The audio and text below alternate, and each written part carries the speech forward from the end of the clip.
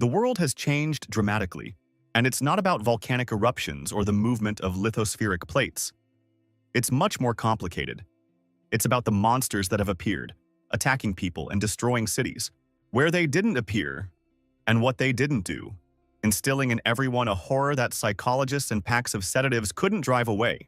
And there would be no sadness or problem if one day a strange tower had not appeared in the world of people, from which crowds of monsters came out. The Devil's Tower became a kind of paradise apple with which the serpent tempted Eve. Only now the dark forces tempted everyone, because whoever conquers the tower will receive everything they desire, be it money, fame, power, or love. Who would have thought that gods and demons would start a common game with the lives, destinies, and souls of people? And they did it, building a tower with 999 floors. It is clear that the rulers of various states did not like this state of affairs, as someone had encroached on their power and authority. So they tried to keep citizens away from the tower. But all their pathetic attempts to keep the situation under control failed miserably. And who are the presidents with their army to go against gods and demons? How dare they disrupt their game? For this they were cruelly punished. For 5 long years people tried to conquer the tower. It broke, suffered, and spat out many. But one team emerged that managed to reach the 600th floor. Without strength and determination, it was impossible to do. And even with them, it was practically impossible.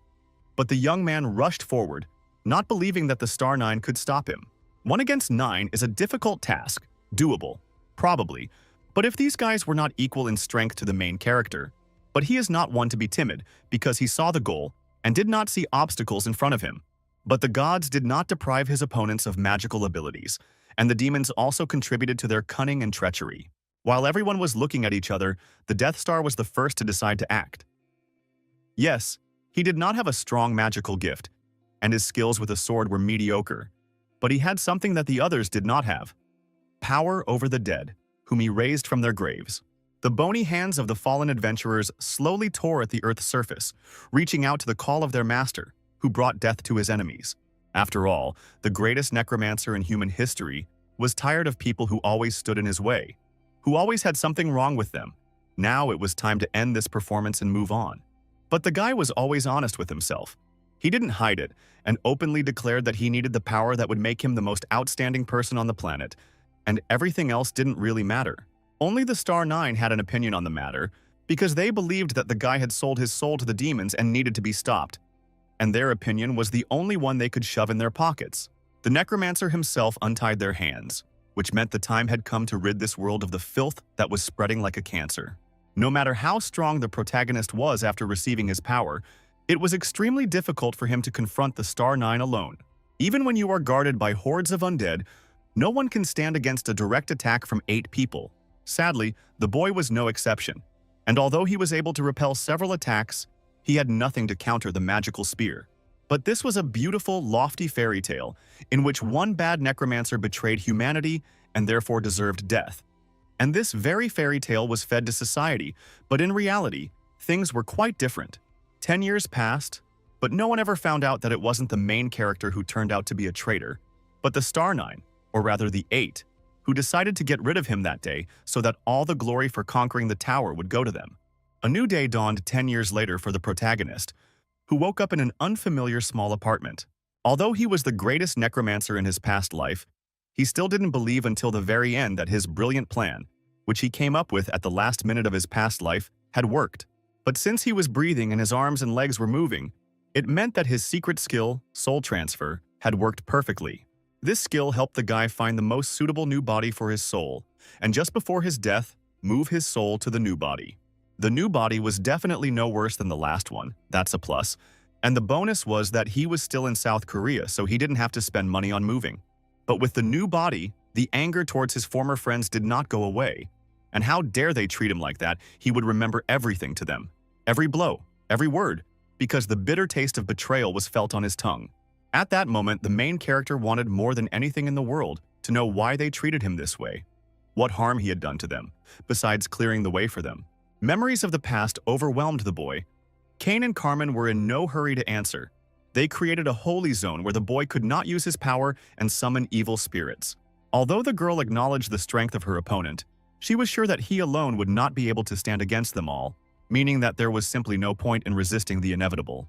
In general, they even treated the main character well, but they didn't need him anymore. It was easier to share the victory 8-9 than to 8. Everything was clear with these guys, and there was basically nothing more to talk about. But it was important for the guy to know whether Jen Hong was really taking part in this carefully planned murder.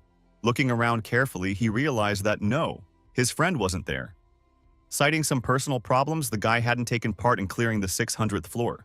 Most likely, no one told him anything about this sortie, and did not let him in on the details of the plan, because everyone knew about his honesty and integrity, as well as the fact that he would have intervened and not allowed something like this to happen.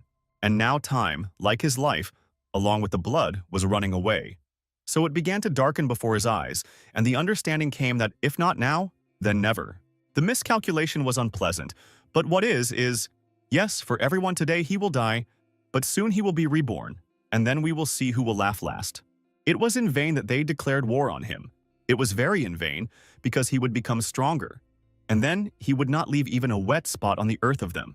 Revenge was near, and no one would get off easy. He would make them his monster puppets, and would make sure to destroy their souls and prevent them from being reborn. Suddenly, the phone reminded him of itself, how beautiful it was, causing the main character to be completely delighted. Perhaps because he hadn't held a phone in his hands for a long time. But here's the surprise. It was 2023, so exactly 10 years had passed since his death.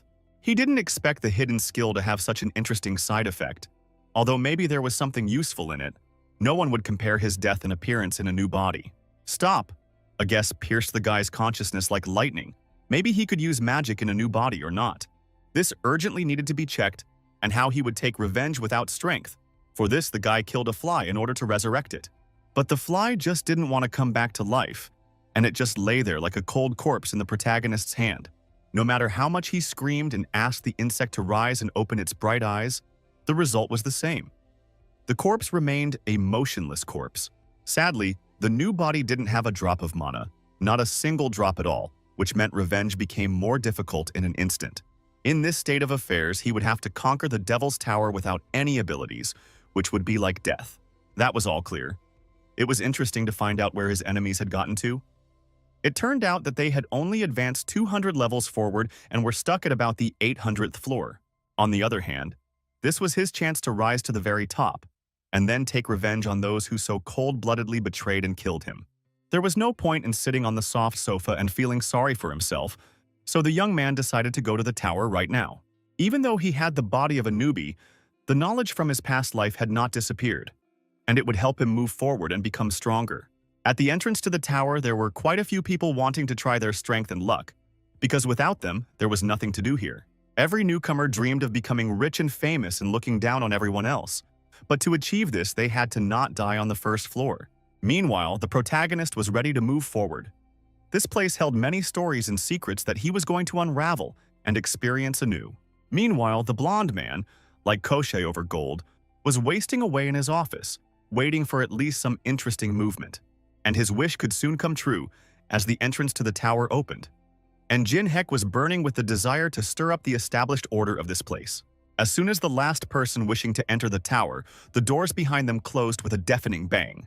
And now, in the tower, the caretaker's obnoxious voice welcomed Jin Hyuk into the survival game.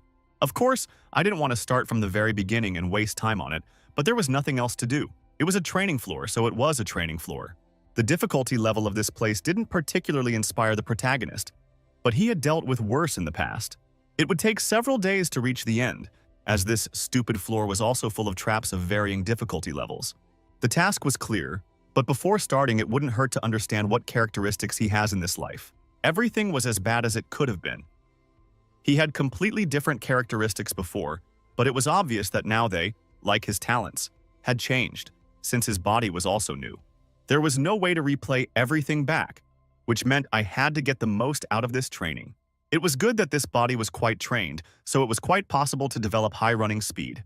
Now his agility wouldn't have failed him because the first magic arrow was already flying at him, which he needed to somehow dodge. At this point, he could breathe a sigh of relief. The guy had the secret skill with him, which meant he could see the arrows, the moment they were fired, and their direction, which gave him an advantage when dodging. He was good at dodging one, but now a dozen of these magic arrows were flying at him. And this is called training. Apparently, the gods and demons are too bored, since they have become so wild on this floor. But as long as Jin Hyuk had the strength and dexterity to get out of trouble, luck was obviously smiling on him today. Her favor did not last long, however, and now 2 magical arrows pierced the young man's body. Ha! They won't wait. He won't retreat from his goal. He won't return to the starting point. There's still very little left, and the exit will be in front of him. He was dreaming, apparently. He didn't suffer enough, so the whole sky began to turn red from the number of magic arrows that were flying at him. He tried, running, ignoring the pain, but the wounds were too serious, and the tower system returned him to the start. The healing of the wounds began immediately, but Jin Hyuk did not feel any joy about it. A failure is a failure. A plan was needed. Obviously, running forward was not an option, so what to do was the question. Okay, if that's the case, then it's worth activating the first ability, Gluttony, and seeing what happens. He could absorb everything dead and appropriate it for himself, for example. Now the entire floor was covered in his own blood, which meant that he would absorb it. Yes, he did not receive the life-giving force, but he could take all the experience from the blood that had been spilled before for himself. After absorbing the blood, all of the guy's stats increased by 1, plus his experience leveled up nicely. And to get rid of the side effects, there was no need to go into the settings and search for anything there. It took him a whole week to complete the training, take on a huge number of arrows, endure terrible torment, and absorb all the spilled blood. A whole month had passed since the guy had entered the tower. Jin Hyuk could not achieve a satisfactory result for a long time, but nevertheless, he coped with the task. And the exit at the end of the tunnel shone brightly ahead as never before, and a voice congratulated on the successful completion of training. True, the clouds over his head thickened the very second the last wound healed, as several gods and demons took an interest in him. They all wanted to recruit a new and promising student, but many of them were shocked by his behavior, all except Baal, who smiled and asked how the main character was doing, which bothered him more than the pink pony tattoo of the Yakuza. In his past life, Baal pursued the guy to make him his servant. Did he really recognize him in his new body? But it was a sin to complain about the demon, since it was he who gave Jin Hyuk the ability to move souls, for which he could even be thanked. More and more gods and demons wanted to interact with the guy. He was angry, because he didn't really want to attract attention yet. The cacophony of sounds really annoyed the main character, and he ordered everyone to shut their mouths and not disturb him if they wanted to continue watching the show with him in it. The noise stopped, and now it was possible to look at the reward for training. The guy was definitely very pleased with it, as he received a lot of goodies. He even managed to increase his mana, and at that moment, the tower gave him another surprise, the unlocking of a second feature. He already roughly understood what they were talking about, since he saw his past body possessed by this very feature. But something went wrong, and he was rewarded with a many-faced, only he had no idea what that meant. So, with this ability, he could master any skill and ability of his opponent. The adjustment in the use of new skills was carried out automatically. This made the main character invincible. The demons and gods were also curious about what had made the protagonist so happy. But Jin Hyuk had no intention of showing his statistics to Baal. It was time for him to move on, but the demon could follow him if he wanted, and then perhaps he would find out everything himself. So, if the guy remembered correctly, the next room would be for training and another trap should be expected. But Jin Hyuk wouldn't be Jin Hyuk if he was afraid of difficulties. So he proudly crossed the threshold of the training room, the tower system offering him to choose the weapon that would suit him best or that he liked. Once the guy makes his choice, he will have to break through the floor under his feet, thus getting to the first floor of the tower. In his past life, when Jin Hyuk learned that he had mana, he didn't hesitate and became a magician. But this time, something needs to change because the many-faced had enormous potential and it needs to be properly developed. Perhaps a bow would be a good option for this. The main character needed to shoot at targets to understand this. The targets were generated, and the guy fired 3 arrows at them at once. The result was better than he expected. The bow was a very useful weapon, so the guy asked to generate even more targets and make them attack him. But the tower's system warned him that since he had not yet chosen a class, such actions could be dangerous to his life, but it was a justified risk. If so, the targets were ready, and the main character could enjoy them to the fullest, if he survived, of course. In addition, the settings were changed and now the targets could move and attack the young man. From the outside, this looked quite terrifying, but not enough to frighten the main character, who incapacitated 3 targets at once. But 2 targets broke forward and attacked the young man from above, making it difficult for him to shoot in that position. However, this did not help them. as Jin Hyuk changed his weapon and finished off the dolls, after which he asked to make the opponents stronger than these ones. Any whim for your lives, so to speak, the complexity and durability of targets, as well as their number, have been increased. They should have been even more clumsy. But the main character destroyed the largest target in one blow, and she didn't even understand what happened. Instead of attacking or trying to do something else, two more mannequins stood there and did nothing, and they got to the point that the guy destroyed them too. Now this was interesting. Jin Hyuk sensed something was wrong, namely an attack from a long distance. He realized that he needed to run to the weapons, because these were the strongest targets the system could create at this level. But the guy didn't run because he was scared. He had a plan to finish off his opponents, since the guy couldn't call them the strongest. In this situation, he will have to return to the idea of becoming a magician. But nothing can be done. The blood boiled in the main character's veins. Passion burned in his eyes. There was no fear, because he was faster than even the bullets flying at him. He also had enough mana to create a powerful magic arrow and increase the area of effect. At some point, he even got bored. One arrow was enough to destroy 3 targets, after which he could watch the purple fireworks with pleasure. Versatility is definitely a great ability. I wonder if he's gotten the most out of it yet or not. All his efforts resulted in the guy receiving a special class, a multi-class, since he used different weapons for training. Multi-classing is interesting and good, but the main character could not afford to lose his main advantage over others. Therefore, the only correct decision was to choose multi-class as your subclass. But the system was cunning and prepared one trouble for the guy by prohibiting such manipulations. After all, a subclass could be chosen after clearing the 100th level of the tower, but until he chose a class, he would not be able to leave this room. But Jin Hyuk didn't think about giving up. He thought that no one would hit him in the forehead if he asked if it was possible to use achievement points to unlock a subclass. The guy broke the system, because the newbie wasn't supposed to know that players could use achievement points to make changes to the system. The protagonist didn't want to explain anything to the system, nor did he want to waste time. But he did want to spend 5,000 achievement points to unlock a subclass. But for this, he lacked 50 points. Of course, the young man did not want to turn to Baal for help, but apparently he would have to. The guy had no shortage of impudence because what else could you call it when he ordered the demon to reveal his identity and talk to him in order to earn achievement points. Baal was happy to try, for which the protagonist received 200 points, which he immediately used to unlock a subclass. So, after a couple of moments, the guy was already receiving congratulations on receiving a multi-class and a subclass. Now it was time to move on to the next stage, and for this, Jin Hyuk was going to destroy the training room. A fire lit up the boy's eyes. A wild smile distorted his face. After all, it was time to serve the bittersweet dish of his revenge. On the first floor of the tower, a monster awaited the protagonist, in the middle of a huge forest. But it wasn't just the main character who was going to protect this floor. There were other people too. But they were already starting to whine. Everything wasn't right for them, and it was just too complicated. At the moment when the other players with delicate souls were almost in tears, Jin Hyuk appeared, full of excitement and self-confidence. Well, what can I say? The goblin was unlucky to appear on his path because death was guaranteed for him. But not only was he unlucky, but everyone was unlucky, because the guy was going to kill and absorb everyone and everything. Admiration, surprise, and fear were written on the faces of people who, not long ago, had almost given up their souls to God.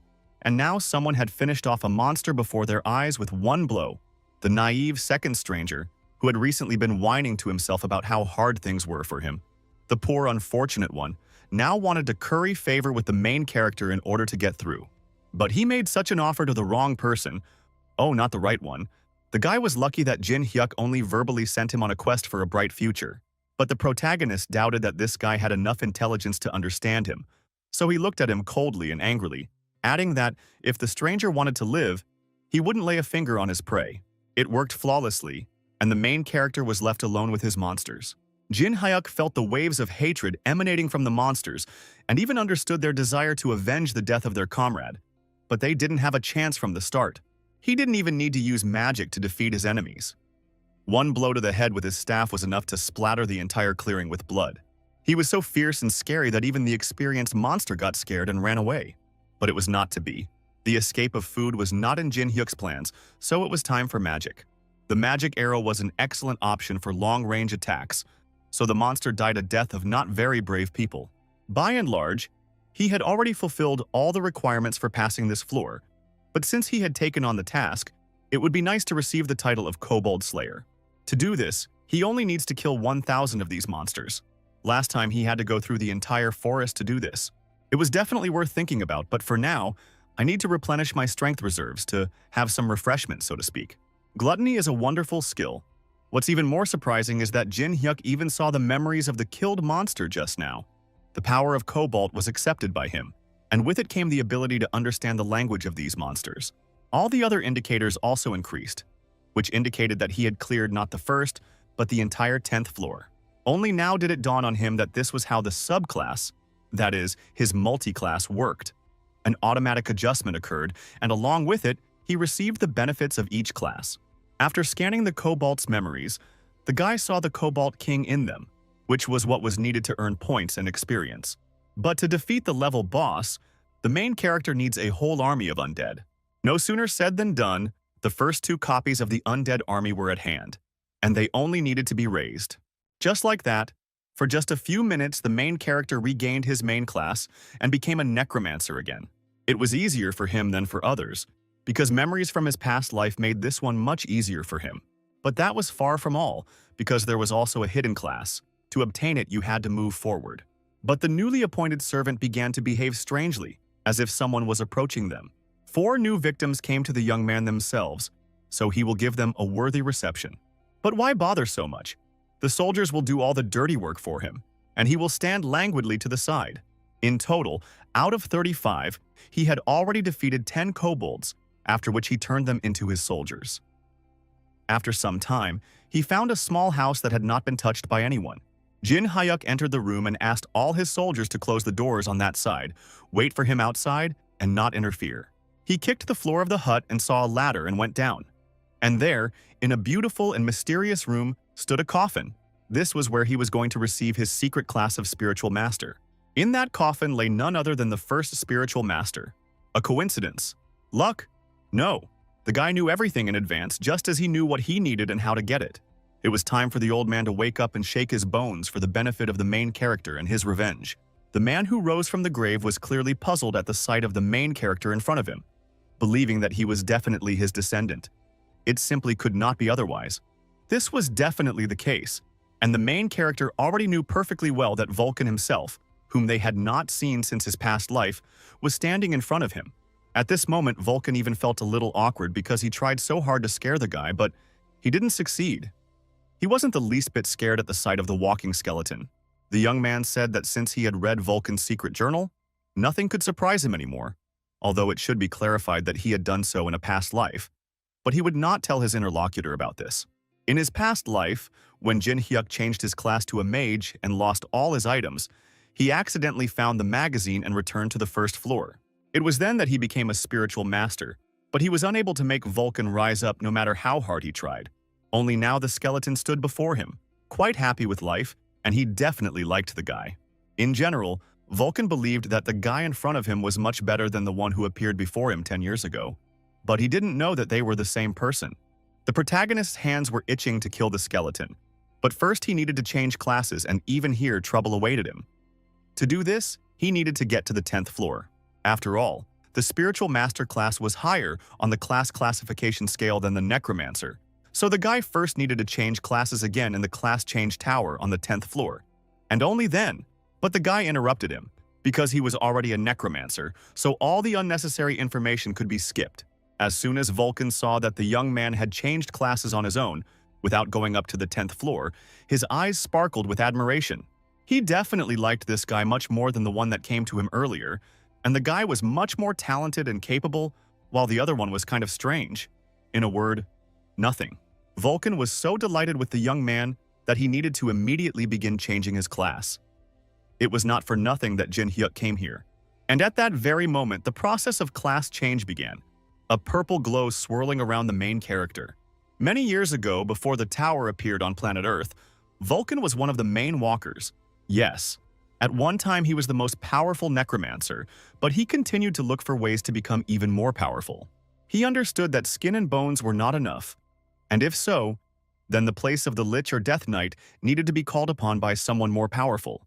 Since Vulcan decided that he needed to start calling upon the souls of the dead, then he would create those who would surpass the rest. Eventually, He succeeded in creating a new class called Spiritual Master. There was just one small problem.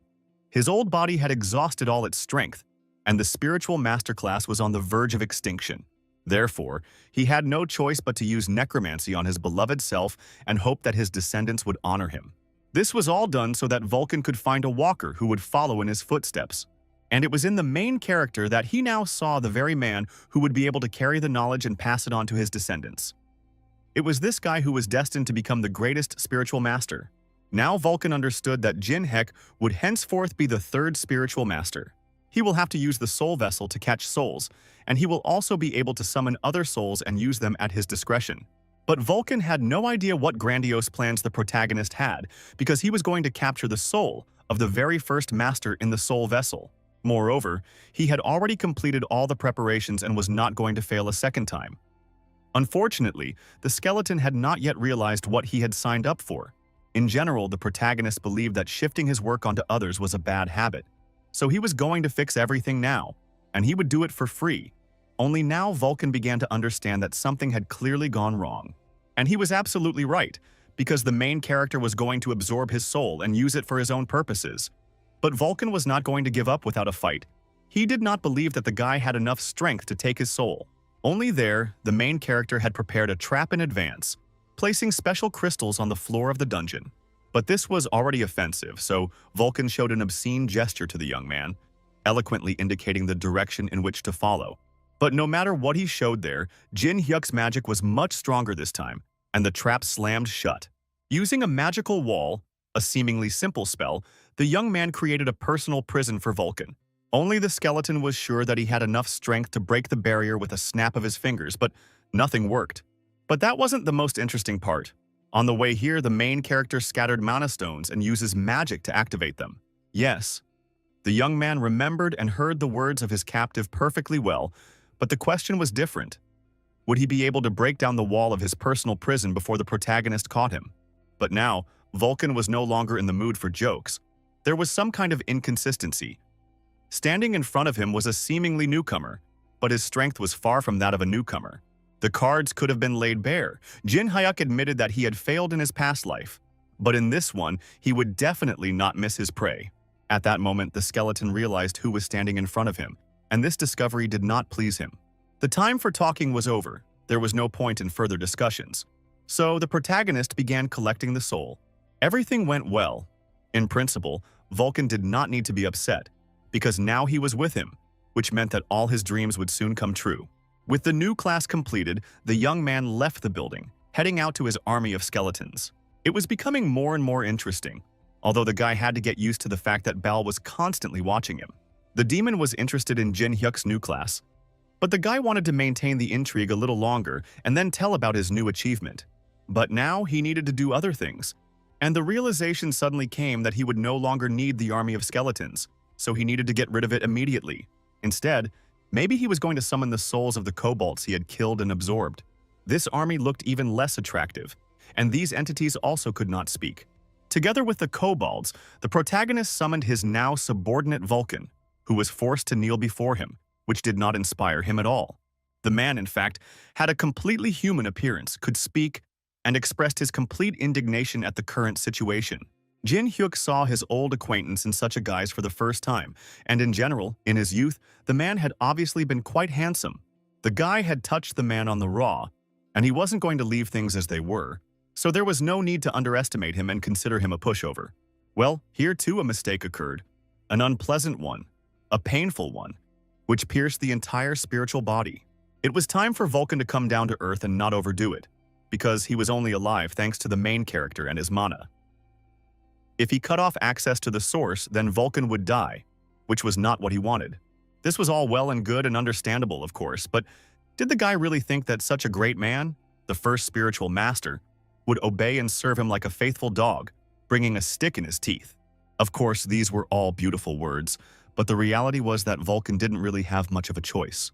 Then, Jin Hyuk reminded his interlocutor what he did with those who refused to obey him, and souls, after all, can be turned into a ball, and then absorb this ball. Only now did Vulcan begin to realize that he was in huge trouble. If he did not submit to the main character, he would simply be swallowed up. There was nothing to do. So it was best to accept the situation and find out what this person's plans were for the future. It was simple. Now they needed to get rid of the one who lived in the castle on the mountain. Now was the best time to visit the king of the kobolds, and the guy was quite confident in himself. And he was not afraid of the guards pointing fingers. Jin Heck himself did not intend to fight.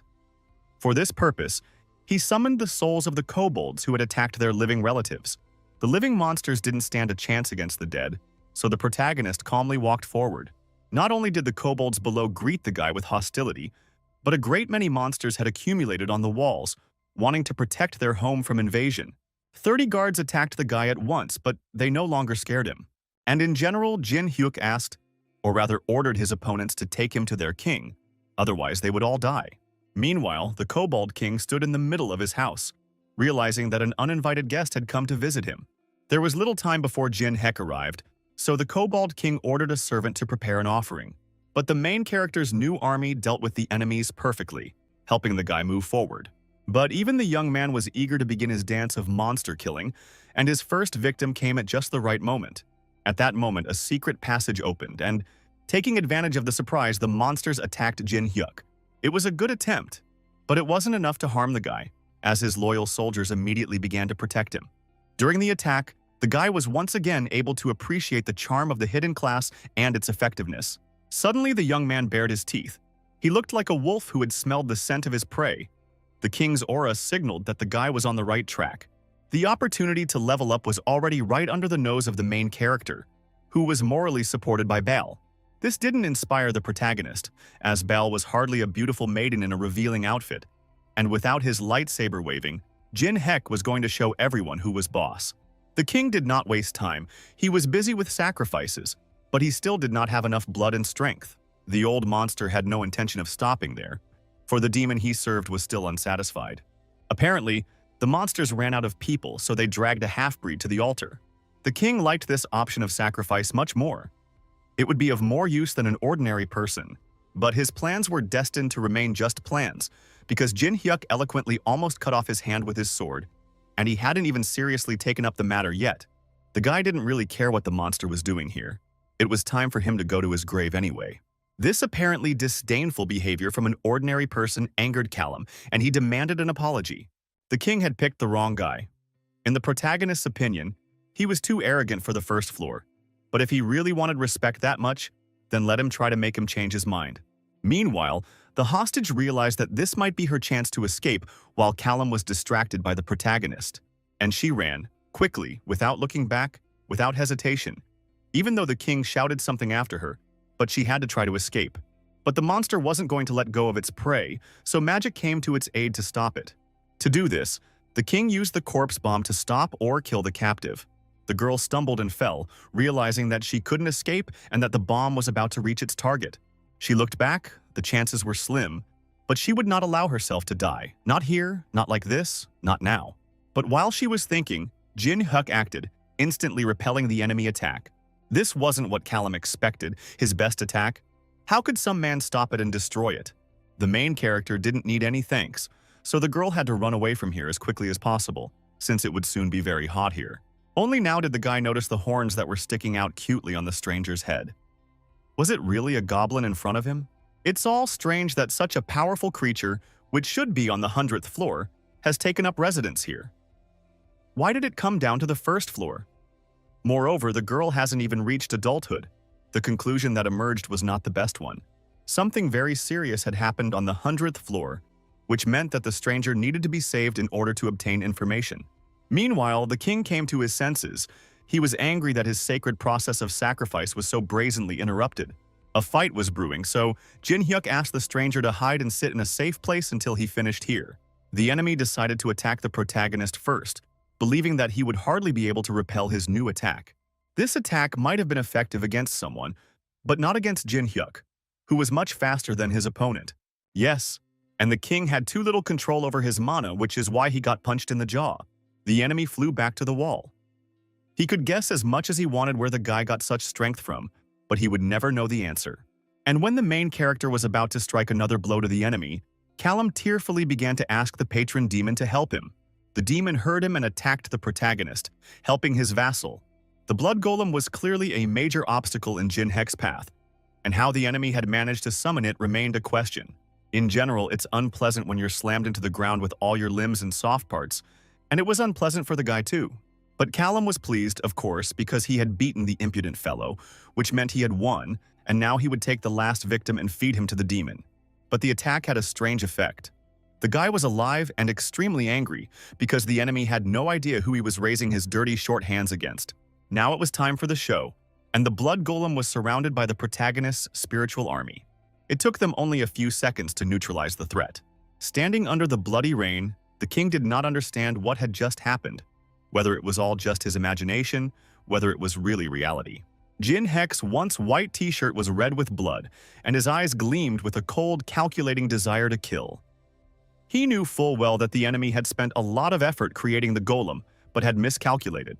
There was nothing to talk about with the king, but it was possible to communicate with his patron demon. Boone had set it all up. He was interested in what the guy was capable of after changing classes. Jin Hyuk will never forget this setup of Boone, but first he will kill one of the demon's followers. When the time comes, the protagonist will make Boone regret the test he just carried out, and there will be no mercy for either Callum or him. It didn't even take much effort to kill and absorb the Kobold King.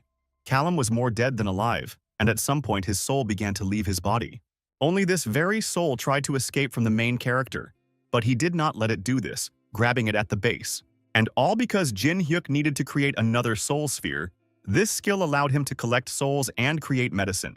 After he created such a soul sphere from the king, it was time to enjoy something tasty, but the effect was not as good as he expected, and on the 50th floor, all this would be useless to him.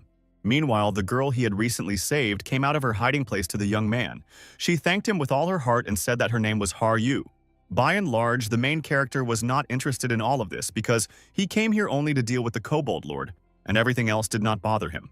Jin Hyuk wondered what Har-Yu would do if he turned out to be a bad guy and was going to kill her, or even sell her, or maybe do something shameful to her.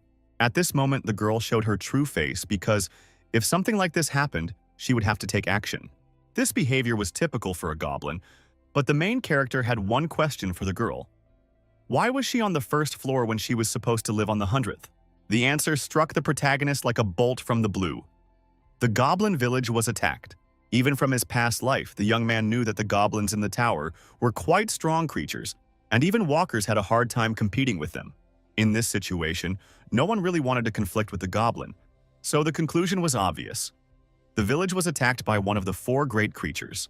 The goblins could have been disturbed by either an angel, perhaps a demon, or perhaps a dragon, or at worst a giant, or someone who managed to enlist the support of someone above and beyond those listed.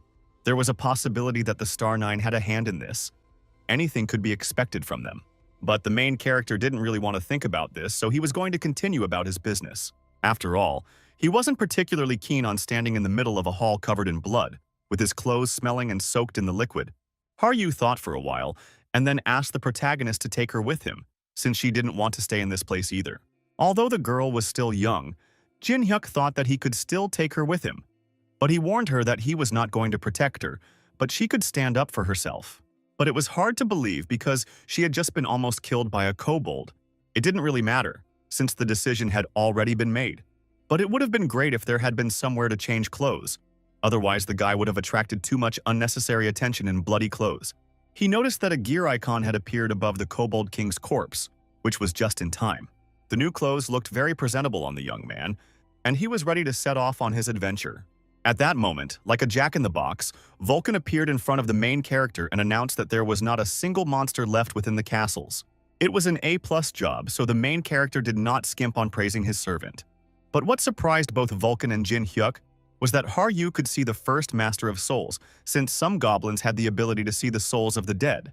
At that moment, the main character thought that it was good that he saved this girl, and that such a diamond fell into his hands.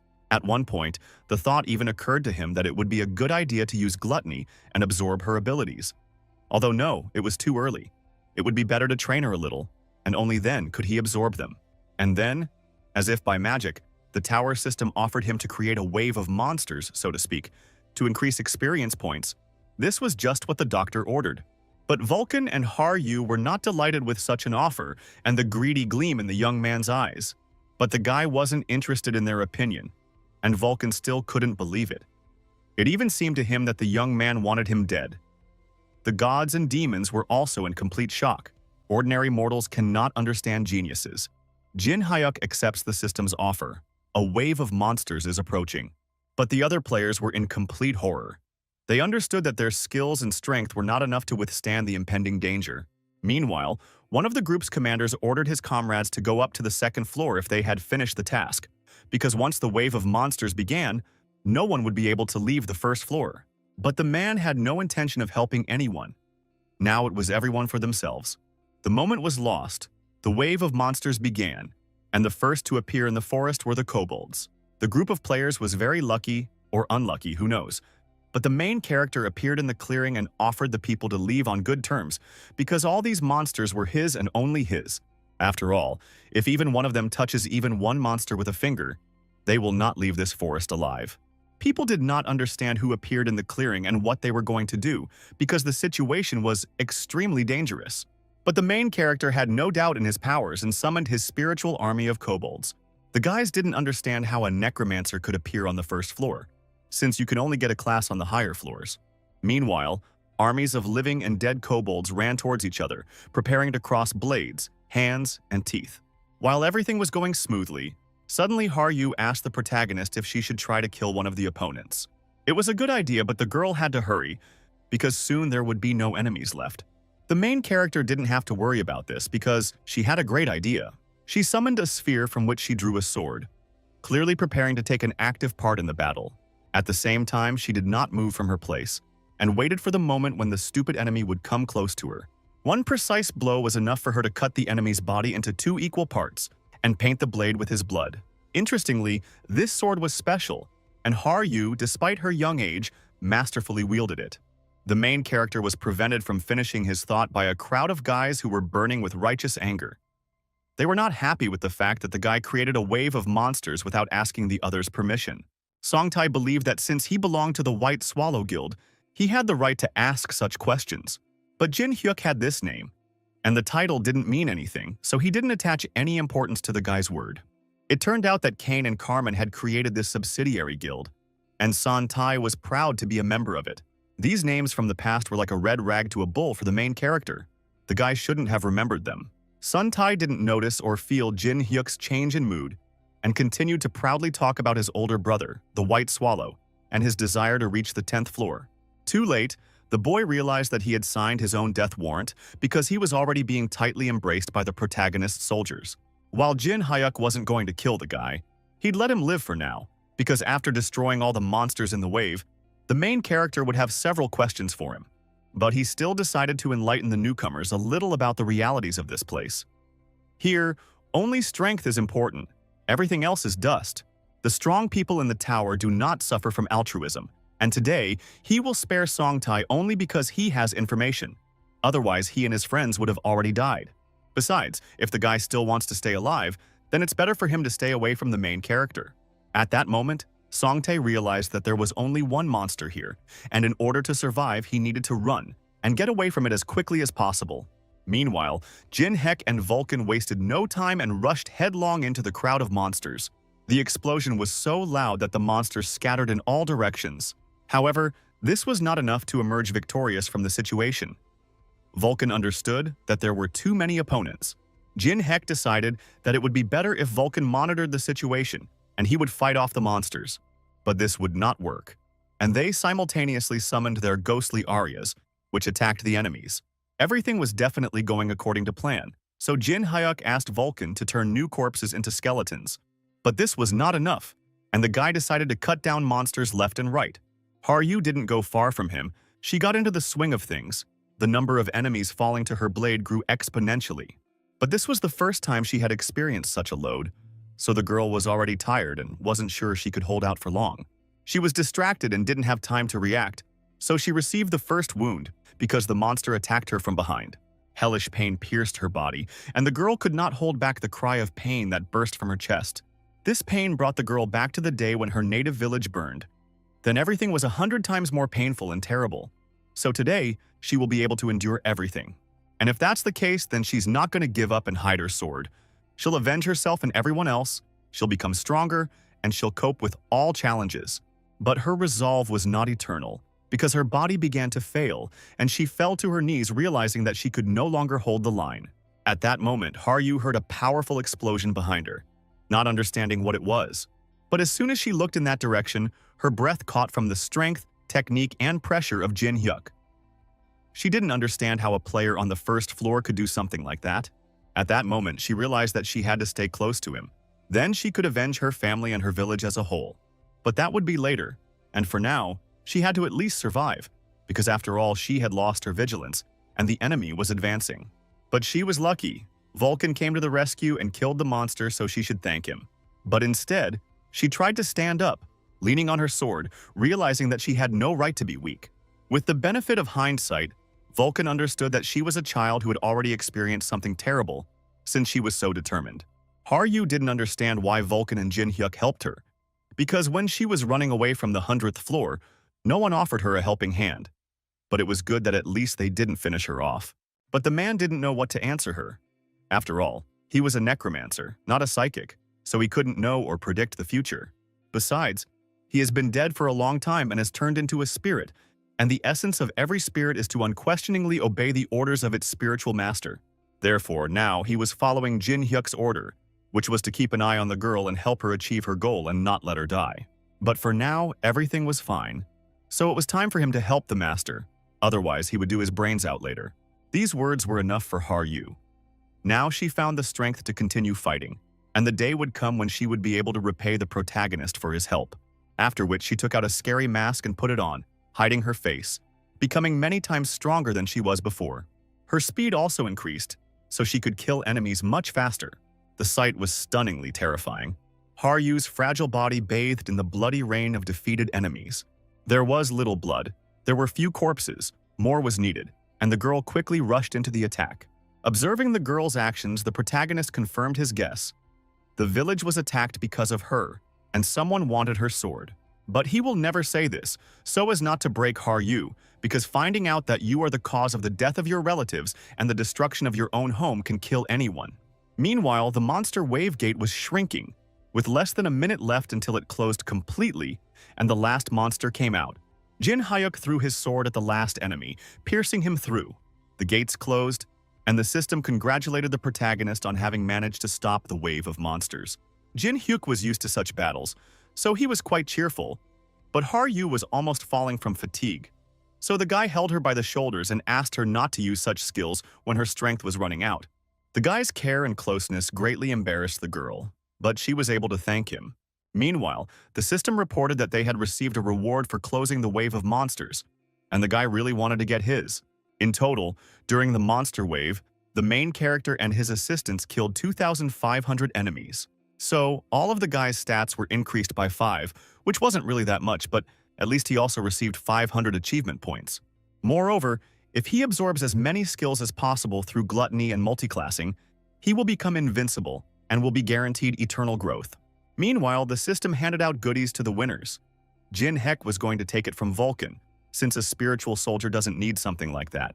What was more interesting was that Haryu decided to give her reward to the protagonist, as a sign of their long future together. It was a beautiful gesture, and the protagonist appreciated it, but he didn't trust her.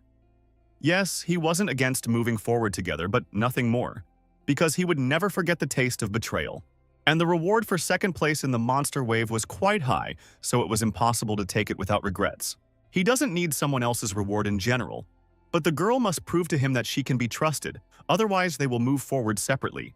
If so, then Haryu was ready to give the main character her goblin mask, the little that was left to her from her people. To take or not to take, that is the question. This mask contained all the power of the goblin, but they give it only to their one partner. And this was confusing, as if the subtext was interesting. So the guy asked to explain to him the meaning of such an act. She was so naive and pure that she thought it was enough payment for saving her. And it was also proof that she would not betray him. Vulcan held on with all his might, and Jin Hyuk kept asking about the hidden meaning of this broad gesture. He was right. She was driven by a desire for revenge because her village was burned to the ground. She searched for survivors for a long time, but could not find anyone. Therefore, most likely she is the last goblin in this tower and the rest died. Since she was the last goblin, It was on her shoulders that the right of blood revenge for the death of the Goblin King fell, so she asked the boy to stay by his side. Jin Hyuk understood perfectly well, or rather, felt that he and the girl were too similar. So he decided to give in to her, but warned that it would be better for her to be a good girl and never betray him. By and large, the guy didn't care about the goblin mask, so Haryu shouldn't attach much importance to it, even though he accepted it. This was what the girl wanted so much, so she became excited and happy, and in a fit of joy she called the guy brother. This treatment was too strange, but nevertheless the main character allowed her to call him whatever she wanted. So, Jin Hyuk received a mana ring, a mana earring, and a mana necklace as a reward for completing the quest. They affected his mana reserves, increasing them. Vulcan assessed the dropped items. They were more than good, and would suit the young man perfectly. These items would be suitable for any necromancer, as they all used mana to create the ghost army, so the guy would be able to increase the number and quality of soldiers by about 45%. Meanwhile, Jin Hyuk cheerfully addressed Boon, reminding him that there was no point in pretending that he had forgotten his promise. The demon didn't want to talk in the forest, so they moved to a settlement that was empty. Apparently, all the people had fled when the wave of monsters began. The time had come to receive the desired prize, so the demon first tuned himself into the right mood, and then a ring appeared in front of the main character. This was exactly what was needed. There was no point in complaining, so Jin Hyuk decided to test his guesses and the properties of the item. And the ring had a secret. It turned out that it was filled with demonic energy. So the guy could use demonic energy when he put on this ring, but there were certain limitations that didn't frighten the protagonist. The main thing was that he could use the item as a source of mana. In general, to obtain demonic energy, you need to become a slave of the devil. Then it gradually begins to pass into the body, but he received the ring. He has a good day today. For such a gift, the main character was not only ready to shake Bun's hand, but also to forgive him for his recent pranks. Baal began to get terribly jealous. He also wanted to shake Jin Hyuk's hand, but the guy didn't want to do it just like that. But he was ready to think about it for a gift. But the demon didn't have anything suitable, so he decided to create a special mission for the main character. Vulcan was filled with enthusiasm, realizing that it was very rare and few people had the chance to receive a special mission from a demon. This was their chance to prove themselves. The guy couldn't help but tease the demon and then arrogantly informed Baal that they accepted his offer. This wasn't what the demon really wanted, but there was no other way out, so he announced the quest's conditions. The guy had to become famous in the tower by the 100th floor, and he would receive whatever he wanted as a reward. If he lost, he would become the demon's vassal. But the reward, by and large, immediately began to tempt the protagonist. Yes, he didn't want to serve Baal, but Jin Hyuk didn't intend to lose either, so he accepted the quest's conditions. With that, everything was clear. Now it was necessary to catch Sun Tae and shake as much information out of him as possible. Vulcan would have to take on the search, although the spirit had no idea where to go to complete the task. But there was no need to worry about this. The guy had foreseen everything in advance, and the spiritual soldier was keeping an eye on the not-so-smart guy, even though he had gone quite far, but had not yet left the forest on the first floor. This made the task as easy as possible for Vulcan, and he went after the boy, who had no idea who he had crossed. Meanwhile, Jin Hyuk decided to take a short walk with Haryu and find out more about the mask she gave him. There wasn't much to say about the item. It all boiled down to the fact that anyone who received the mask could use the goblin's power. This could include the range of superpowers and charms that the representatives of this race possessed. But Haryu could use not only this, but also foresight, which allowed her to predict the future. It was sad to hear this, because by and large this ability was useless on the battlefield, and I would have liked the girl's abilities to be useful. Haryu didn't expect such a reaction, and she even thought that the main character was a bit of a strange person. People from all over the world came to the Goblin Village, met with the elders, and asked them to predict their future and pass on knowledge and foresight. Many were afraid of what fate had in store for them, and wanted to change at least something in their lives in this way. Wasting his energy on such nonsense was not for the protagonist, who would have preferred to get rid of what was bothering him. But the girl had an unusual kind of conduct, a fighting one, which is ideal for battles. It was perfect, and Jin Hyuk couldn't help but hug Haryu tightly. The joy and anticipation blew the guy's mind, because in his hands was a treasure that could radically change everything in his plan and defeat opponents he could not even dream of defeating before. He moved away from the girl just as abruptly as he had hugged her, realizing that Baal had become completely insolent and had started photographing them like a real stalker. The guy was so infuriated by all this, he couldn't even hug a girl without witnesses, so he got angry and threatened the demon. But this is the reality of his life here. Nothing can be done. Nevertheless, he promised Haryu to help him take revenge and use the mask to the maximum. This was what the girl wanted more than anything in the world, and she hoped that the guy would keep his promise. Meanwhile, Vulcan held Sun Tae, waiting for the arrival of his master who was late. A couple of minutes later, the main character came to the clearing. The spirit was indignant, because it was so hard just to hold on and not kill this guy who was trying to escape. This guy, without realizing it, will help them complete Bal's quest.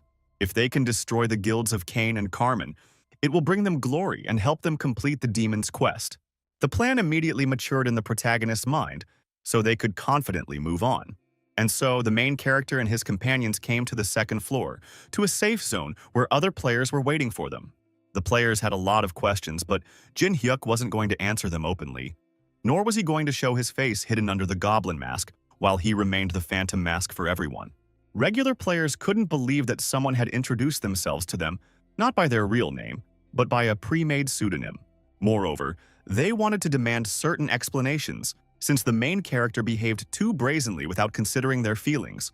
But one of the guys thought that the young man could have committed a crime before getting into the tower, and was hiding from justice here.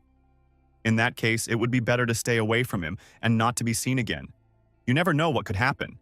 Jin Hyuk understood that in this place many people hide their identity. And with his arrogant and secretive behavior, he most likely attracted enough attention to his person for the first time. Now they had many other things to do, so Vulcan had to carry them to the designated place in front of the crowd. So they were transported to the second floor, where they had to complete a certain task, namely, kill 10 ordinary kobolds and 10 warrior kobolds. This task was not difficult for the protagonist, so he did not plan to complete it, relying on chance. Moreover, the main character personally did not intend to do anything. Vulcan could handle this quite well. The man would have to take the girl with him, and the main character himself was going to experiment with demonic energy at that moment. This was a dishonest move, as Vulcan was very eager to see what would happen when using demonic energy. So he was willing to complete his task as quickly as possible and return to watch such training. Meanwhile, Haryu didn't understand whether the tasks in the tower could be completed in this way. But the protagonist wasn't interested in the ethical side of this issue.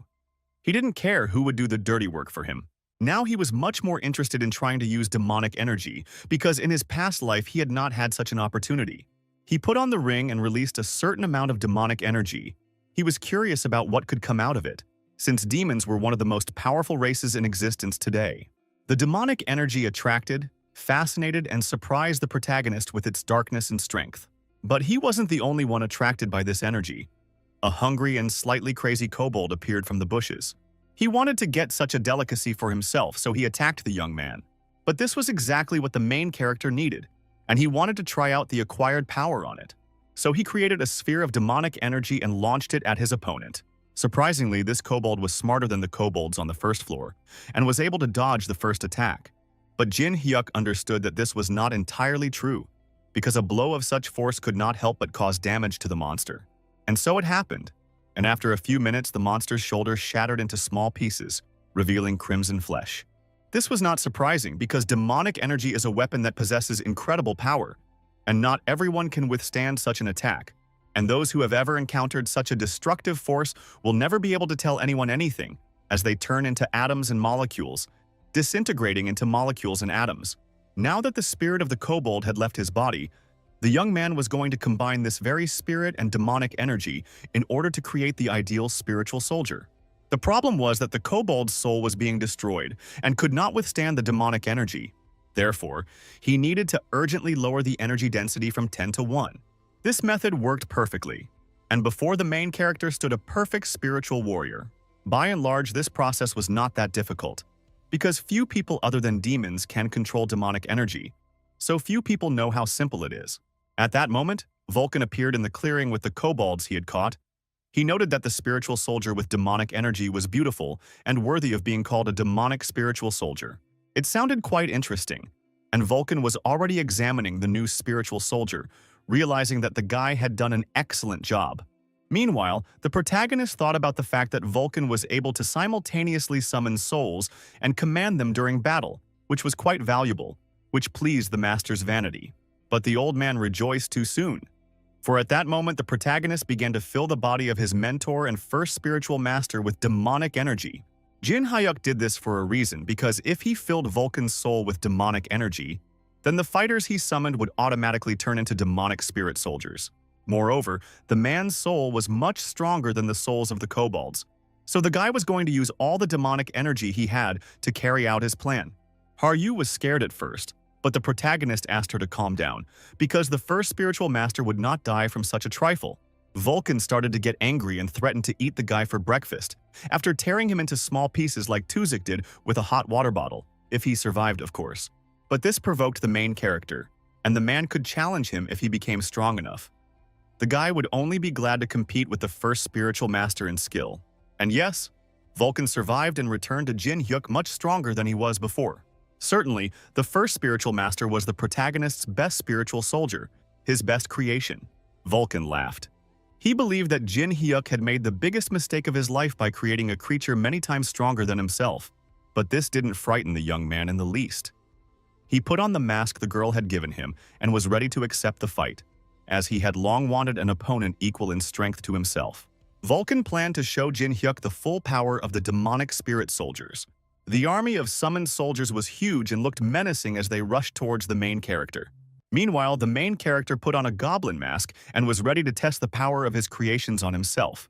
Although Haryu gave the mask to the protagonist, she didn't think he would use it. The goblin's strength was something else, and even the demonic spirit soldiers were now too slow for the guy.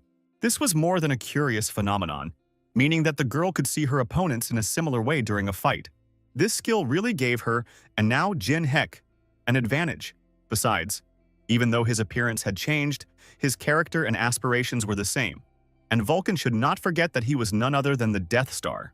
His forehand was still more than good, so his opponent needed to give in and not show off. If you think that demons always remained in the shadows or in hell, then you are mistaken. Jin Hyuk was worse than any demon, and his look clearly said that Vulcan needed to be an obedient boy and follow all his orders. Overall, the guy didn't feel a drop of pity for the first spiritual master, but Haryu was very worried about him. The man was in full spiritual health and had clearly come to his senses, but even he felt pain from the boy's blow. Haryu felt relieved, but she decided to check her guess to see if the guy had really used the power of her mask. Jin Hyuk didn't deny it, because he liked it. He had never felt so fast and invincible before. This was the problem, or rather a side effect, due to the lack of experience in using this item. No, this can't be. If this is a side effect, then what is the purpose of this mask at all? It was a little annoying that the main character didn't hear her words, or didn't pay attention to them. After all, with this mask you can predict the movements of enemies during battle. Now Jin Hyuk heard the girl and wanted to learn all of this, but Haryu couldn't help him, since she did it all instinctively. That's what it means to talk to a genius. She was special even among the goblins, so it's unlikely she would be able to teach him anything. But the main character wasn't simple either. He didn't have any headaches or dizziness. But when someone unprepared uses a mask, something like that always happens, and the girl wasn't always able to use the vision. Although no, it happened because the guy couldn't activate the skill, but the girl was sure that he would soon learn everything. It sounded good, but a mistaken arrogance are a mistaken arrogance, and it can lead to losses. The guy wanted to become the strongest on the second floor too much. Vulcan also suffered quietly, hugging his knees. He did not believe that he had fallen to such a life. He was the greatest spiritual master. At that moment, Haryu approached him, and the man hugged her, crying, thinking that she was showing concern for him, but she was simply hinting that he needed to catch more kobolds for the main character. There was nothing to do, and I had to carry out the order and then hastily clear the third floor of the tower. The fourth floor also fell easily under the onslaught of the protagonist's spiritual army. On the fifth floor, the other players did nothing but gossip about Jin Hyuk, thinking that he could only fight kobolds. They were wrong to think and say so, because Jin Hyuk knew better than anyone how the tower was built and what and where awaited him. Meanwhile, while the guy was sitting in the clearing and quietly creating a magical weave for himself, a monster decided to attack him. Only the poisonous dart didn't reach the protagonist's body. Haryu stopped it in flight. In vain did the unfortunate man dare to raise his paw against the guy. Now the girl was burning with righteous anger that could not be pacified. But she didn't even have to get her hands dirty, as the demonic spirit soldiers had already reached the monster. And she would have liked to please him, but Vulcan noticed that something strange was starting to happen to her. She reacted incomprehensibly to the praise. Haryu smiled, and there was so much madness and killing desire in that smile that even Vulcan felt uneasy. Haryu's strange behavior raised many questions, and it was important for Vulcan to understand what was going on. For several minutes the girl did not react, holding the sword in her hands and laughing, and only after some time did she come to her senses and was almost stunned by her actions. While his subordinates were figuring out what was going on, the protagonist finished preparing to carry out his next cunning plan. The previous wave of monsters wasn't enough for him, so he decided to create another one. And when? Right? Today. A few hours before the events described, at night, when the guys were sitting around the campfire, Jin Heck said that soon the appearance of monsters would change, goblins would start appearing in their path, and he wanted to get the Goblin Slayer achievement. It's not that the guy didn't consider attacking their king, but it's hard to predict which floor he'll appear on. Besides, he knew better than anyone in this tower how to achieve the desired result without this. It was easier to create a wave of monsters manually. Vulcan couldn't believe his ears. No one in the tower knew about it, and even if they had, they would have actively used it. But this was secret knowledge that the protagonist acquired by accident. In his past life, when Jin Hyuk was climbing the tower, a crack formed somewhere between the 3rd and 4th floors, and that's when he learned about this method. The guy didn't want to repeat the same thing twice, so everyone had to listen carefully. On each floor there is a special zone where monsters are created and born. If you find such a place and direct a large amount of mana there, you can create a new wave of monsters. The only thing was that this was the first time the guy was going to try something like this. It's easy to create a wave on the first 10 floors, because after 300 the monsters are much stronger, and even 4 great creatures wouldn't stop them. And now the players didn't understand what was happening, how an earthquake could happen inside the tower. It would have been better if it had been an earthquake, but no, it was a real wave of monsters, and the guys didn't know how to react to it. There was no time to stand there and hope for a miracle, as a crowd of angry goblins was running towards the guys. The people's escape failed, and poisoned darts prepared and used by the monsters flew at their backs. There was no need to try, since those who were hit by the darts could not get up. Their bodies were paralyzed. All escape routes were cut off. The situation was worse than ever for everyone. The boys wanted to cry because dying before even reaching the 10th floor was sad and shameful. But God heard his prayers and the young man did not die, because the main character appeared before him, telling him to go to a safe place while he was good. People in the real world and in the tower are the same. Few are willing to overcome their limits and boldly face danger. So now they have shifted all responsibility onto the shoulders of the protagonist. And Jin Hyuk was happy to try since the rumors were to his advantage, and there was no doubt that they would happen. Yes, and becoming stronger was part of his plans, so it was time for the spiritual soldiers to get to work. All this was good, except that the soldier Vulcan was creating it, and the guy pulled all the blanket over himself. They were unable to argue until the second coming, because they saw an incredible event. The demonic spiritual soldier was burning. It's not surprising because spiritual goblins came for their souls. These goblins could attack and destroy the protagonist's spirit soldiers, and if they were not dealt with, the raid could be forgotten. In this situation, Haryu decided to act proactively. Her blade was as sharp as always. Her movements were quick, dexterous, and precise. The area of effect was large, minus several goblins in one attack. How well everything worked out, and the main character was able to absorb the power of the spiritual goblin. Gluttony rejoiced at the feast. That was over, and it was possible to get rid of the rest of the monsters, the spiritual fire to help him. But even in the heat of battle, Jin Hyuk did not forget to thank Haryu for her help. But her silence and zero reaction greatly surprised and alarmed the protagonist. And then she lost control. Her sword began to emit energy, glow, and sweep away everyone in its path like an energy tornado. But that wasn't the main thing, because a minute later, Haryu was standing in front of him, but at the same time not Haryu. And now this new, uncontrollable Haryu has turned her blade against the main character. This was not enough for her. And a second later, the houses began to collapse under the force of her impact and fall in huge chunks on everyone who was in the immediate vicinity of her. How the guy managed to survive in the midst of all this, Armageddon, is a big question, as is how their fragile Haryu destroyed an entire village with one blow. But it was extremely difficult for Jin Hyuk to think, because the girl did not want to slow down, and so he had to use all his agility to avoid becoming food for the monsters. At this rate, he won't last long, so perhaps if he takes off his mask and shouts his way into her consciousness, he will survive. She either didn't hear or didn't want to hear, reveling in her power, destroying the main character's defense. Behind the wall of dust and smoke after the last attack, Vulcan tried in vain to discern the silhouettes of a boy and a girl. Jin-hyuk was still alive, but Har-yu had given him a good beating. But at least the men's telepathic connection was still working. In the current situation, it is the main character who needs to be worried about, because the girl almost finished him off with one blow. No matter how you looked at it, the conclusion was the same. Before him was the leader of all goblins. But even so, Jin-hyuk wasn't one to sit back and do nothing, and Vulcan had practically dealt with the wave. All he had to do was either kill or subdue Har-yu. The goblin mask will help him. Without it, he definitely won't be able to withstand such a force. His intuition screamed that the sword in the girl's hands was dangerous, and he had to avoid it by any means necessary if he didn't want to become cutlet meat. Yes, he had managed to be touched by her sad story. Nevertheless, today they would say goodbye, because in the tower there are no eternal friends or eternal enemies. Forbidden methods came into play. The girl smiled at him tenderly as before, and called out, and as if his heart didn't skip a beat.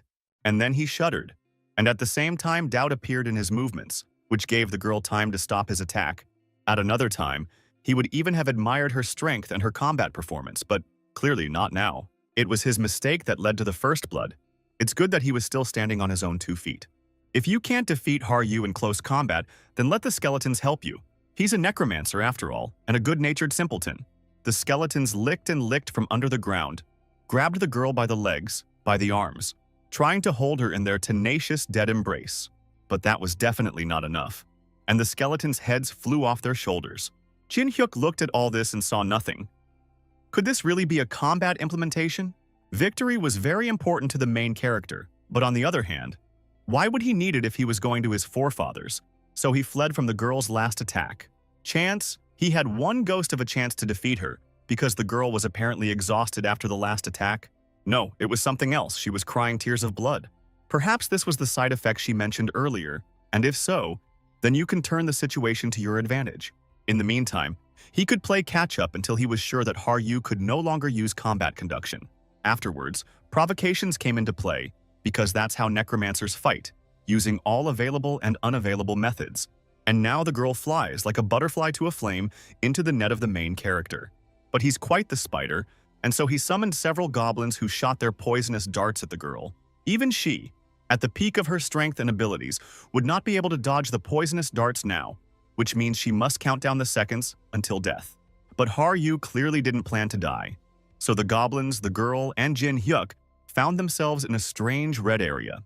And in this area, she was able to kill the goblins and rush to attack the main character, who did not know what to oppose her with this time. At the limit of his abilities, the guy was able to dodge the deadly sword. But if he thought he would have even a minute of respite, he was very wrong, because a second later the girl attacked him again. It wasn't Har-yu, the guy realized from the crazy and bloodthirsty expression on her face. But somehow the main character managed to stick a poisonous dart into her shoulder. Although the guy had to make changes to his original plan as the battle progressed, he still took advantage of the side effect of his combat foresight. Develop? Releasing the poison needle from the blind spot was not a genius decision, and now she couldn't move for a while. The girl's arms and legs stopped supporting her, and she began to fall down, and Jin-hyuk was barely able to catch her. But he too began to lose the feeling in his hands, as the poison from the girl's body had gotten onto his hands and was absorbed into his body through the skin. It was a bit of a bummer, so the guy ordered the zombie to bring him a poisonous needle that had fallen in the corner. To gain resistance to political poison, the protagonist absorbed it and now felt invigorated. From the side, the girl's measured snoring could be heard. The young man sighed heavily, since her ability was getting on his nerves and creating problems. But this was only the external appearance of what was happening. But there was another, hidden from prying eyes. There the girl and the sword hung opposite each other. Suddenly, a stranger appeared next to the sword and called her sword the demonic sword of killing. The man did not expect that the child would wield this deadly weapon. What was also interesting was that the stranger was a half-breed. Part of his blood was goblin. He didn't want to talk much about himself anymore, but he was ready to give Har-yu one piece of advice. If she draws that sword one more time without proper preparation, it will eat her and not choke.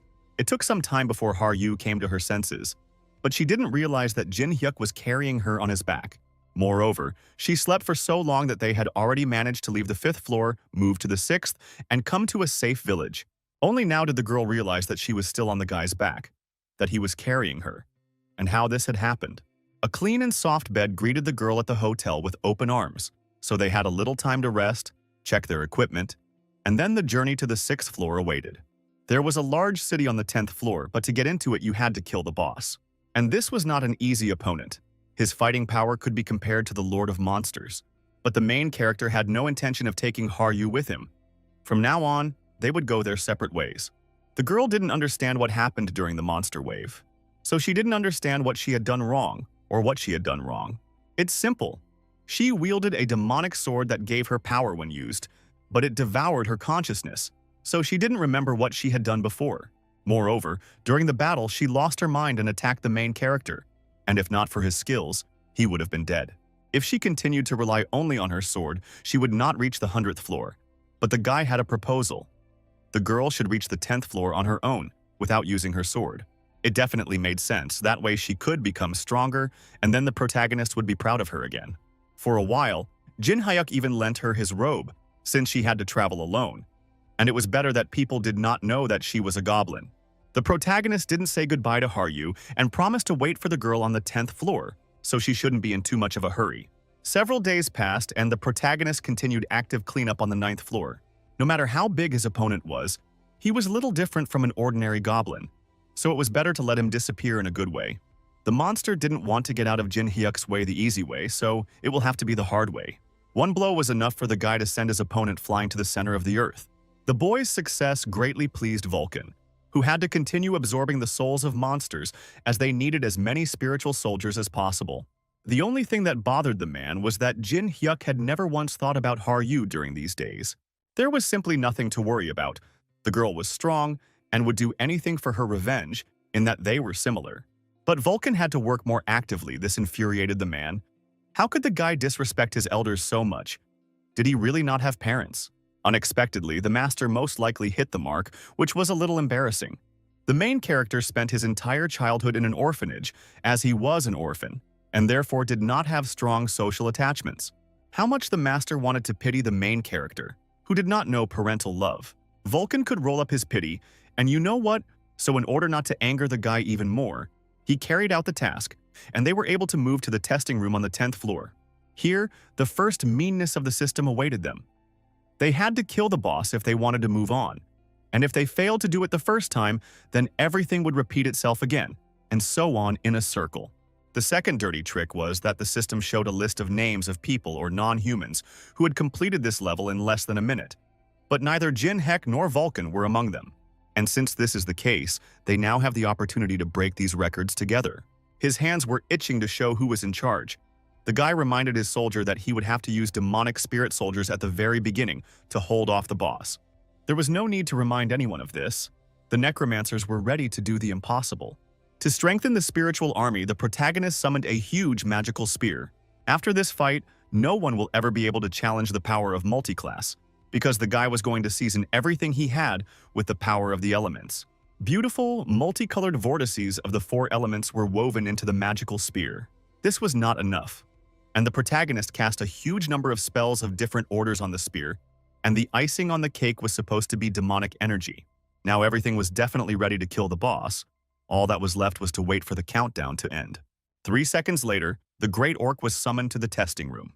Vulcan wasted no time in summoning all his demonic soldiers to hold the monster in place. They shackled the monster's paws with necromantic chains, clinging to them, holding them in place, and all so that the spear of the god Odin would hit the bullseye.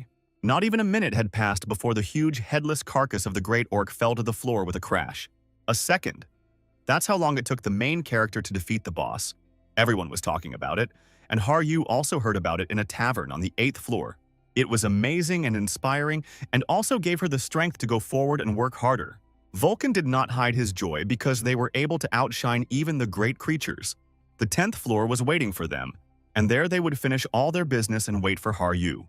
Rumors about the main character circulated not only among ordinary players, but also among those with a higher status.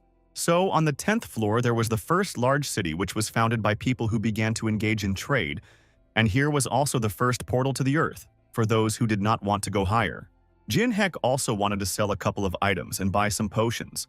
He saw that even though the tower had lifted the ban on auctions, the market was still thriving. This was understandable since there were also ordinary people living in the city who, for example, needed food and water, the most common items. All the way that Jin, Hek, and Vulcan walked, they were offered various services by the Golden Lich. The spirit had no idea who he was.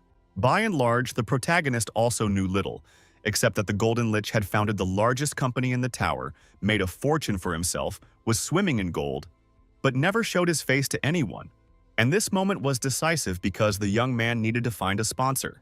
And if the guy considered himself the best of the best, then his sponsor had to be the same, and the choice fell on the Golden Lich. Although the businessman did not know it yet, this was an irreparable matter, and Jin Hera had come up with a plan to achieve his goal. Therefore, the first thing the protagonist did was go to the company of the prospective sponsor, where he was greeted quite warmly by the secretary. It was a small paradise for those who had money. Here you could buy anything your heart desired, from rare items to information. But the main character had to stand in a whole line until his time came to talk to a consultant. The guy wanted to buy something, but he wasn't going to tell his real name, and besides, there was no need to do so. It was enough that he showed his mask, by which only a fool wouldn't recognize him. The desired reaction did not take long to come. The consultant had heard about the adventures of the Phantom Mask. There was no need to shout, because Jin Hyuk wore a mask for a reason, so it was worth being more restrained in expressing your delight. So the young man brought 3,000 gold coins, and he wanted to make a purchase for this entire amount. But his requests were unusual, and they caused silent horror in the consultant, because the guy wanted to buy a meeting with the Golden Lich himself. Jin Hyuk didn't see a problem with his request. He had money and a request. The company's employees had to fulfill his order, since you could buy anything here, so he wanted to buy a meeting. But this deal was impossible, and the boy couldn't do anything about it. And there were several reasons for this. Firstly, Mr. Leach was always busy, and the second reason was that the guy brought too little money. This amount was not worth a minute of the boss's time. Something like this was to be expected, so the protagonist asked how much he needed to pay for a meeting with the manager. Vulcan felt a little ashamed of the guy. He didn't understand where he got so much impudence, audacity, and ruthlessness from, since the consultant hadn't done anything to him, and yet he had let him down with his request. Only the pangs of conscience were unknown to the young man, and he was ready to accept any advice and suggestions on how to meet the Golden Lich. To start with, you could talk to the company's regional manager, the puppeteer. The men weren't going to walk in circles, so the guy clearly said that he wanted to meet the big boss. But Jin Hyuk no longer offered money for the meeting, and ordered that the big boss be called directly here. And when he saw him, he himself would want to become his sponsor. It was too presumptuous a move. Even though the puppeteer had heard about the main character, he was not going to follow his lead, just as he had no right to speak in such a tone about his master. Overall, the man thought that his puppet ability would help drive away the protagonist, since with its help the man could control other people. But such tricks didn't work against the young man. He could easily destroy someone else's puppet. This skill worked even on players from the 18th floor, but here it's only the 10th, and his puppet is broken, and the guy stands there as if nothing happened and smiles. The first attack didn't work, but the second one did, and the man transferred the guy to another space. If the puppeteer wanted to surprise the protagonist, he failed. The boy immediately recognized the infinite sphere, which separated the soul and mind from the body. In this place, the laws of physics did not apply, and to fight, one had to use only experience and the power of the soul. In this case, the puppeteer is not an enemy for the protagonist, and he will have to organize a meeting with the Golden Lich. Jin Hyuk saw perfectly well that his opponent did not understand who he was dealing with and what was about to happen. These abilities had no effect on the protagonist, so he easily broke free from the puppet's bonds. Incredibly, the young man possessed a mental mastery of the 100th level, although there was no 200th. But the puppeteer was not about to admit defeat, so he raised an entire army of puppets from the water. The battle symphony will be written right now, and the man will be the composer and conductor. In this matter, experience is everything. The man boasted that he had raised all these puppets himself. Moreover, he redesigned them in such a way that they became stronger as mana was transferred. All of these dolls were as strong as the players on the 50th floor. Overall, once the guy entered this realm of the mind, the winner in this fight became immediately obvious. And just a second later, this entire crowd, like a mannequin, ran towards the motionless main character. The guy's chances of winning were zero, but the man tried to console him by saying that his wounds would not be reflected in real time. It was a mistake. You can never write off the main character thinking that he is a newbie. Surprised, Jin Hyuk didn't die. And wasn't even injured, he made a spectacular appearance with lich magic, scaring the enemy half to death. It was a great skill training, as it took a little longer to summon the dead in the mind realm. Now it was possible to show the man what a real army is, and not this pathetic imitation that attacked the main character. It was funny to even hear how anyone could be proud of such weak puppets. But the Jin Hyuk spiritual army was a different matter. Now the puppeteer felt scared for the first time in a long time. The guy's strength was astonishing, and the only question on the tip of his tongue was who he was and where he came from. If the fight had taken place in real time, the man would have been dead. But the strange thing was that they were back in his office, only he still hadn't closed the mind sphere. And if so, then control of the sphere has long been in the hands of the main character. The man will whine another time, but now he must keep his promise and arrange a meeting with the Golden Lich for the protagonist. Although Jin Hyuk was a necromancer, he was not a sadist, so he asked the puppeteer to give the boss only a letter from him. It wasn't difficult, but if the Golden Lich didn't respond, there was nothing he could do about it. There was no need to worry about this, the man would answer, and he would do it right away. While the young man was finishing his business in the company, it was possible to find a place to sleep and rest a little. Although on the other hand, it was not time to sleep, there were still some important things to do, for example, becoming a member of the White Swallows Guild. Meanwhile, in the guild, two girls were discussing their success in conquering the tower, although neither of them had even reached level 100. At that moment, the main character opened the door to the room almost with his foot, drawing attention to himself. To lull the girls' vigilance, he decided to pretend to be a slightly dim-witted, stupid, and naive guy who would find it very difficult to conquer the tower alone. Joining a guild is a good option for those who lack the strength to move forward on their own. Suddenly, it dawned on the girlfriends that they could use the newcomer for their own purposes and advance their careers. Now they were all politeness, asking Jin Hyuk who had recommended their guild to him. Without breaking character, the guy said that he had heard about the guild from other guys in the tavern, and thought that since this place was so popular, then this was definitely what he needed. This was what the girls needed. The guild had secrets, and it's good that the guy doesn't know anything about them. The guy wasn't going to show the girls his true abilities, but the trick with the coin, why not? He took and bent the coin with his bare hands. In addition, the guy knew the basics of magic and caused real delight among his girlfriends. He even created fire, not believing that it was something incredible that could affect other people so much. After seeing what the main character was capable of, the girls decided that his skills weren't that important. They could simply take him for themselves, train him, and then they could become real oligarchs. In addition, the blonde thought that the main character was a very handsome young man, which was also a plus for him. A few seconds later, someone burst through the guild doors, and the girls turned around in amazement at the sound. Only Jin Hyuk remained unperturbed. It turned out that some kind of spiritual monster had gone crazy and started destroying the village. The young man who ran into the guild said that he was calling everyone who had climbed above the 50th floor, so the girls had to go to help the local residents. The girls didn't want to leave the main character alone, but they needed to save people, even though they didn't really want to. So they asked Jin Hyuk to stay in the guild and wait for them. This was what the protagonist needed. He tore down the curtain, put on the mask, and was ready to carry out the second part of his plan. People were in a panic and tried to escape from the shopping street, as it had become very dangerous there. Everything around was exploding, and it was simply impossible to stay. You could die. And all this unrest was being carried out by none other than Vulcan, and he was not so much furious as completely perplexed as to why he should do something like that. He felt extremely awkward because he was many decades old, and during all this time he had not had to pretend to be incomprehensible because he was a respected spirit. He had no intention of forgiving such a disgrace to the main character. Meanwhile, the protagonist, at the headquarters of the White Swallows Guild, started a small fight, sending its workers into a peaceful sleep with a roundhouse kick.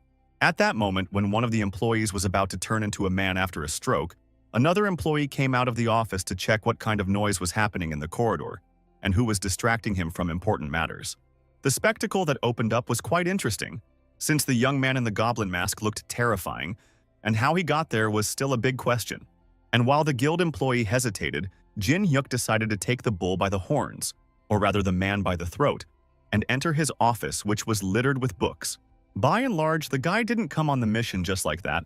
He was looking for something, namely some documents that would prove this guild's connection with the Holy Kingdom. Moreover, he wanted to get a list of the remaining guilds with their exact locations in order to find them and then destroy them. This employee, too, was already beginning to drool from the tension, but he tried to threaten, saying that the young man should fear for his life, since his actions had already made him at least 2 enemies in the Star Nine. I scared the cat with sour cream. He shouldn't have worried about the young man's life and thought about something else. If he doesn't immediately give the guy all the information he needs, he'll go and meet all his relatives up to the 50th generation, but in the next world. The right choice was made, and the man pointed to the table where the documents Jin Hyuk needed lay. So, the worker was thrown to the floor like a sack of potatoes, and the protagonist began to study the documents, but in truth, the guild's list was far from impressive, and the desire for revenge became even greater. He basically found out everything he wanted. The decision was made to get rid of Kane and Carmen first, and to start with, it was possible to set the White Swallow on fire. Meanwhile, in his office by candlelight, a handsome young man was half-heartedly doing paperwork. At that moment, he came across a report from the puppeteer on the 10th floor. Suddenly, a letter fell out of the stack of documents, which was strange, since no one had ever sent it to him before, and the letters were sent separately from the reports. As soon as the young man got acquainted with the contents, an unpleasant chill ran down his spine, penetrating to the bone. Ghost Mask. Who is it, and how did he find out his secret? The guild workers returned to headquarters and saw the building ablaze. It was unclear who had done it, and everyone who could shed light on the situation was dead. Beck Hollio thought for a moment. The man who wanted to become a member of the guild before the fire certainly looked very suspicious. What was equally strange was that the girls who almost accepted his application to join gave different descriptions of the guy. One considered him a very handsome young man, and the other, ugly. Because of this, they almost got into a fight in front of the head of the guild. Only now did it dawn on them that the main character had most likely used hallucination magic on himself. Meanwhile, the main character was relaxing in his room, waiting for Vulcan, about whom there were many rumors circulating around the city, especially about his acting abilities in playing villains. It's a dubious compliment, to be sure, but the main thing is that no one sees the main character's real face. Even though Jin Hyuk used cheap magic, it had to work 100%, and all the people who saw him had to remember different faces. Moreover, the young man remembered all the information and did not bring back any evidence that could point to his beloved. At that moment, someone interrupted their friendly conversation with a knock on the room door, and it was clearly not housekeeping. A plan of action was hatched immediately. Jin Hyuk opens the door, Vulcan binds the uninvited guest with magic, and just a second later, an employee of the Golden Lich Company lies tied hand and foot under the door of the room. The young man arrived to report that Big Boss had gone down to the 10th floor on special business. Obviously, this important matter was a meeting with the main character. And what a meeting! A whole small army lined up and protected the boss from the evil and terrible main character. And it all came down to the content of that ill-fated letter. The blonde was ready to kill to ensure that his secret remained a secret, but he acknowledged the protagonist's courage. But everything has its price, and the guy must pay with his own life for raising the issue. The Golden Lich did not yet know whom he had met, did not know that his old acquaintance knew much more about him than was written in the letter. But the young man had no intention of speaking here, so he ordered his guards to bring the protagonist to his office, no matter what condition he was in, as long as he was breathing and able to speak. A fight was brewing, and the young man was not one to refuse it. And while the commander was telling his subordinates what and how to do, Jin Hyuk did not stand still and did not wait to be hit on the head, so he attacked first. And how he attacked, with one blow, without using necromancer magic, he knocked out the commander of the Golden Lich's mini-army. He could have played the good boy, but Jin Hyuk was bad, so the mini-army fell under his onslaught.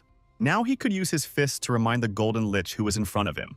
But the blonde wasn't going to give in to the main character, so he immediately put his special skills and powers into action.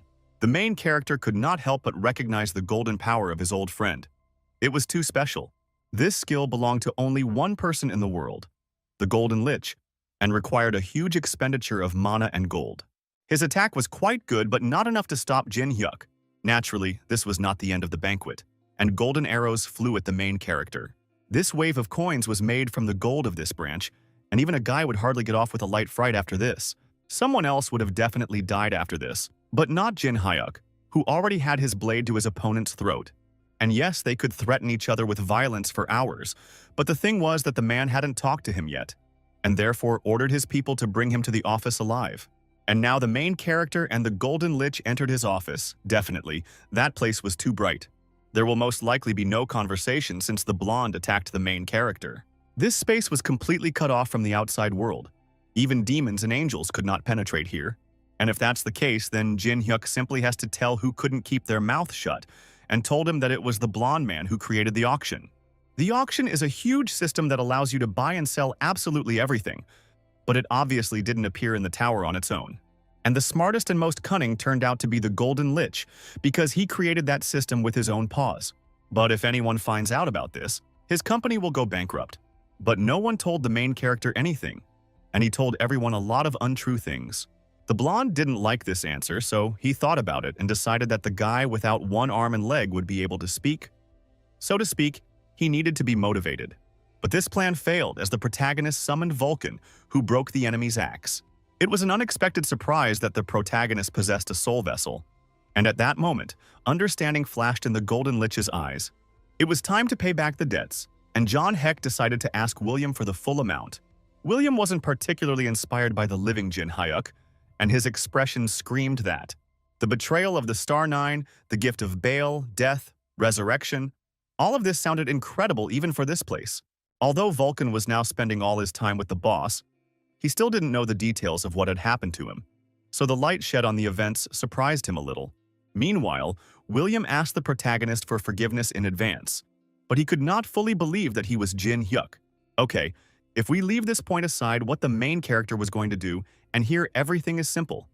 He was going to spend the Golden Lich's money, but for this he needed to conclude a sponsorship contract. William was a little annoyed that Jin Heck was talking about his charm, that is, the company, as if it were his property. There was nothing strange about this, since it was the main character who gave the expensive and rare item, obtained on a high floor, to the blonde man when he was an unknown street vendor. Thus, he is one of the founders of the company, as well as its largest shareholder. Only the main character possessed such impudence, so the Golden Lich had practically no doubt that this was an old acquaintance. But if they sign a contract, then both parties should benefit, so what is Jin Hyuk willing to give to the blonde? Now that's a completely different conversation. Obviously, the young man didn't have any money, but he was ready to share his findings after collecting information. So, the Star Nine deliberately set up Jin Hyuk, but it is unlikely that they acted independently. Someone worked hard with each of its members and advised them to act in such a way. Only someone very strong could pull off something like this. And then the Golden Lich realized that the guy was referring to one of the four great beings. But they all strive to maintain the superiority of their race.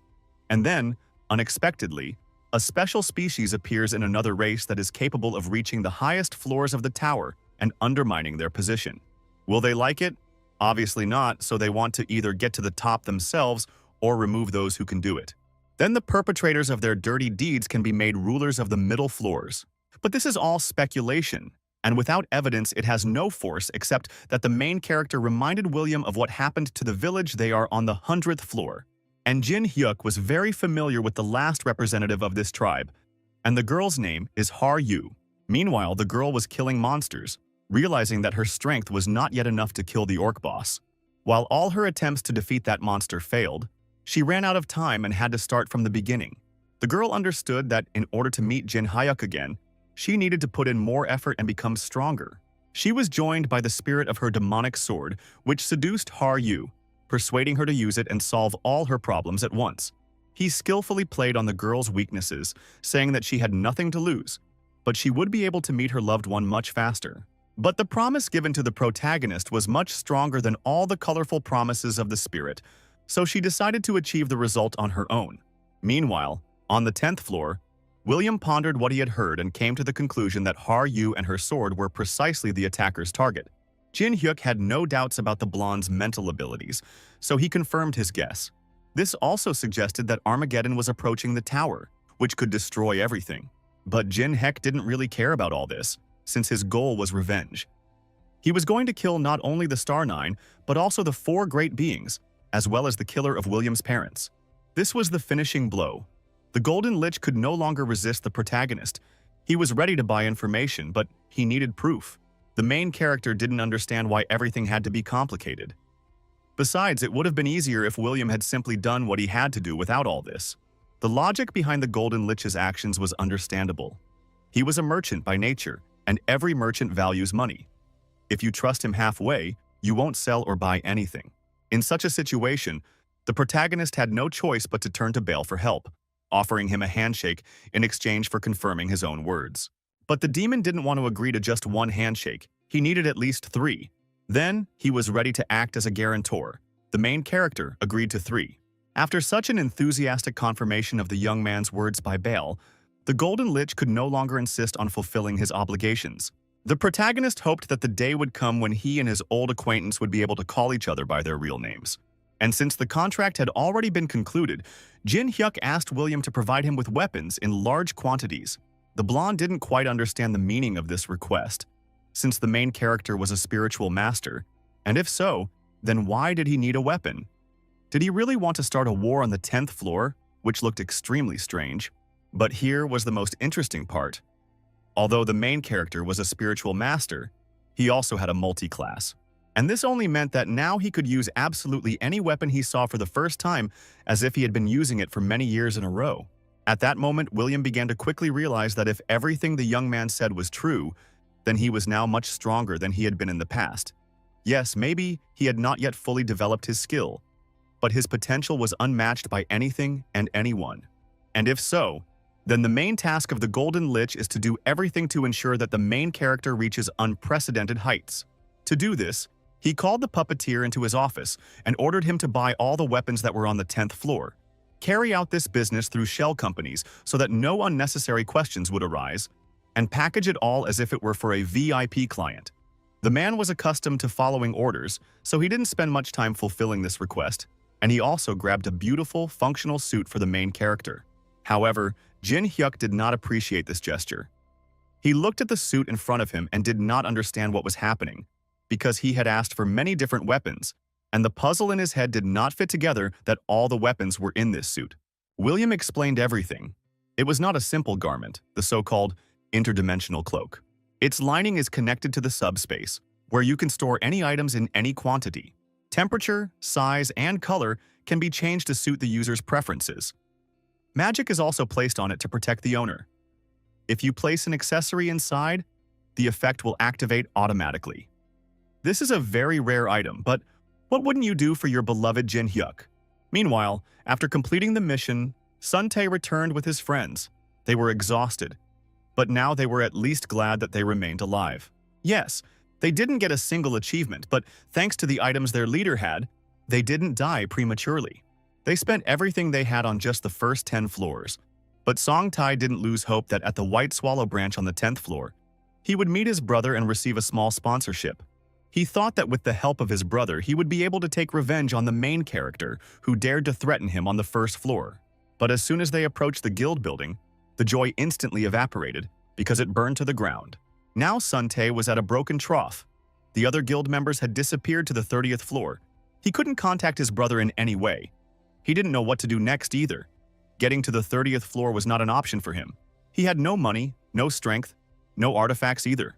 The young man's comrades also began to actively question him about what he planned to do next, since they had gotten involved in this whole adventure only because of him and his empty promises.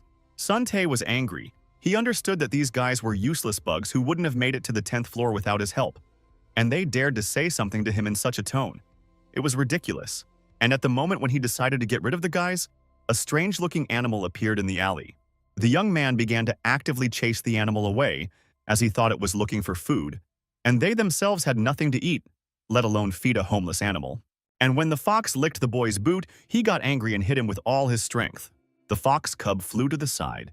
He was in great pain after such a blow. Perhaps he would not be able to get up again. But this was not enough for the young man. He began to beat the little animal, citing the fact that there had already been too much stress in his life lately. And at the moment when he was about to deal the baby the final fatal blow, someone threw a sword at him and cut off his leg, the very one with which he had beaten the animal. That someone was none other than the main character, in a new cloak and with the old habit of interfering in other people's affairs. Not long before the events described, the protagonist was walking along the city streets with Vulcan, thinking about how he would soon need to go to the class exchange tower as he needed new spiritual powers. The man did not understand why the young man would do something like this, since he was already a spiritual master and was unlikely to become anything else. The protagonist understood that his class was something like a bug that appeared due to memories of a past life, and he did not yet have spiritual powers obtained through training. And just when the young man had already decided that it was time to rest and spend some of the Golden Lich's money, Balin Fox asked him to go towards a dark alley. Moreover, the nine-tailed fox asked the protagonist to help. Her cub was now in danger, so Jin Hyuk chopped off the leg of Song Tae, who was screaming in a strange voice from fear and pain. To tell the truth, the young man didn't expect to meet a Gumiho cub in such a seedy place. It was a complete surprise for him. Unexpectedly, Jin Hyuk got lucky, because he was now participating in a very interesting quest, the reward for completing which was quite high. That is, he would receive the fox's item, get closer to her. But to do this, he needed to heal her cub and take care of it. At that moment, Sun Tae spoke up, and the protagonist turned his attention to him. He stared at the guy, trying to remember where he had seen him, but he couldn't remember at all. Apparently, the meeting had been unimportant. The guy basically took a lot of things personally, considering himself a big shot, and that Jin Hyuk cared about him at least a little bit, and he had deliberately set all this up to provoke him into doing something. The guy is naive or stupid, most likely the latter, since he forced his friends to attack the main character and kill him. But they were lucky. Jin Hyuk had no plans to fight. He grabbed the nine-tailed fox cub and decided to escape. By and large, the cub needed to understand what was more important to him in life. Since today, he would have no luck, he had exhausted the limit of his luck. But since Song Tae did not appreciate the protagonist's goodwill gesture and decided to attack, Jin Hyuk decided to ask the Gumiho how to deal with such an ill-mannered boy. What her mother's heart desires. The answer was obvious to her motherly heart. The offended mother asked to kill the people who harmed her cub, and the boys, unsuspecting, decided to kill the main character and his precious burden. But their plans remained just plans, and just a few minutes later, an explosion occurred behind the young man, which he himself had organized in order to bury Song Tae and his worthless friends in this dirty alley. The boys had no chance of survival, but the main character had the opportunity to get to know the Gumiho cub better. The acquaintance went well, but now the guy had no choice, and he took the fox cub with him, brought him to his room, washed him, fed him, sat him down on a soft bed, and realized that he needed to come up with a name for him.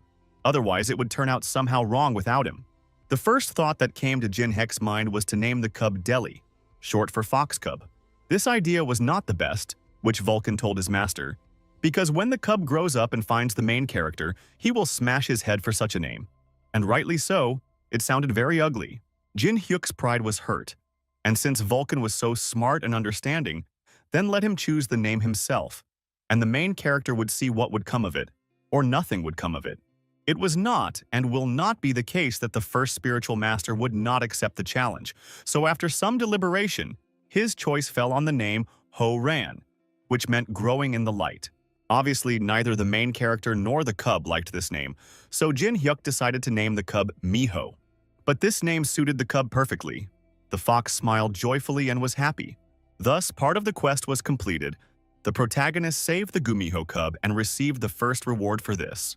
He received a fox mask, which, when used, allows him to use fox abilities.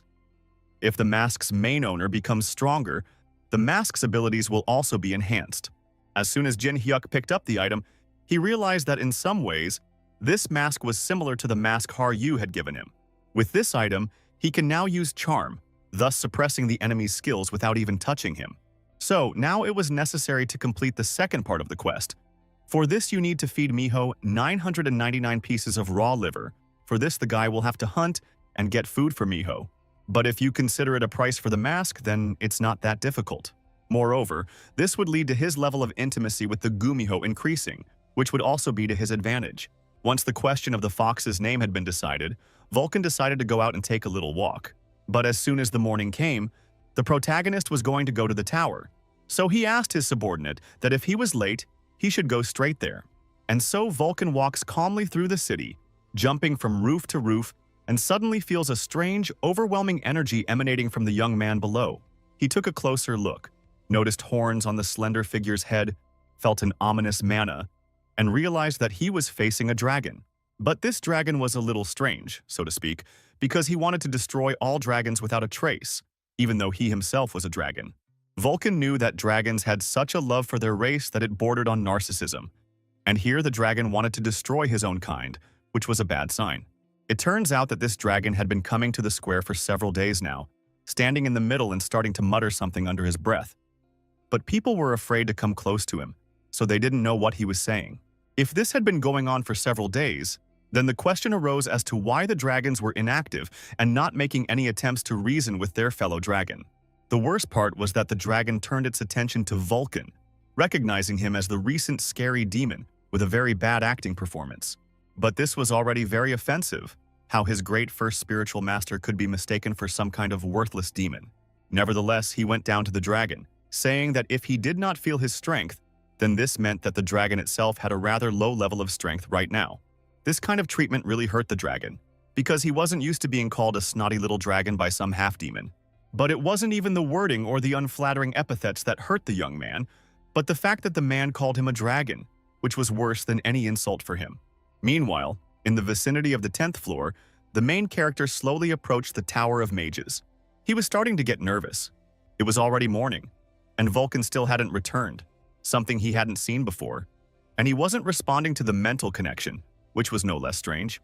But matters were more important, and he swung open the doors to the Tower of Magicians almost with his foot and went inside. There was deathly silence inside. At that moment, a young man emerged from the depths of the room and said that he was responsible for this tower, and his name was Ken. The protagonist noticed that there was very little to do in this tower, and he was right, because there were few people on the 10th floor who possessed mana. However, Jin Hyuk would like to use the necromancer's room if it was possible. Yes, such a service was provided, but in order to prove the possession of mana, the young man had to place his hand on a crystal ball. It turns out that you needed to fill this item with a piece of your mana. It would seem that there is nothing scary or difficult about it. As soon as the main character started to complete this task, it became obvious that he was too strong for this ball, this tower, and this floor. Ken was almost blown away by the magical wave. He didn't expect that the young man who had only reached the 10th floor would have such a powerful mana reserve.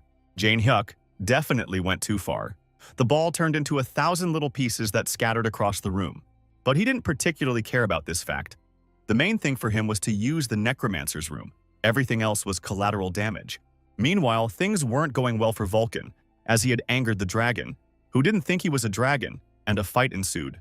Overall, the situation was made worse by the fact that Jin Hyuk was too far away, so the mana was shared heartily. The stranger got excited. He wanted to get to his opponent, who dared to insult him, because sooner or later the souls would run out, and he would no longer be able to hide. But it wasn't only Vulcan who noticed the young man's horns and made hasty conclusions, or rather conclusions that he didn't like. It would have been better for the passers-by to run away and hide from the young man's sight, because he was no dragon. How dare they insult him like that? Vulcan, hovering in the air, did not understand what the stranger's problem was, because by all outward signs, he belonged to the dragon race.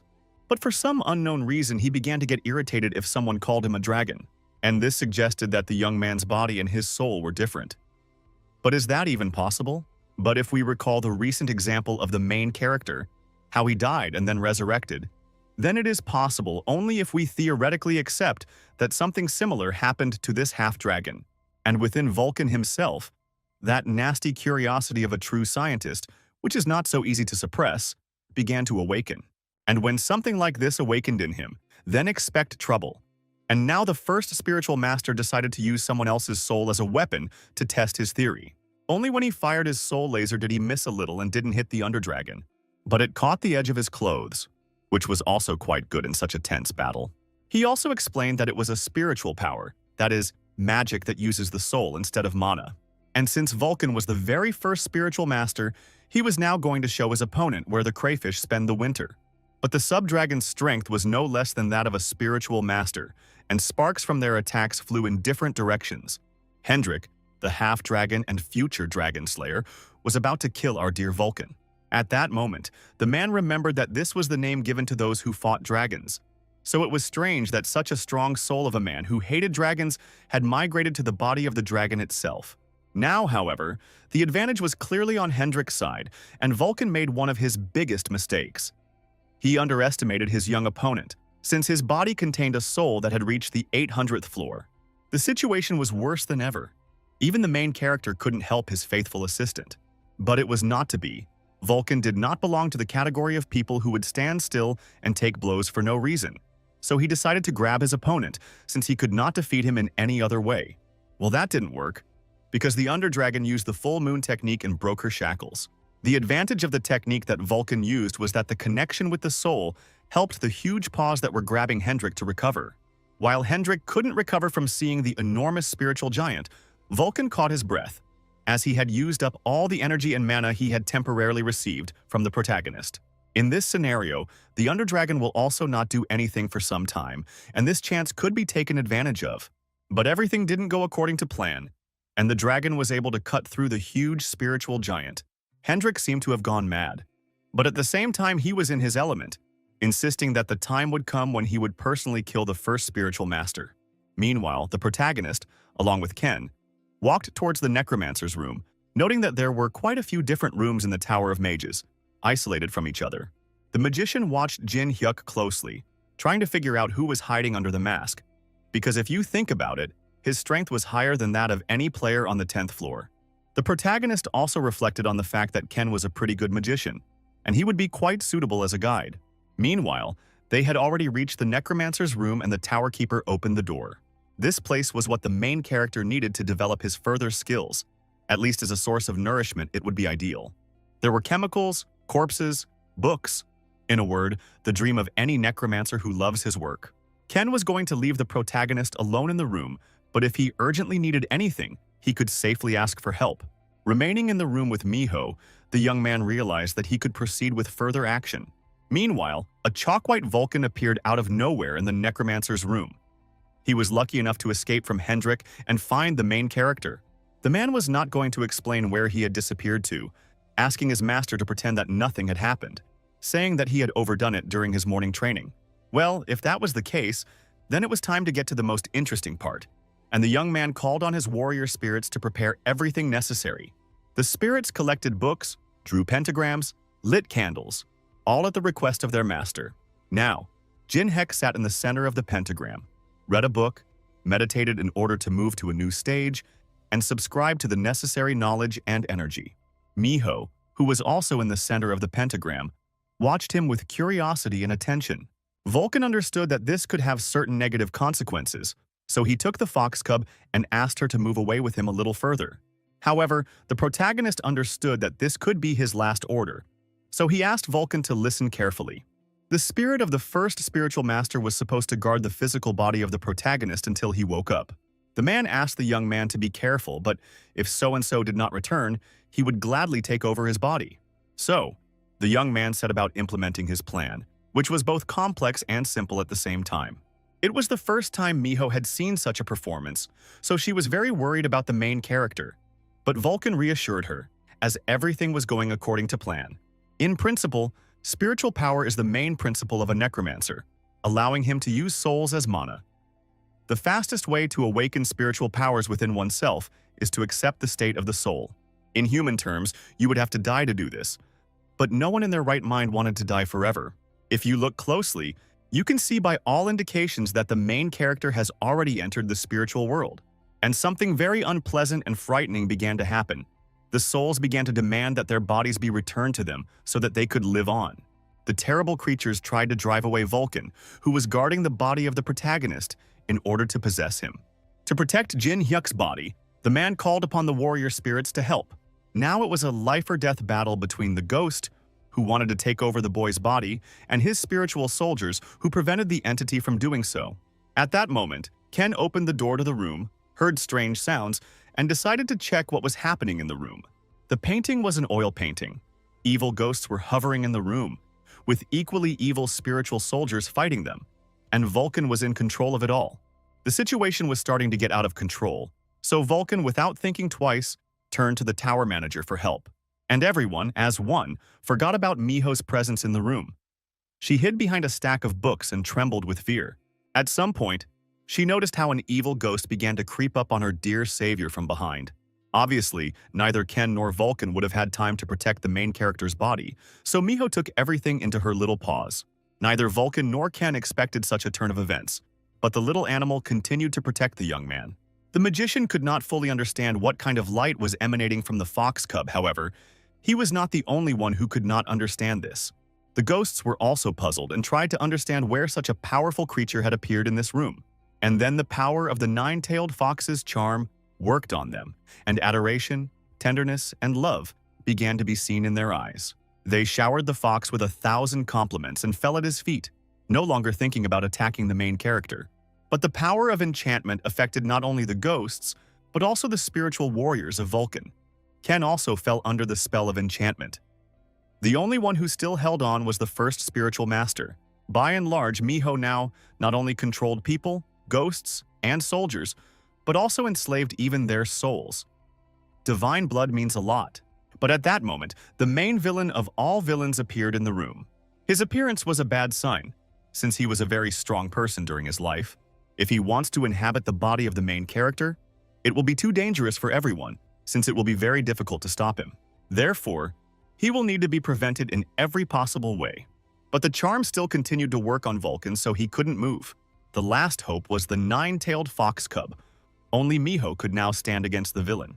But Named was sure that the cub would not succeed, and he was not interested in the fox, nothing more than a ball of fur. Miho decided to do everything in her power to protect the man who saved her life. And only when she approached the main villain and let all her powers enter, he realized that in front of him was not an ordinary animal, but a divine, spiritual one.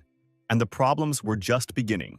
The only problem was that Miho was apparently starting to run out of strength, and now it was unclear what would happen next.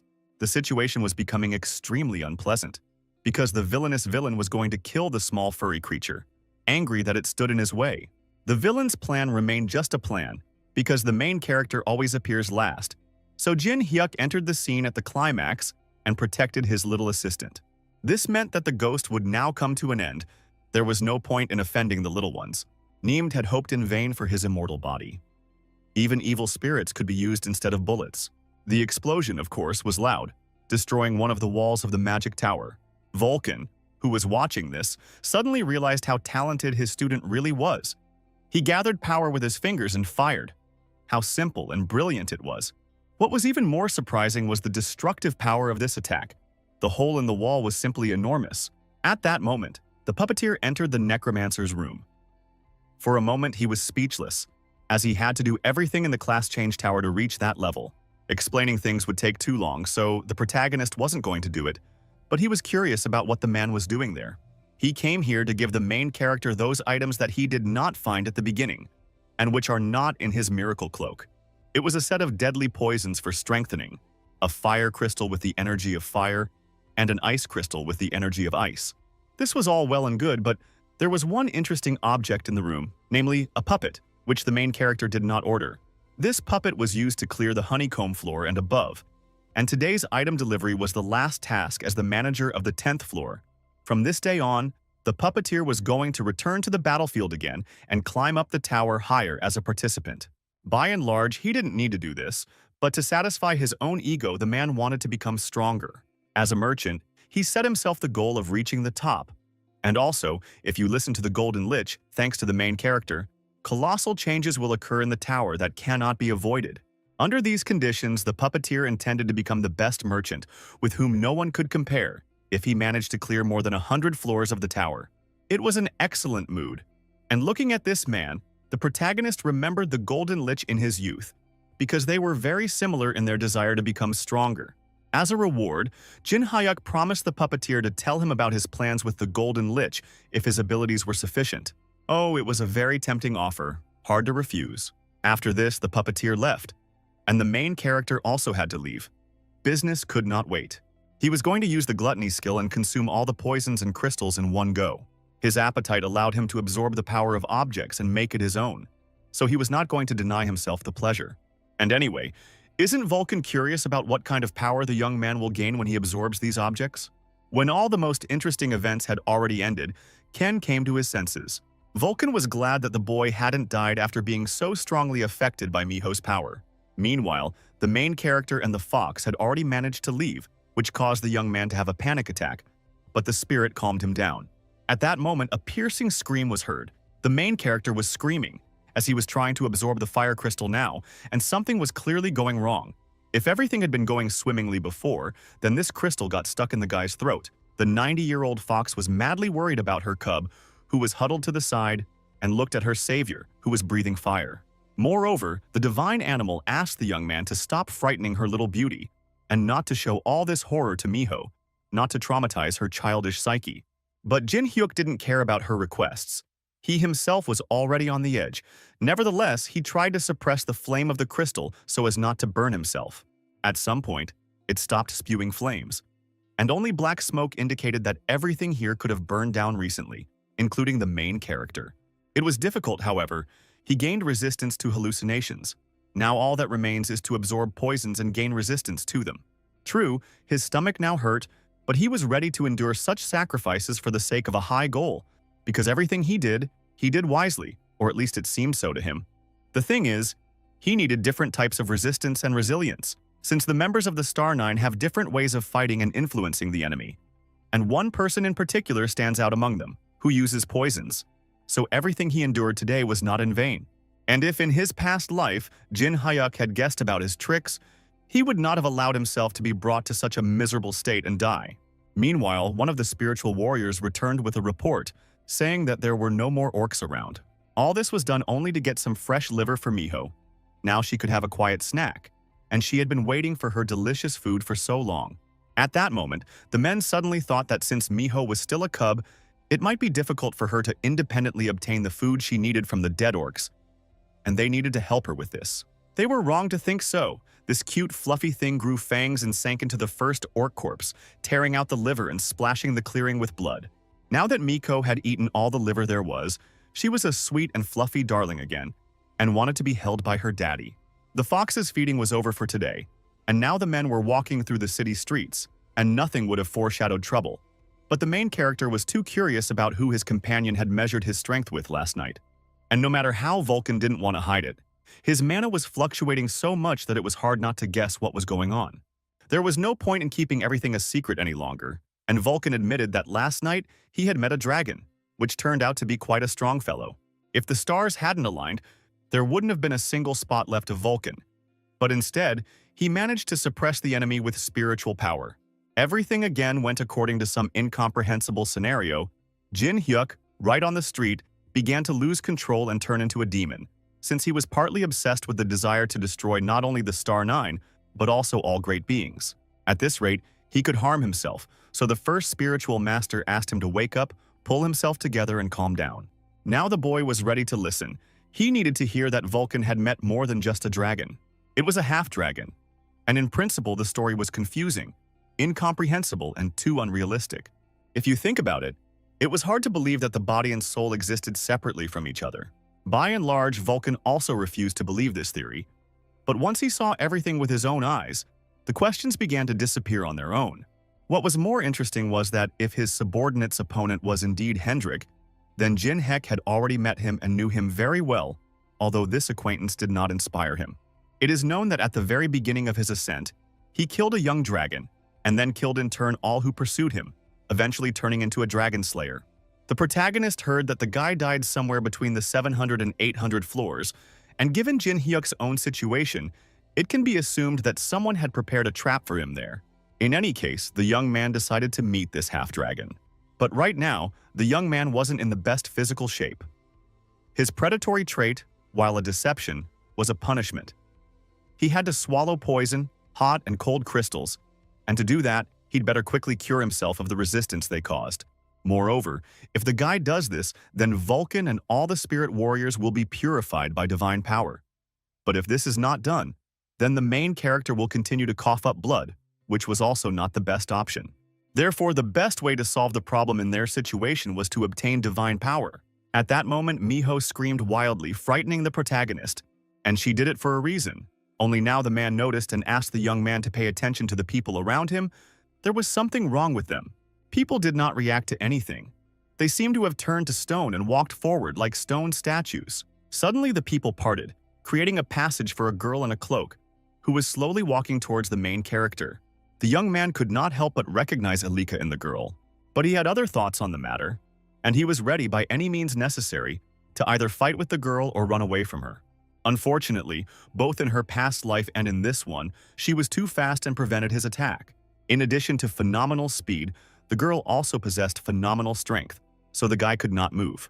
He didn't need to remove his mask for Alika to realize that his mouth, esophagus, stomach, and internal organs were damaged.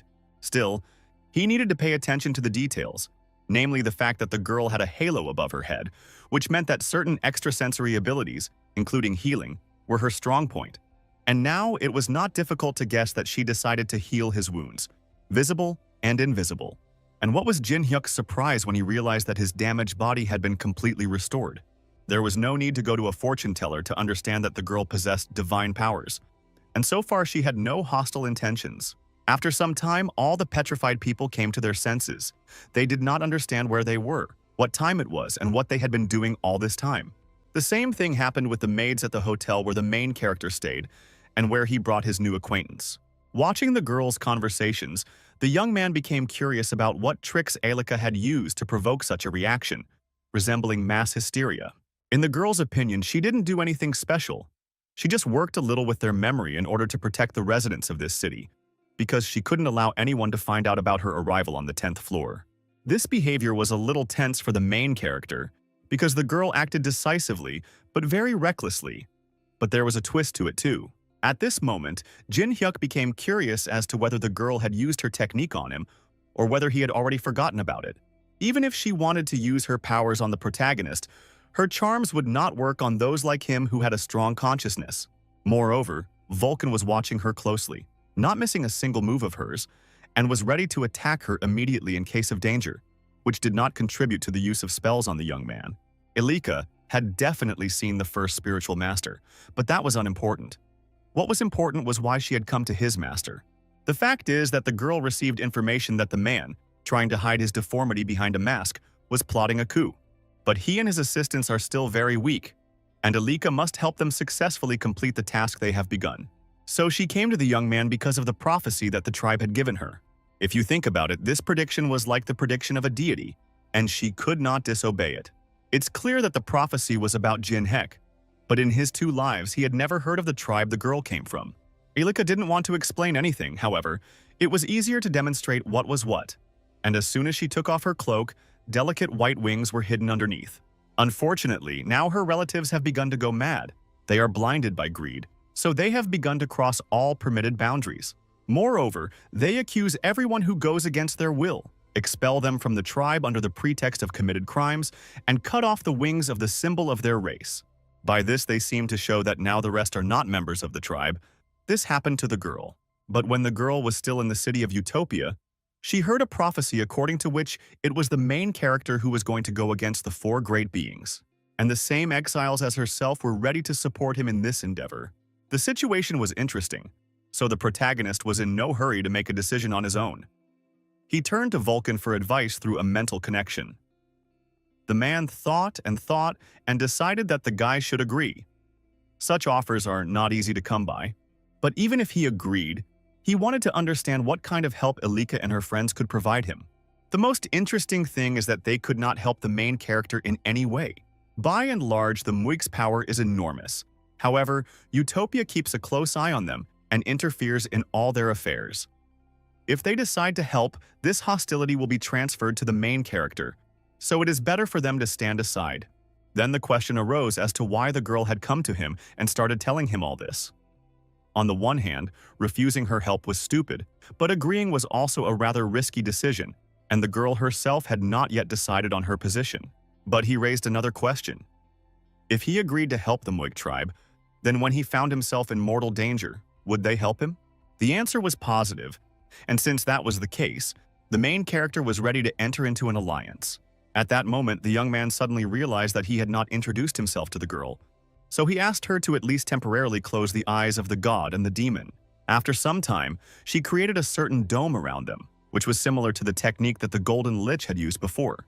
The protagonist needed such a space not to swear at demons, although that was also pleasant, but to take off his mask and introduce himself.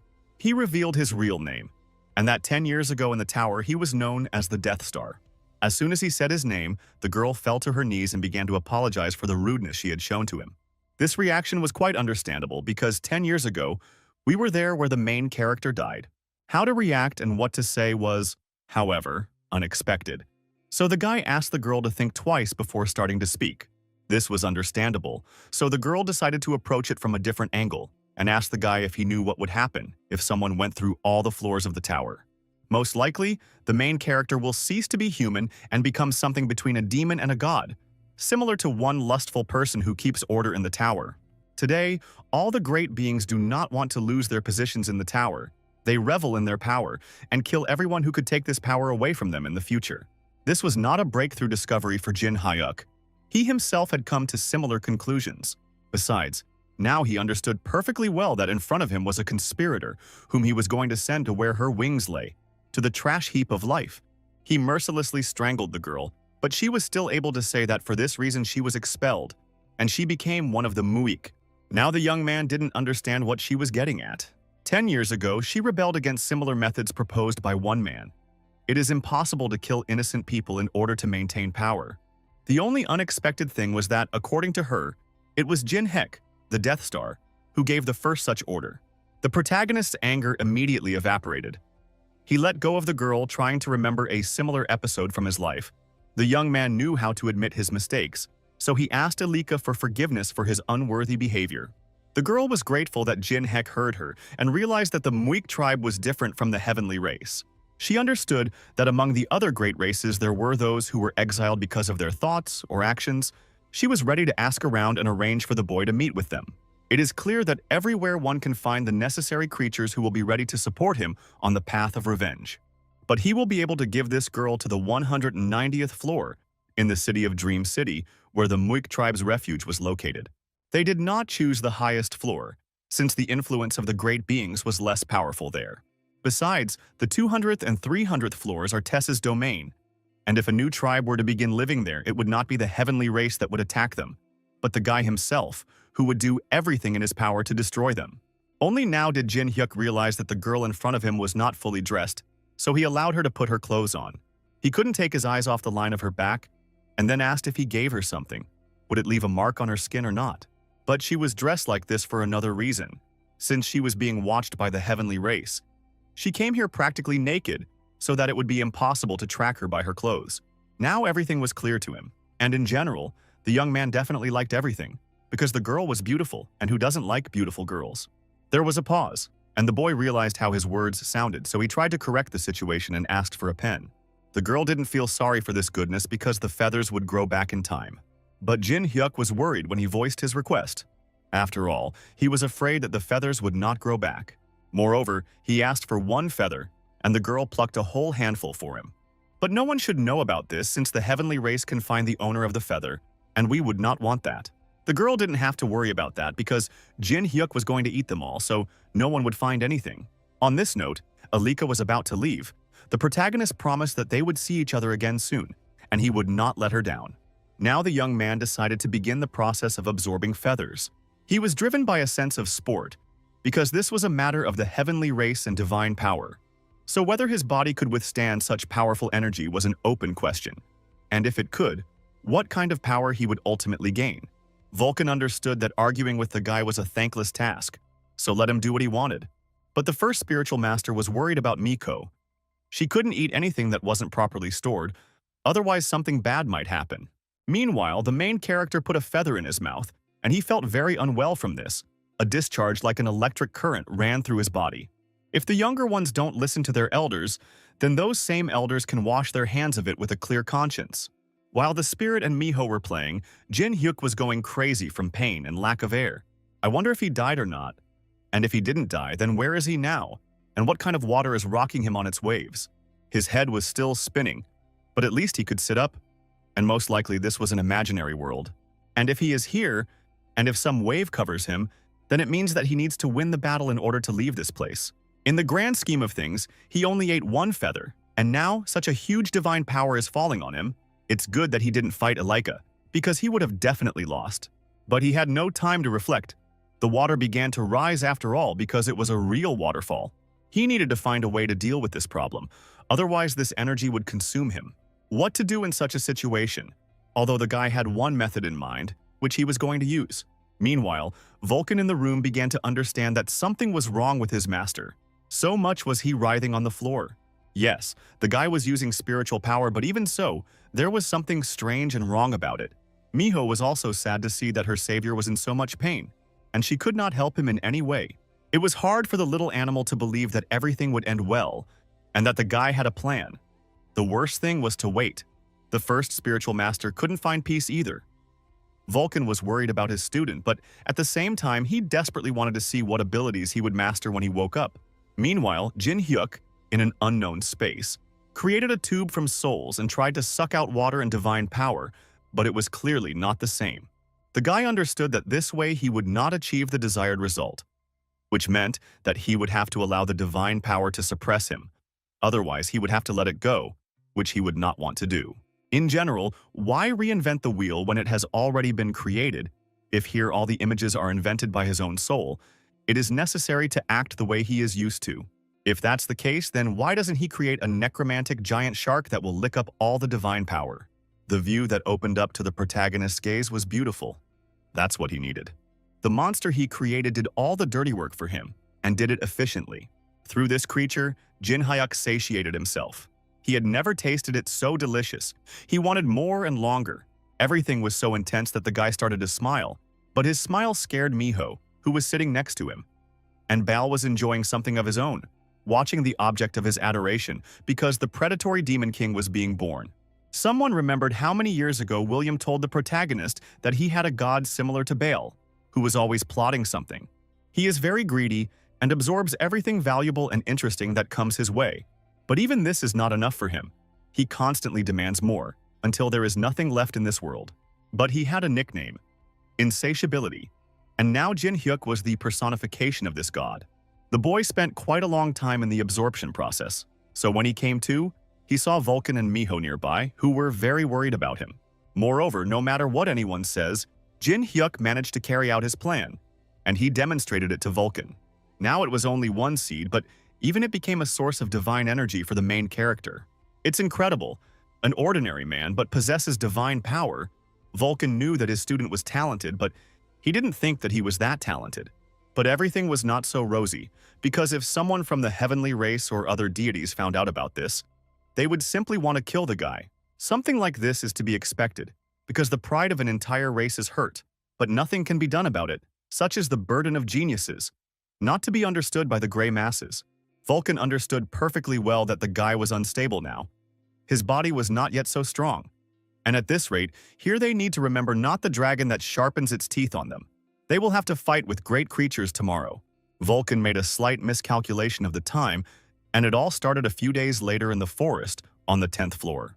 The battle with the orcs was a life and death one.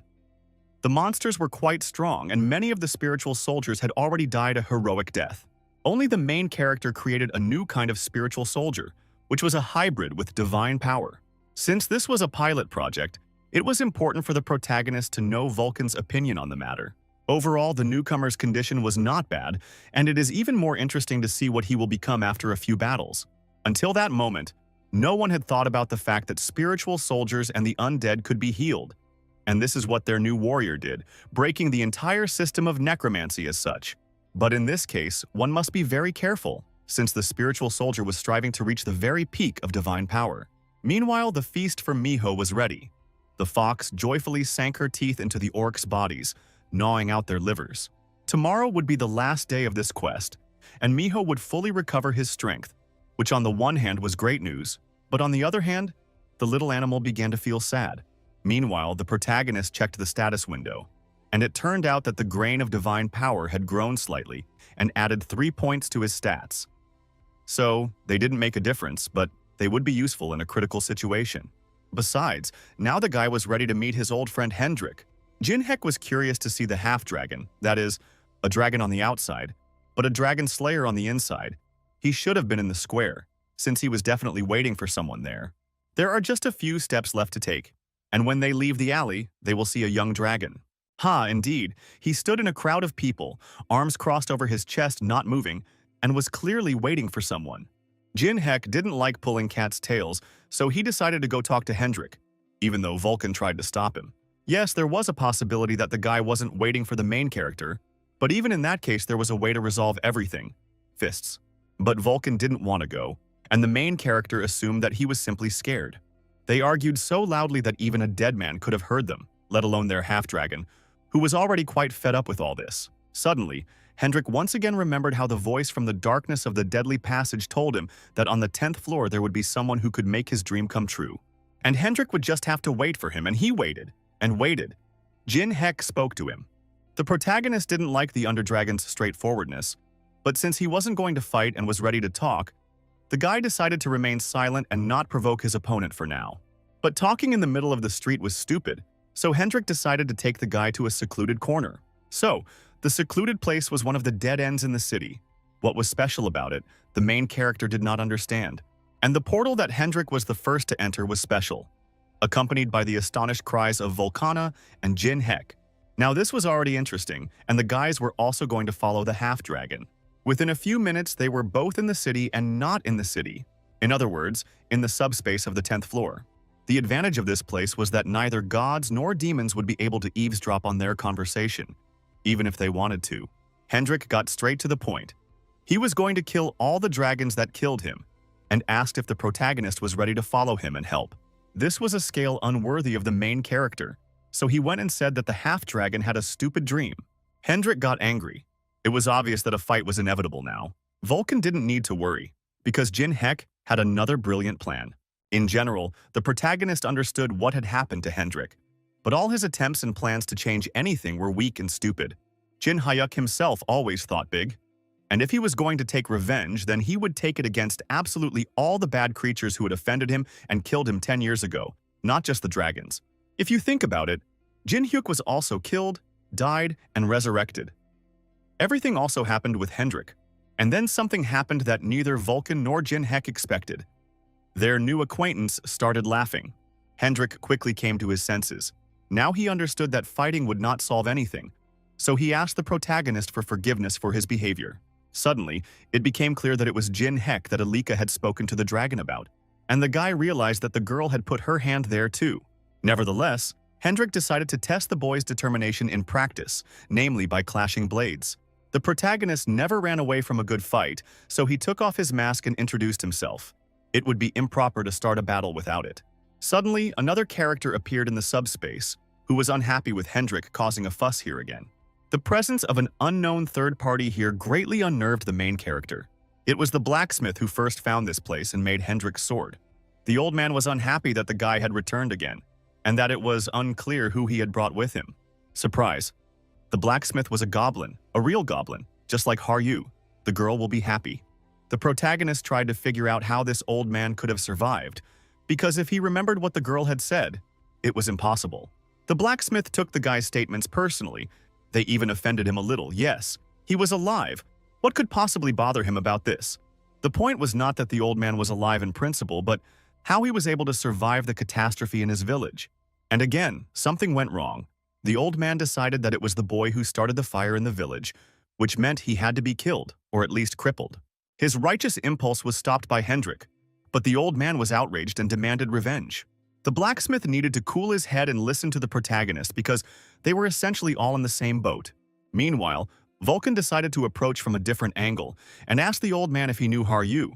The heat of passion died down, and the old man began to tell what had happened in the village that day.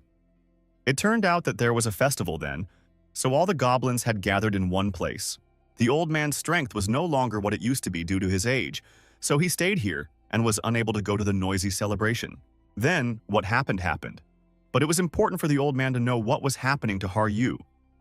Jin Hyuk explained that she was still on the 9th floor but would come here soon. And the mask that the guy was wearing belonged to the girl. She herself gave it to him for saving her life. Besides, Haryu is still a teenager and hasn't fully developed yet, but she is a very strong girl. And in a one-on-one fight, neither Jin Hyuk nor Hendrik can stand against her. Moreover, she will go with the main character until the very end, because revenge was their common goal. And the mask is proof of this. Suddenly, the old man grabbed the main character by the hands and began to actively thank him. Geno was going to use his skills as a blacksmith and help the protagonist in any way he could. But in return, the boy must promise that when the time comes, he will help Haryu restore the village. Watching all this, Vulcan suddenly realized that Jin Hyuk had no idea that this mask carried the meaning of marriage. Now it was possible to arm the main character. He could take whatever he wanted, and he did, noting the high quality of the weapons. It was time for the guys to leave, and the old man fell asleep. It turned out that after the news about the village, he had not been able to sleep all this time. Now he felt much calmer, and Jin Hyuk decided to bring Har-yu here as soon as she arrived on the 10th floor. But as soon as Hendrik and Jin Hyuk were left alone, they decided to continue what they had started, and the Underdragon attacked first. Jin Hyuk was able to dodge, and Hendrik realized that the guy had good reflexes, which was already a plus for his karma. Hendrik decided not to trust Jin Hyuk's word, but wanted to test his abilities and determination for strength. The main character had no intention of standing aside in silence. He had prepared his own test for his opponent. In fact, both the main character and the Underdragon were equally strong opponents, so it was difficult to predict which of them would win. No, give each other a minute's rest and then start attacking again. The protagonist's multi-class played into his hands, as he could use not only his spirit soldiers during battle, but also weapons of various types, which now included swords in large quantities. However, the Underdragon had enough skill to block the massive attack, but such a move was not enough to defeat him. But the young man had many hidden tricks up his sleeve, and now he used a combination attack of magic and weapons. But that didn't work either. Hendrik was able to dodge. Meanwhile, Geno was still sleeping, and the fox cub, who was sitting next to him, was looking anxiously in the direction where the battle was taking place. Hendrik was trying to figure out who the main character really was. A mage or a necromancer? In any case, he moves well, considering the specifics of the class. But there was one big problem. For this to have the desired effect, the protagonist would have to awaken the monster of the 10th floor. This was not entirely true, and now Vulcan entered the battle, binding the Underdragon with spiritual chains. The first spiritual master did his job perfectly. Now it was the protagonist's turn to use Gurnir. With this weapon, the protagonist was able to slit the throat of the Great Orc warrior in 1 second before moving to the 10th floor. And now the young man was about to bring this very technique down on Hendrik's head. There were only a few seconds left before the collision, and at that moment Vulcan noticed that an interesting pattern had appeared on the Underdragon's sword. It turned out to be a magic dispel enchantment, so Hendrik was able to free himself from the shackles of the first spiritual master. Now the main character had to be careful, as this sword carried enormous power and death to everyone who got in its way. Indeed, with just one blow, the man was able to cut through the main character's most powerful spell and now attacked him directly. A few seconds later, the collision occurred and an explosion thundered, destroying the building around it. Now the dragon was going to finish off the first spiritual master as well. Believing that the main character's most powerful move was useless, even if Jin Hyuk was still alive after the explosion, Hendrik was going to fix that now. The only problem was that the main character was not only alive, but also ready to continue the battle on equal terms. Besides, he still had his strongest word left, and now he was going to use it. But the arrows fired from the crossbow couldn't hit the target, and the dragon thought that compared to the sword technique, the guy's shooting abilities were simply terrible. These were not ordinary arrows, but magical ones, and the main character had calculated everything in advance, creating a specific magical pattern behind his opponent's back. Now he launched several arrows straight into the body of the Underdragon. It should have been white, but not fatal. The time has come for the decisive blow to dot all the I's and cross all the T's. When the protagonist was with Har-yu, the side effects of using her mask constantly appeared, but now he hoped that everything would work out. But while he was thinking and trying to activate the mask, he missed the right moment, and the dragon began to use its flame. Now it will not be so easy for the main character to win the duel. Hendrik understood that his opponent was more than strong, and based on the current situation, one could conclude that he lost this battle. However, this was not the end, and the dragon did not use all of his techniques. Now it was possible to use a special fire technique that only dragons used. At that moment, the protagonist suddenly realized that he had no way left to evade this all-consuming fire attack. Even if he could predict the moment of its movement, he would not have enough speed to dodge, which would mean the end for him. In that case, he needed to turn the situation in his favor, and the goblin mask was not the best option for this. But he also had a 9-tailed fox mask in reserve, which could help him. Because of such noise, Geno could not sleep any longer and woke up as plaster started falling on his head. At that moment, the little fox could not sit still and calmly wait for the return of his savior. Besides, he felt that the guy was using a fox mask, so he rushed towards him. Now it was interesting who would defeat the huge fire dragon, or the charming power of the 9-tailed fox. At some point, the protagonist noticed that when the Dragon Ball of Murder was activated, Hendrik disappeared. And when he appeared, the main character had to quickly dodge, as the attack happened unexpectedly. Hendrik was surprised as the protagonist managed to dodge his final attack. But the dragon also understood that with his level of fencing, this was akin to a miracle. After which the young man appeared on the wall of one of the buildings, and the cats began to counterattack. It began to dawn on Hendrik that the main character's abilities were most likely connected to the mask on his face, and it was no longer a goblin mask but a fox mask. However, this only made the former dragon slayer even more excited, and he wanted to play with Jin Hyuk even more. A few moments later, the attacks of the young people clashed in the dance. It was beautiful and unforgettable. They attacked and dodged, and attacked again and dodged again. No one wanted to give in first. Hendrik noticed that the protagonist's movements and strength were nothing compared to what had happened before. It is obvious that all these changes happened to the young man because he put on the fox mask. Jin Hyuk didn't answer. He was waiting for the right moment, and that moment had come. Now that the dragon had opened up, he could deal him the decisive blow. But Hendrik did all his manipulations in order to buy some time to create a magical attack. After which, he launched a fire sphere at the main character, and another explosion occurred. This dragon attack was not successful because the main character was still alive, full of strength and ready to fight further. Now it's time to use the main power of the mask leaf, namely charm. No matter how strong Hendrik was, he had no move against such a deadly weapon. As they say, there is no move against a crowbar.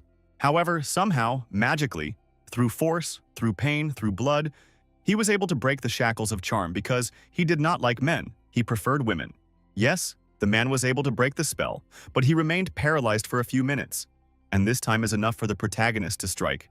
And in general, the guy got so close that instead of using a weapon, he would use his fists at the entrance. It would be more reliable. To do this, he activated the multi-class Fox Technique Enchantment, Strength Enhancement, Spiritual Power, Demonic Power, Divine Power. He used all the power he had for this strike. From the force of this blow, even Vulcan himself, who was a little further from the epicenter of the explosion, almost lost consciousness, but hoped that the battle was finally over.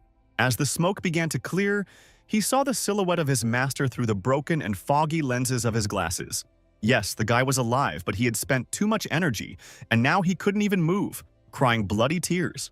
However, Hendrik was still alive, although he was badly battered by that blow, but not broken. Now the Underdragon smiled. Recognizing the strength of the protagonist's determination, they could go to the place together. But the main character was dissatisfied with the results of the exam to join the ranks of Hendrik's Avengers. In vain did the young man try to pass himself off as someone unknown. Now the half-dragon wanted to continue the battle and see the young man's last, most powerful blow. By and large, he really liked Jin Hyuk, as well as fighting with him. So he was ready to do everything to pass, so to speak, the entrance exam. The only problem was that the tongue was the only part of the main character's body that could move. The guy sat motionless and watched the fire dragon rushing towards him with its mouth open, and he couldn't do anything. The battle was over. Everyone was still alive. But now Miho phlegmatically listened to the boys bickering about who had won and who had lost. To be honest, Jin Hyuk looked like he was about to be put in a coffin, but at least he was alive, so thank goodness for that. Overall, the guy needs to thank Alika, because without her divine power, he would have already died. So it's time for him to think ahead and not play the strongest with such a weak body. At that moment, Hendrik entered the room. It was important for him to check the main character's health. And Vulcan, so brave, began to ask him for forgiveness for having behaved rudely last time, but he still got scared. This was unnecessary because now they were all in the same boat, and there was no point in paying attention to old grievances. Overall, during the battle, Vulcan realized that Hendrik was no less mad than Jin Hyuk, but in everyday life he was more sane. But Jin Hyuk, both in battle and in real life, was inadequate, and now he was angry and promised to kill both Vulcan and Hendrik next time. But, putting emotions aside, it was important for the guy to hear a detailed story about what happened to the Underdragon. Hendrik had to remember his entire past life, as well as the moment of death and what happened after. Hendrik hated dragons for good reason. His entire family and homeland had perished in the fire of dragons. It was a true miracle and a curse. But the young man was able to survive that nightmare, but everyone he loved died before his eyes. That day, a burning hatred for dragons, their horns and scales, settled in his little child's heart. A little time passed, and the boy matured and decided that, like all the other players, he would try his luck in the tower. But it was only on the 600th floor that he managed to kill his first dragon. And from that moment, his revenge began. It was a turning point, as he was hunting 4 great creatures, and they were hunting him. The stronger Hendrik became, the less dangerous the punishments of these bad creatures were. Moreover, at some point their lair disappeared. Yes, Jin Hyuk remembered about the punishment system, so by manipulating the tower system, the creatures did not allow other players to rise up, lowered their rank, and so on. That's why he was able to take the Golden Lich's blow. Without punishment, he would have died then. Hendrik managed to climb to the 900th floor, where all his efforts went to one well-known place. At the heights, a huge number of creatures appeared that were hunting specifically for the young man, and he didn't have enough strength to destroy them all, so he lost and ended up here in the body of the hated dragon. To tell the truth, when things took this turn, the guy wanted to die, but even that turned out to be a difficult task. But nothing happens in this world without a reason, so he decided to accept his new body and use it for revenge. At that moment, the protagonist suddenly realized that Hendrik wanted to join him, Vulcan, and Haryu, and climb the tower together. Everything was exactly like that. Because where could the dragon send the main character with such a weak body? Sadly, Hendrik was alone in his final moments, and it was likely that Jin Hyuk would have suffered the same fate. But now they must learn from their mistakes, draw the right conclusions, and act differently. Acting alone is too presumptuous. This time, Jin Hyuk had no intention of abandoning his loyal allies and brothers in arms. And in connection with this, Hendrik had an idea. Why don't they create an Avengers Guild? Meanwhile, an enraged Carmen burst into her brother's office on the 600th floor of the Songguk Guild. Kane had called her onto the carpet for a reason. They needed to discuss the matter of the White Swallow on the 10th floor. They had just been informed that an unknown person had broken into the guild and single-handedly burned everything there to the ground. This was impossible, as even the strongest players faced punishment on such a low level for such behavior. This means that the person who did all this was too strong, but he still hasn't risen above the 10th floor. But for now, this is just an assumption. Nevertheless, it needs to be thought about carefully. And if such a person really does exist, then Kane planned to hire a skilled mercenary and cut down the tree at the root. Meanwhile, the idea of a guild seemed very interesting and effective to the main character. There was just one catch. Jin Hyuk was just completing a quest from Baal and had to make his name famous before reaching the 100th floor.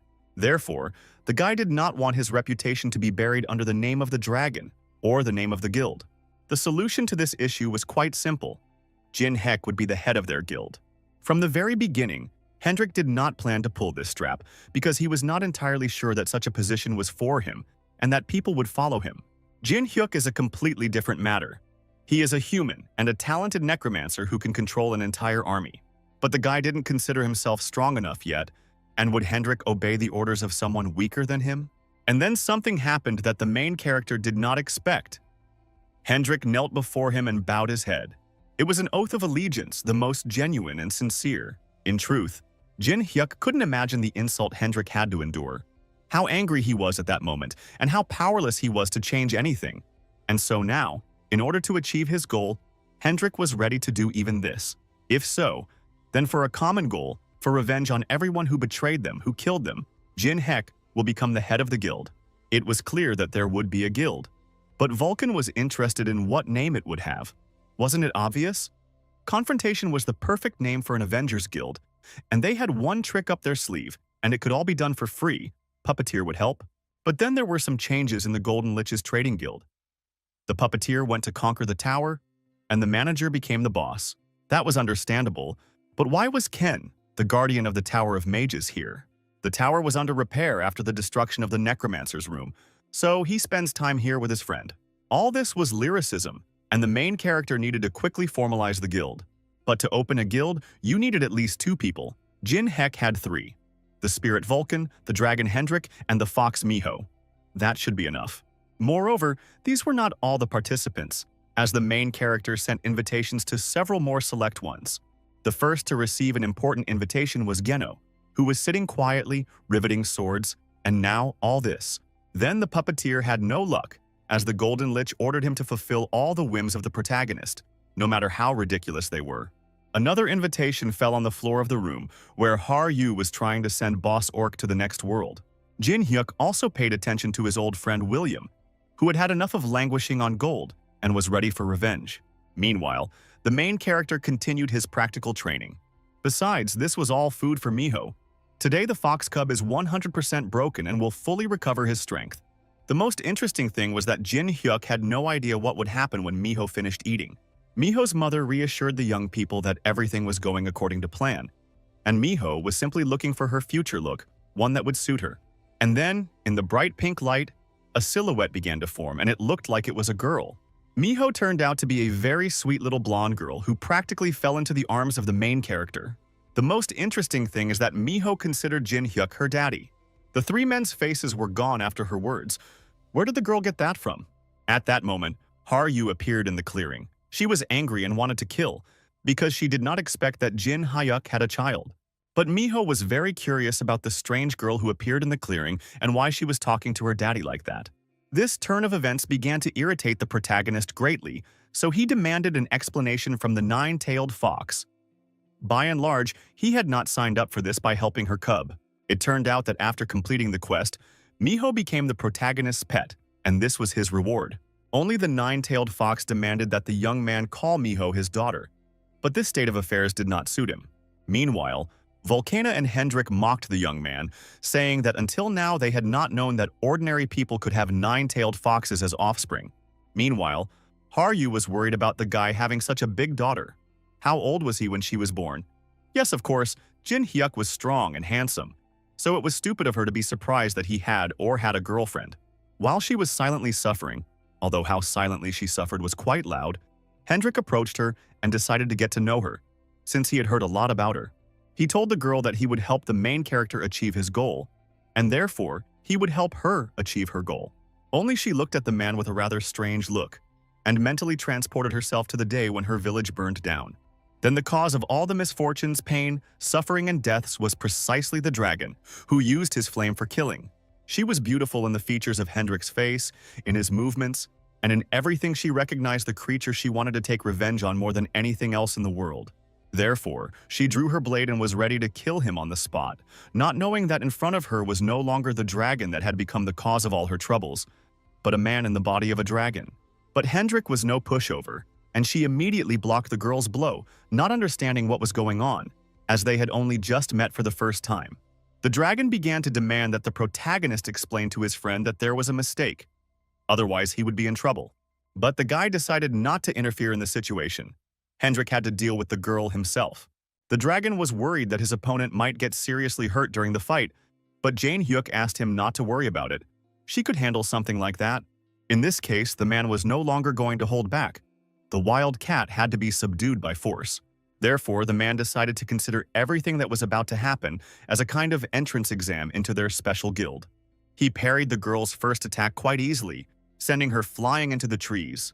But this didn't have a calming effect on her, and she quickly came to her senses, attacking her opponent. The dragon admitted that the girl's power was quite high and it was quite difficult to hold back her attack. But this was not enough to defeat Hendrik, and he had never had to deal with such opponents. Now, Haryu understood that the difference between her and the dragon was still quite large. Right now, her biggest and worst enemy was standing right in front of her. But she didn't have the strength to take revenge on him. What could be more offensive than that? That's right, nothing. Meanwhile, the spirit of her blade became active again, laughing and rejoicing at the one it saw before it.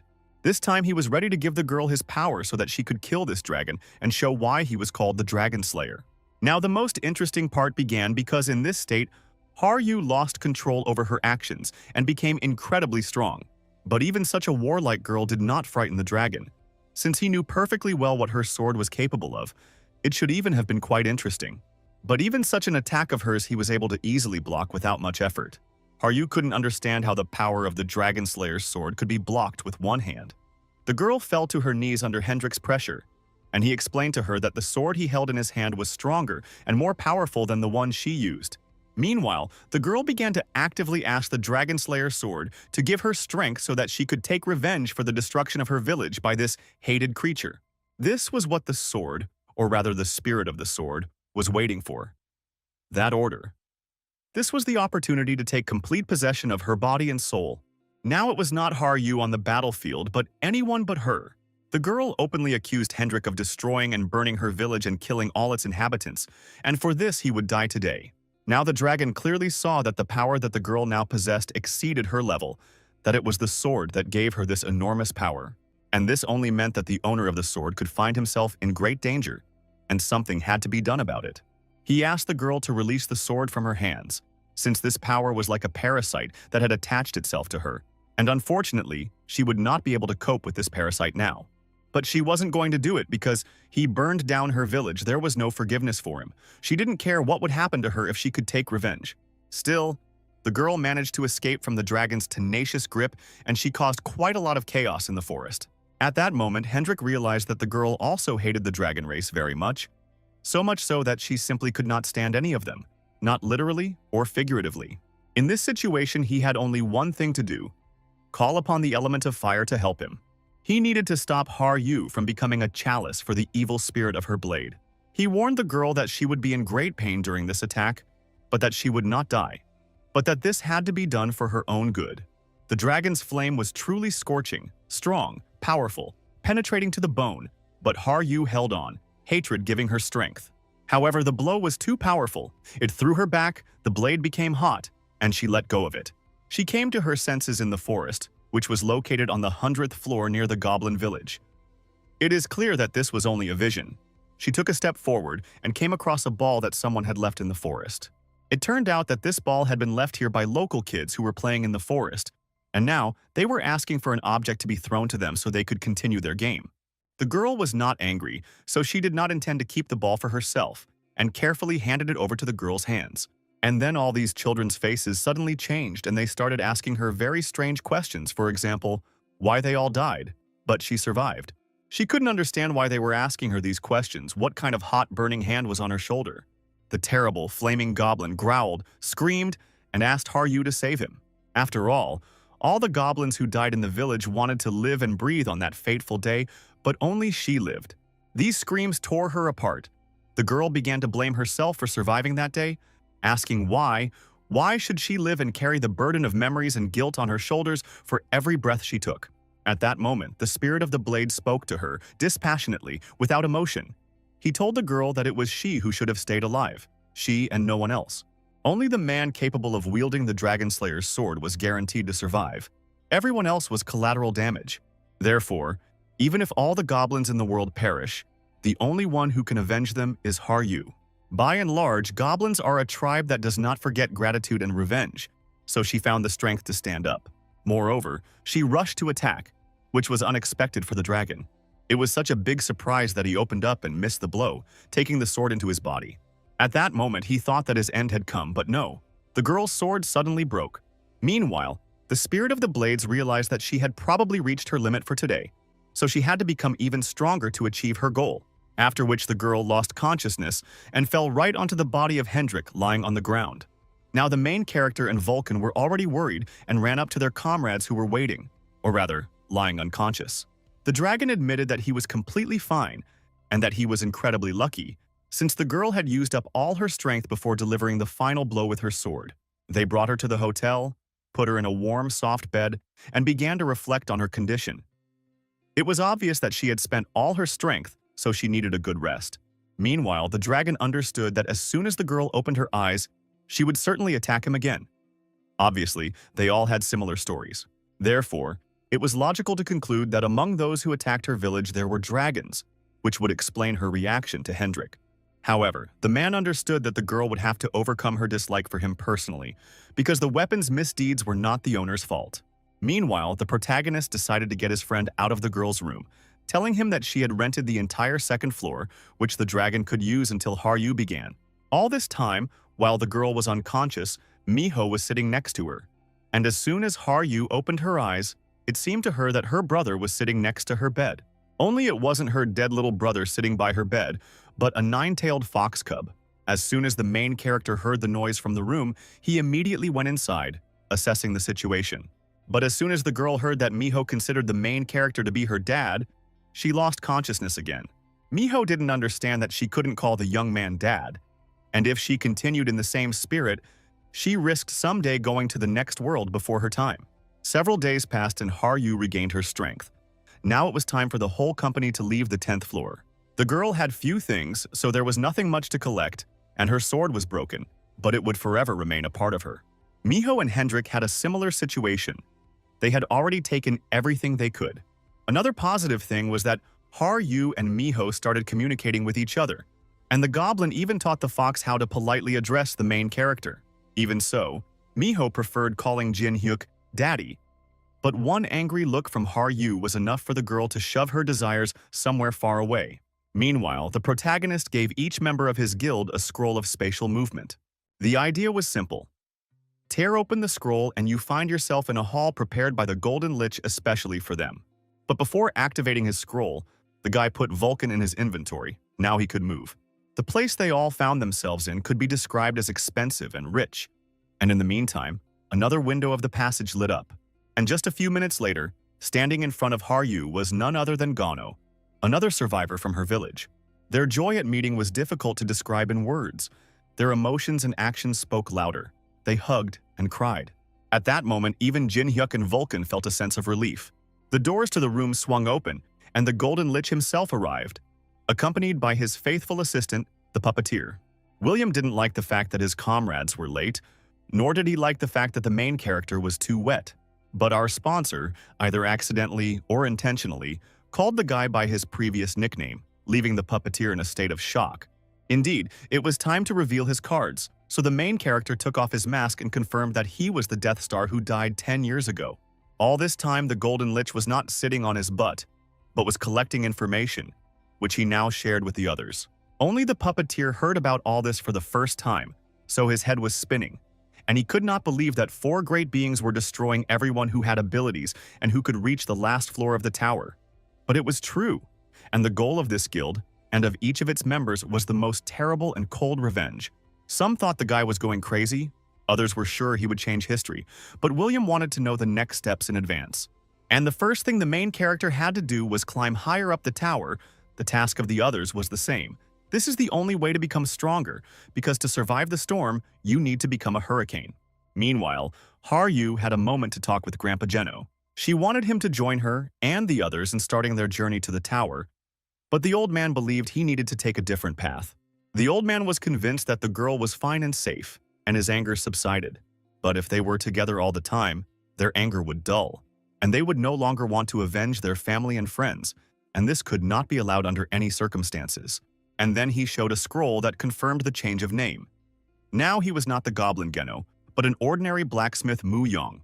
From this day on, Har-yu is the only goblin in this world, and all responsibility for their kind falls on her shoulders. At that moment, Jin Hyuk approached them. He just happened to have a special task for Mr. Mu.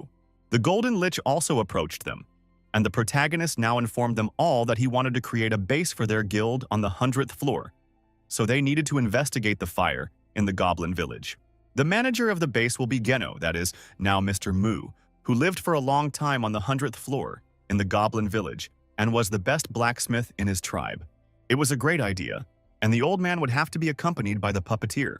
So, everyone had received their assignments, and the confrontation squad was ready to show their teeth to the world. The 11th floor greeted its hero, not yet realizing that it was him. It was from this moment, and from this floor, that Jin Hyuk's revenge would begin. No one would escape the boomerang he was ready to throw back. He didn't care at all what heights anyone had already achieved. Everyone who had a hand in his death would die by his hand. But he didn't yet know that a hunt had already begun for him, ordered by Cain. Some time passed, and on the 50th floor, all the people were doing was talking about the main character who had reached that floor. But people continued to kill him, just as they wanted to, but they didn't understand that they were no match for the young man. His Phantom Kingdom army was impressive in strength and numbers, so the spirit soldiers did the boy's dirty work. The players correctly understood that if the necromancer was killed, his army would also fall. Only these people naively thought that if a guy stands in one place, then he's easy to get. But it was not so. Har-yu and Miho came to Jin Hyuk's defense. The head of the guild, which was attacked by a young man and his friends, did not understand why this happened, because he had just come to power. The guild leader was not about to watch the place he wanted to rule being destroyed, so he decided to personally attack the protagonist. His boulder attack looked impressive, but it was a big question whether it would be of any use. From all these stones, the boy molded golems that were supposed to protect the Holy Kingdom. This seemed problematic, because the golems were creatures of the 120th floor, and they were summoned on the 50th. Rizek believed that he now had the advantage, but he was very wrong. The boy ordered his golems to attack the protagonist and his men, not noticing that his creations were turning back into stones. As if some walking stone block could stop Hendrik, all he had to do was swing his sword once and the golem would be gone. The last thing the guy needed was to start crying, although he was already on the verge, not yet knowing that Jin Hyuk was standing behind him like a shadow. He needed information, and he would definitely get it, even if it meant slightly strangling the Shikari Guildmaster. He didn't understand his position, and that the Star 9 was the main character's blood enemy, and there was nothing to frighten him with. It would have been better if the guy had talked to Jin Hyuk, and perhaps he would have stayed alive, but as it is, hello to his relatives in the next world. On every floor where the young man appeared, the local guild ceased to exist. Surprise, fear, disbelief.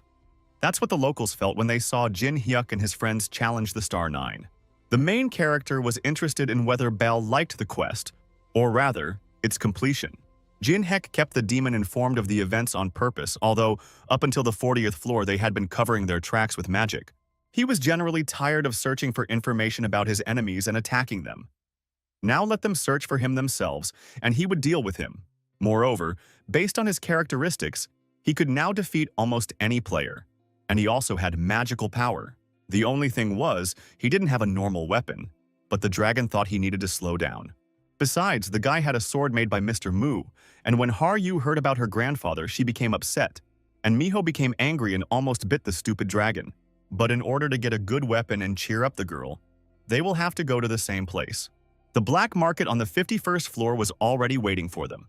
You can find a lot of rare and interesting items there, and if the girl likes something, he will buy it for her. Sometimes brilliant ideas visited the bright head of the main character, which meant purchases. But they had to forget about shopping for a while because another group of mercenaries found them and threw a bomb at them, which exploded. Amidst the dust and smoke, a blonde appeared and attacked the main character. If it weren't for the power of the goblin mask, the guy would have already been scraped off the asphalt. But the girl was surprised by his reaction. But this was not enough, because the most interesting part was just beginning. Moreover, this was not an ordinary girl, but a machine.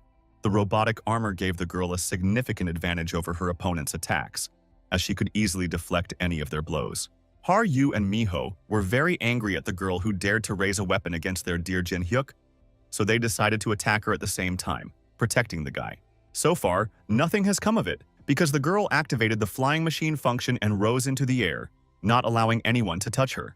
It was quite an amazing sight, and Miho had never seen anything like it in her short life. But at the same time, it didn't play into the hands of the protagonist's comrades. Moreover, the mercenary played rather dirty, and now launched a dozen small but dangerous bombs at the girls. They exploded one after another, shaking the space around. Har-Yu and Miho survived, but were seriously injured and unable to continue fighting. The mercenary admitted that she had expected much better results from the Phantom Mask and his companions, so she now felt some disappointment from their swift victory. But it was obvious that this was a kind of prelude. Now Jin Hyuk was ready to enter into battle with his ghostly army. He dealt the first blow to the girl together with the dragon, and now he was ready to see the result of his actions. But this attack was also rather useless. The girl survived. There was not a scratch on her. And what could a sword do against an advanced firearm? All she could do was dodge. But before killing the young man, the girl decided to introduce herself. Her name was Shane, and she was a bounty hunter. Jin Hyuk didn't quite expect this turn of events. But what is. But if the young man and his friends were being hunted by a professional bounty hunter, it only meant that a pretty decent sum of money was paid for their heads. And this despite the fact that they only made it to the 50th floor. The guys didn't need to introduce themselves. She already knew perfectly well that the main character was the Phantom Mask, and his friend was a strange dragon. It wasn't hard to guess that they were her prey. However, Hendrik believed that if that was all she wanted to say, then they could move on to the second part of the battle and let her die beautifully. Initially, the main character and his companions were her prey, but at some point she changed her mind. In return, she offered to make a bet. Shane was willing to reveal the name of her client if the boys won the bet. Hendrik didn't want to listen to this anymore, so he decided to cut off the girl's head, but the main character stopped him with a commanding voice. The young man understood that if the Star 9 or the 4 races were behind this, they would be in great danger, so he needed to listen to the girl and then decide what to do. Therefore, the protagonist was ready to listen to the terms of the bet that Shane proposed. The point of the bet was to arrange a battle between her and the main character, since fighting with the strongest always brought great pleasure. The dragon didn't expect that the girl just wanted to fight, but that wasn't quite true. She had one condition. The point was that no matter who won this battle, All three had to stay alive. Then the main character would be able to find out the information if she was alive. And there was no point in her killing him either. The guys didn't understand what the girl was up to if she was suggesting that no one should kill anyone. So it's 2 against 1, so the Phantom Mask should have also used the summoning. The fight was supposed to start any minute. Hendrik believed that they could cut off all the girl's limbs but still leave her alive. That was the point of the bet. The helmet had an autopilot mode enabled, which allowed it to identify the target, which was the main character, and start shooting at him. On the one hand, it looked impressive, but by and large, compared to the main character, it was child's play. The only problem was that the helmet was a distraction, and the girl came from behind and started shooting at the young man. But he reacted in time and put up a shield. Meanwhile, a dragon appeared behind her, about to cut off one of her limbs. As soon as she sensed the enemy approaching, she activated the visor. This technique allowed her to move through space, and the dragon struck not her, but the main character's shield. Shane didn't understand what was going on, why the guys were acting out of sync, or whether they were both trying to deal with her alone, which was also the case. Meanwhile, the guys had already begun to sort things out among themselves. Who of them was right? Who of them was wrong? And in general, who of them was more important? And who should be more attentive? The only problem was that they were arguing too hard and didn't notice that they had left the girl alone. And she was very upset with them for that. And now it will be very, very painful for them, but they shouldn't worry. After this attack, they won't die, but their heads will definitely cool down. This attack of hers was even more powerful than all the previous ones, and the explosion from it was also much more powerful. Therefore, in order to survive, the main character and the dragon had to escape through the portal opened by Gina Hyuk. They landed in the forest. It's good that the trees softened their fall, otherwise they would have broken all their bones. It is obvious that if the teleport had not worked, they would now be in a much worse condition. Or rather, after that attack they would definitely have died. But the dragon is not happy with this turn of events. He is not used to running away from the battlefield. The dragon screamed in vain because the girl continued to watch them. Or rather, her helmet flew around the area, trying to find their location. The only thing the protagonist understood well was that Shane was not born on Earth, but somewhere in another dimension or on another planet, since the technology she possessed was an order of magnitude higher. It is known that this tower is connected to different dimensions and measures. It is quite possible that it came from somewhere far away, where technology has advanced far beyond the known level on Earth. Therefore, if Hendrik wants to win, this time he must follow all of Jin Hek's orders without question. Meanwhile, the girl actively continued to search the forest for the main character and the dragon. And then Jin Hek appeared before her in all his necromantic glory. The girl thought that if the guy appeared in front of her so openly, it meant that he was ready to give up right now. The problem was that he was too tenacious, and capturing even such a lovely virgin was not in his plans. Meanwhile, he summoned a bunch of his souls, but this disappointed the girl a little, since she was expecting some amazing technique, and he was trying to stop her with some ridiculous spell.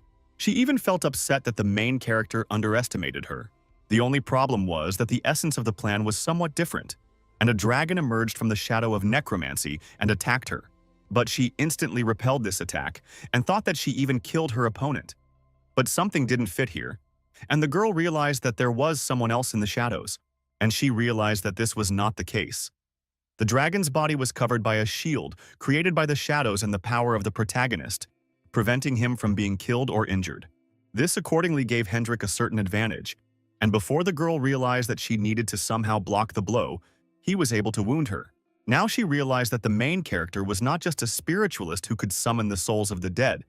Thanks to the features of his multi-class, he passed on all of her buffs and skills to Hendrik, and now the young man was going to show both the dragon, who would be actively participating, and the girl the true support of a multi-class.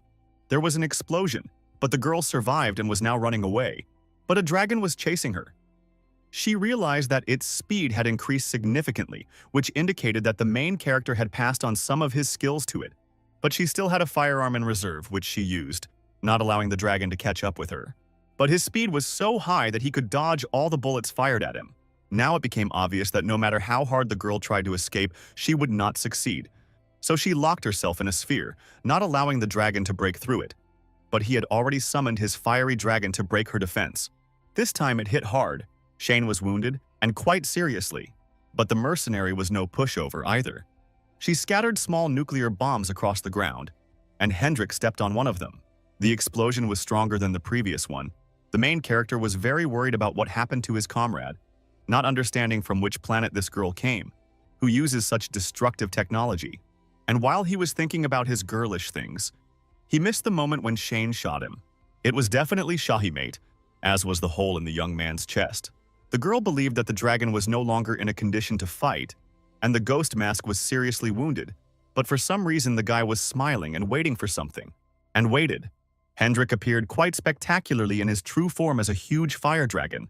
But Hendrik was extremely angry and extremely dissatisfied because the girl forced him to take this form. So hateful, so disgusting to his heart and soul. Hendrik breathed fire, trying to roast the girl. Now she understood that she was dealing with one of the most powerful creatures in the tower. But she still hadn't used up all her strength, and launched several drones that surrounded the dragon. But in this form, the girl's drones were to him like mosquitoes to an ordinary person. Yes, they gave each other their word that they would not fight to the death. But this does not stop him from making her beg for it. To do this, he began to form a huge fireball. Shayna was confident that she could stop this attack, just like everyone else. And once again, two forces collided, magic and advanced technology. And an explosion thundered. Meanwhile, the protagonist stood to the side and tried to heal the wound, but the process was moving too slowly.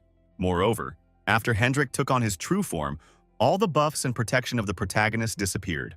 But even after the last explosion, both the dragon and the girl were alive and well. Moreover, she was sitting on his face. What was more interesting was that if at the beginning of the fight there was only one Shane, now she was doubled, tripled, and in general, there was too much of her. Hendrik didn't understand how all this could happen, because he controlled all the mana in this forest. But it wasn't about mana, it was about science. So Hendrik couldn't do anything about it, because there was only one real Shane here, and all the others were her holograms.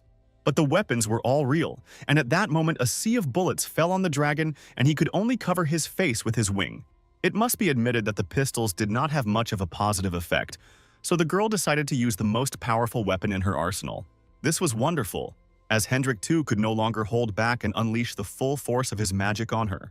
And again there was an explosion, but this time she managed to harm the dragon. Even Shane herself was a little hurt by it, which is why she didn't want to use the antimatter bomb. But those two left her no choice. At that moment, the engine in her plane overheated and began to fail, and the plane was about to break down. He did a good job, so the girl turned him off because she thought she had already won. There was a mistake. Hendrik was alive and well, and all of this had been calculated in advance. But it might only seem that way at first glance. In fact, Hendrik was in serious condition and fell to the ground. This was what she was looking for, so she was happy. But she was too early to rejoice and open the champagne because she had two opponents. And although Hendrik was not in the best condition now, Jin Heck had regained his strength during this time. He didn't scare her because what can a person with a hole in his chest do? Well, nothing. The girl demanded that the guy admit his defeat. It would only be possible to understand which of them would win when their fight took place. But before that, he decided to absorb some of her weapons.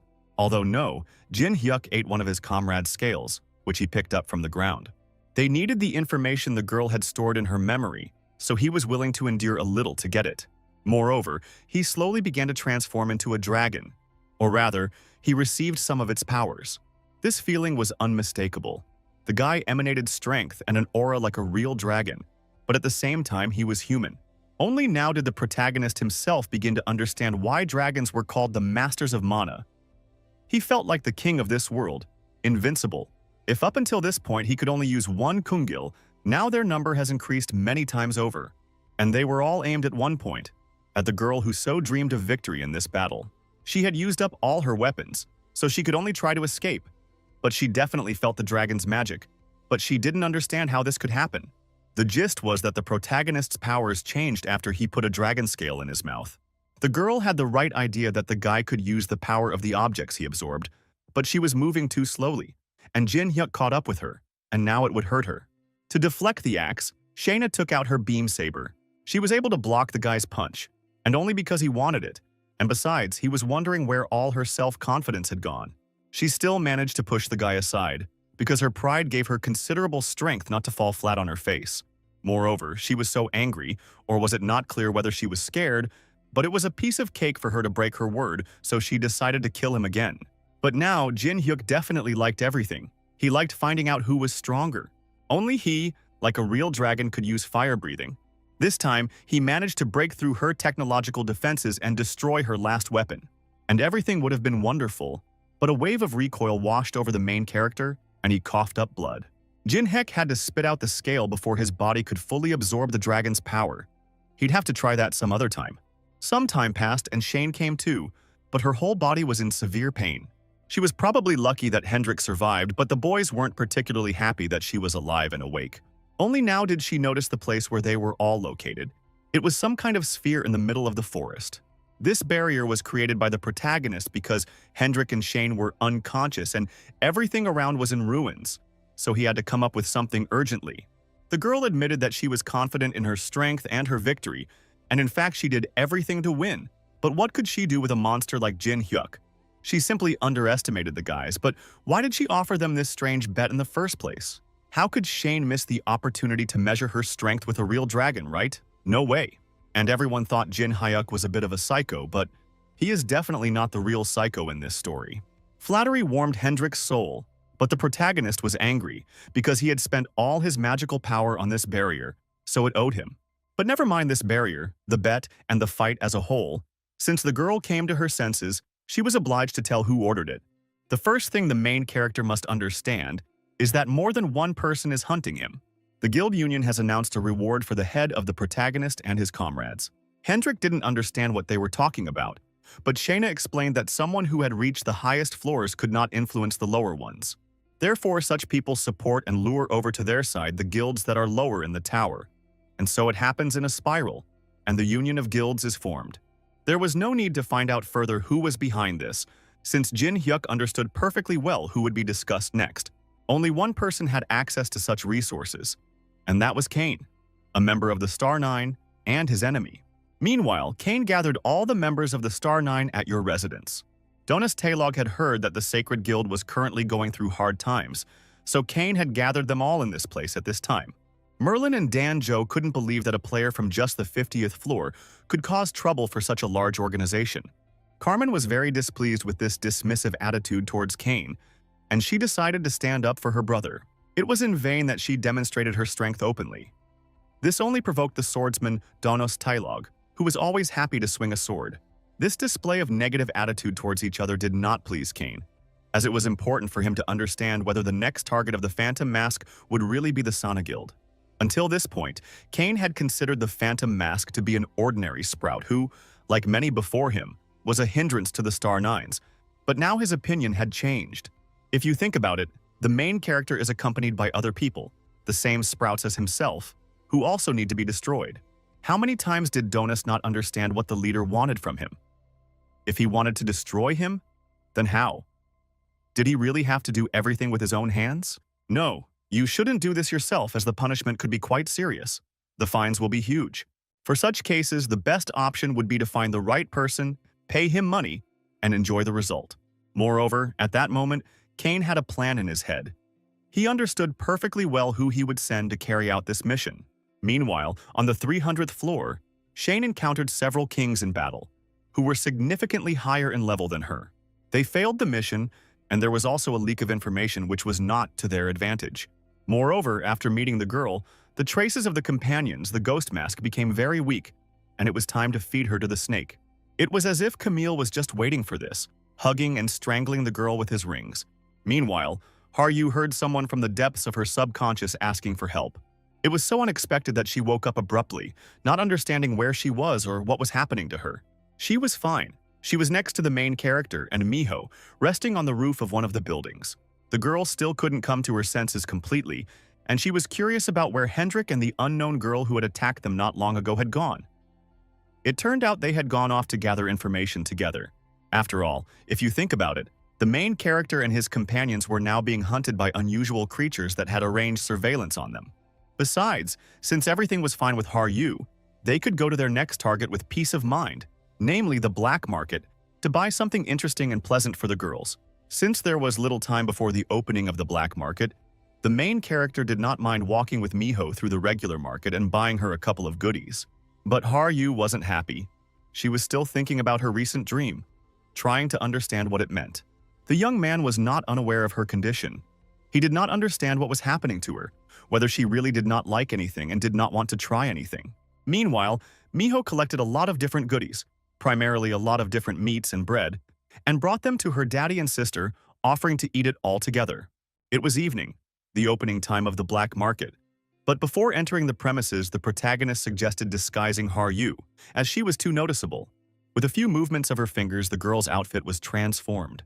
She looked like a true lady in a fluffy dress with crinolines and a cute hat that hid her horns.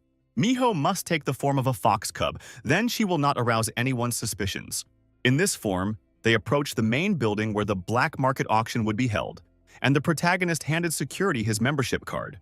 This card allowed access to any black market and could only be obtained if the visitor had a sponsor. This reaction surprised the protagonist a little, and he thought that some problems had arisen, but there shouldn't have been any problems with some membership card. The security guard escorted the young man to his place in the VIP zone. Everyone around him was discussing his spectacular appearance with a beautiful girl, believing that he had improved his personality. After giving a few instructions regarding the auction itself, the security guard left the VIP room. The auction was in full swing, and the protagonist managed to buy a Noriga for summoning animals for Miho for 350,000 gold. But then all the goods were somehow not very presentable, but at the same time, too many people gathered at the auction. There was definitely something wrong here. Too many people crowded on such a low floor, which meant that something big was about to happen. Meanwhile, the next lot appeared on the scene, and something strange began to happen to Haryu. Moreover, she jumped from her VIP seat and rushed to the last lot, as a voice from a dream was heard in her head asking to be saved. She couldn't resist this voice. The desire to save the one behind the screen was too great, but someone blocked her path, not letting her get to the last lot. Moreover, her opponent was quite strong, so he was able to push the girl away from the object that some fat cat had his eye on.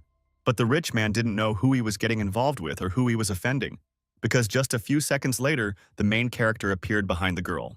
Jin Hyuk didn't pay attention to either the rich man or his guard. The only thing that mattered to him was the girl who was saying that she heard a voice asking to be saved from behind the screen. Meanwhile, the auctioneer asked everyone to remain calm, as this kind of behavior was quite common for the auction house, as quite a lot of good goods were appearing, and buyers were ready to let in not only their own money. As soon as the screen was removed, Haryu saw on the red pillow an object that had previously belonged to the extinct goblin, namely, the girl from her vision. At that moment, the girl's brakes failed. She didn't understand, or rather, she understood, but she couldn't accept the fact that someone had stretched out their dirty hands to their sacred relics. But it was better for her to do nothing and trust the main character. He was going to solve everything. The bidding began, and the bids grew higher and higher with each passing minute. The rich man who had recently offended Haryu offered 1 million gold. He already thought that the matter was in the bag, but it was in vain that he, as he was leaving the hall, said that he was a little upset because he hadn't managed to make a stuffed animal out of one of the goblins. But it would have been nice to have the decoration too. At this moment, the protagonist offered 3 million gold pieces for the decoration. He looked defiantly at the fat cat, saying that if he was not going to raise the rate, then he had better leave this room now, while he was still kind. No one raised the bid anymore, so the lot went to Jin Hek for 3 million gold. Only now did the young man realize that, with his desire to end the auction at the maximum bid, he had attracted too much attention, so he needed to leave the auction as quickly as possible. Without thinking twice, he turned to the auctioneer and asked him to pack his goods for him, as he wanted to leave quickly. After some time, the young man, the girl, and the fox cub were walking along the city street. Haryu thanked Jin Hyuk for spending so much money for this thing, which meant too much to her now. But suddenly, a rather strange phenomenon occurred. The girl seemed to be embraced by a spirit that appeared from the hairpin and thanked her for saving her. But then the spirit disappeared as quickly as it had appeared, reminding the girl that she would definitely avenge every dead goblin. Jin Hyuk watched this scene in silence. He did not comment on the fact that he saw the soul of the dead goblin girl, nor did he comment on the situation as a whole. And at that moment, his sixth sense told him that danger had come from an unexpected source. The main character was attacked by a rich man's guard who wanted to take away his jewelry for his master. But the man no longer needed the hairpin, because he could make a stuffed animal out of the real last surviving goblin. But the girl there wasn't going to give up without a fight. We'll see who makes a scarecrow out of whom. The protagonist was unhappy that Haryu rushed into battle prematurely, because in such situations it was necessary to carefully read the possible options and then attack. But she did not do this once again. But now the young man had to first deal with his opponent, and only then help her. Certainly the swordsman who challenged him was on Hendrik's level, maybe even higher. Meanwhile, Haryu, realizing that her opponent was strong but too slow, decided to use combat conduction in order to win this battle. And she would have succeeded. Only her opponent used poison at the last moment. While the girl was trying to hold her breath, she missed the enemy's attack, and he knocked her to the ground. This was a lesson for Haryu. She must understand that every player who reached the 50th floor must have an ace up his sleeve, or better yet, two. This poison was special. Developed specifically for the properties of goblins' organisms, it paralyzed them. For some time, she would not even be able to move a finger. But no matter how strong this poison is, it still cannot extinguish the life in her and the desire for revenge. The fat cat didn't care about her tearful story. The main thing was to calm her down, or rather, to beat her up a bit, and then make a beautiful stuffed animal out of her for his collection. But to begin with, it was the psychopath who lost his limb, which he raised on Haryu. Jin Hyuk, as usual, appeared at the most dangerous and important moment, like a knight on a white horse. The rich man was right. Every player should have aces up his sleeve, and the guy had more of them than the others. So he moved freely in the poisonous cloud. None of it affected him. Besides, this rich man had too ugly a face, so he would simply send him to the next world. But at the moment when the main character was about to cut off the rich man's second hand, he missed the lightning-fast attack of the guard. It was lucky that the guy had enough skills to dodge, and if it had been another millimeter, the conversation would have been different. If the protagonist could not defeat the swordsman in fencing, he would use advanced magic. The guard managed to dodge, but realized that the guy was good at combining sword and magic, which meant he definitely had a hidden class. And the power. There was a feeling that in front of him was a veteran of a high floor, and not a player of the 50th floor. The man was already standing next to his master, asking him to hide somewhere as the situation had changed dramatically. Greed is a bad feeling, but stupidity is worse. It was in vain that the pot-bellied one didn't want to listen to his smart guard. Apparently, the rich man forgot the terms of their agreement. He promised to protect him for a fee, but the rich man does not interfere in the process and does not get in the way. Fear made the rich man run away, but he decided to steal Miho since Haryu couldn't take her. But then he changed his mind again and grabbed the goblin's hairpin and hit the fox painfully and pushed him aside. That could have been the end of it, but Haryu came to her senses and was going to get her own back. Although the guard couldn't see, he could clearly hear that the girl had begun to move, which meant that the gas's effect had worn off. His attempt to stop Haryu was thwarted by Jin Hyuk, who blocked his blow. The young man believed that once a man started a battle with him, he should finish it and not interrupt it at the most interesting point. This was something else. The main character hadn't had such strong swordsman opponents like this one for a long time. But Jin Hyuk was also good, so he was able to block his opponent's blows and respond with new attacks.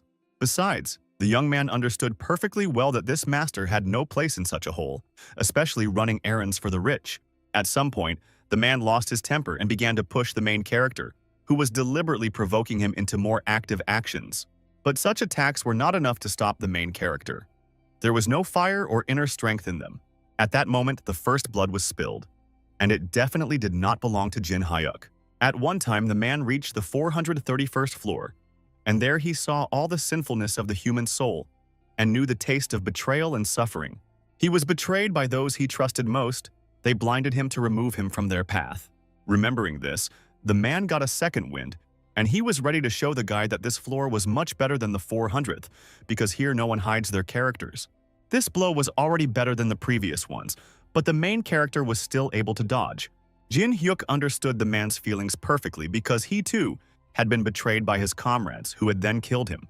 But even after this, he was not going to vegetate at the bottom, since he is a strong man who will rise to the very top and throw his enemies down from there without insurance. He will not suffer, cry, and feel sorry for himself, as a swordsman does, but will take revenge on everyone who deserves it. What infuriated him most about the swordsman was his cowardice. And looking at him, Jin Hyuk was well aware that he would not run away. That was not his way of life. Meanwhile, the rich man tried to escape, taking the goblin hairpin with him. He dreamed that he would soon be able to make a stuffed animal out of the phantom mask and Haryu. And the saving busy street was just a stone's throw away, but he was not destined to escape the girl's revenge. Now the two equal parts of the rich man will remain in this alley forever. Meanwhile, the hired security guard did not understand why the guy did not kill him, but only beat him up well. It was all simple. The man still had one unfinished business, and that was about the people, or rather the moral non-humans, who did something like that to his eyes. The man got the hint. The guy wanted him to take revenge on his enemies, okay? He will do it, but then he will definitely find the guy. Jin Hyuk and Vulcan, who had been bullying him the whole time, returned to the base. At that moment, Haryu ran up to them. The girl had enough strength to send the rich man to the next world and take her hairpin. But then she found a gold card among his things and brought it to the main character. It was a pass to the highest-ranking auctions, meaning the guy would be able to snag a truly rare item. Suddenly, the girl bowed her head and began to ask Jin Hyuk for forgiveness. Only now she realized that she had made many mistakes, allowed emotions to rule, and because of her, they all almost died. It was sweet, and the main character didn't take offense at all, as he understood what this object meant to her. But she needs to understand that revenge requires a cool head, even if there is a fire burning in the heart. Now it was possible to go to the auction again, and this golden card was a pass to the secret meeting. The number of people in the hall became significantly smaller, as few had such cards. Jin Hyuk not only listened to the presenter but also watched the reactions of people and creatures. They all began to react violently, which meant that they would now be shown something interesting. It is clear that now we will be talking about either a sacred animal or a relic. But when the rag was removed, the main character almost swore loudly. A dark elf was sitting in the cage, chained. The girl was clearly captured secretly. She had the sinister aura of a dark elf, but at the same time, she was most likely one of the higher ones. This girl possessed pure mana. This could have happened if someone deliberately tried to influence the high elf with the help of demons.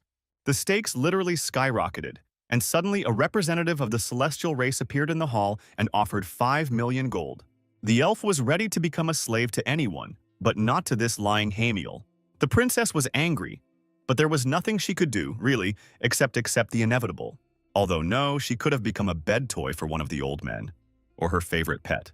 At this point, the manager was going to end the auction since no one would definitely pay more than 5 million.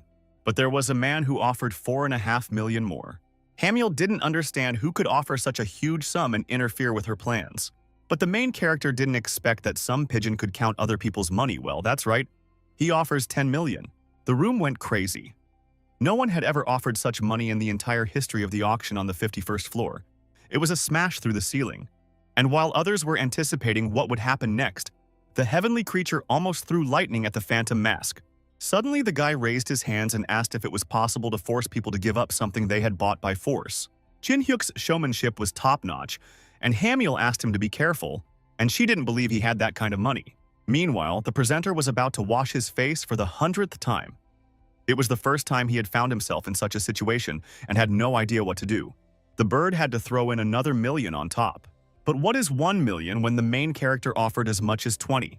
This elf will be his, so if Hamiel doesn't have enough money to cover his bet, then isn't it time to flit to another fire? In his mind, he was already licking her feathers, gouging out her eyes and impaling her on a valve. But until he had enough strength for this, he would have to wait a little longer. But today, it will be enough that he takes for himself what this creature so strongly desires for himself.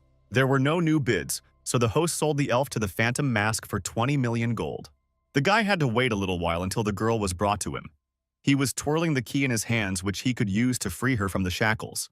The man went after the elf, but Haryu wondered if her brother was really going to use the girl as a slave. No, of course not. He's in his right mind. And Vulcan doesn't count. He's just a soul and can't hit anyone.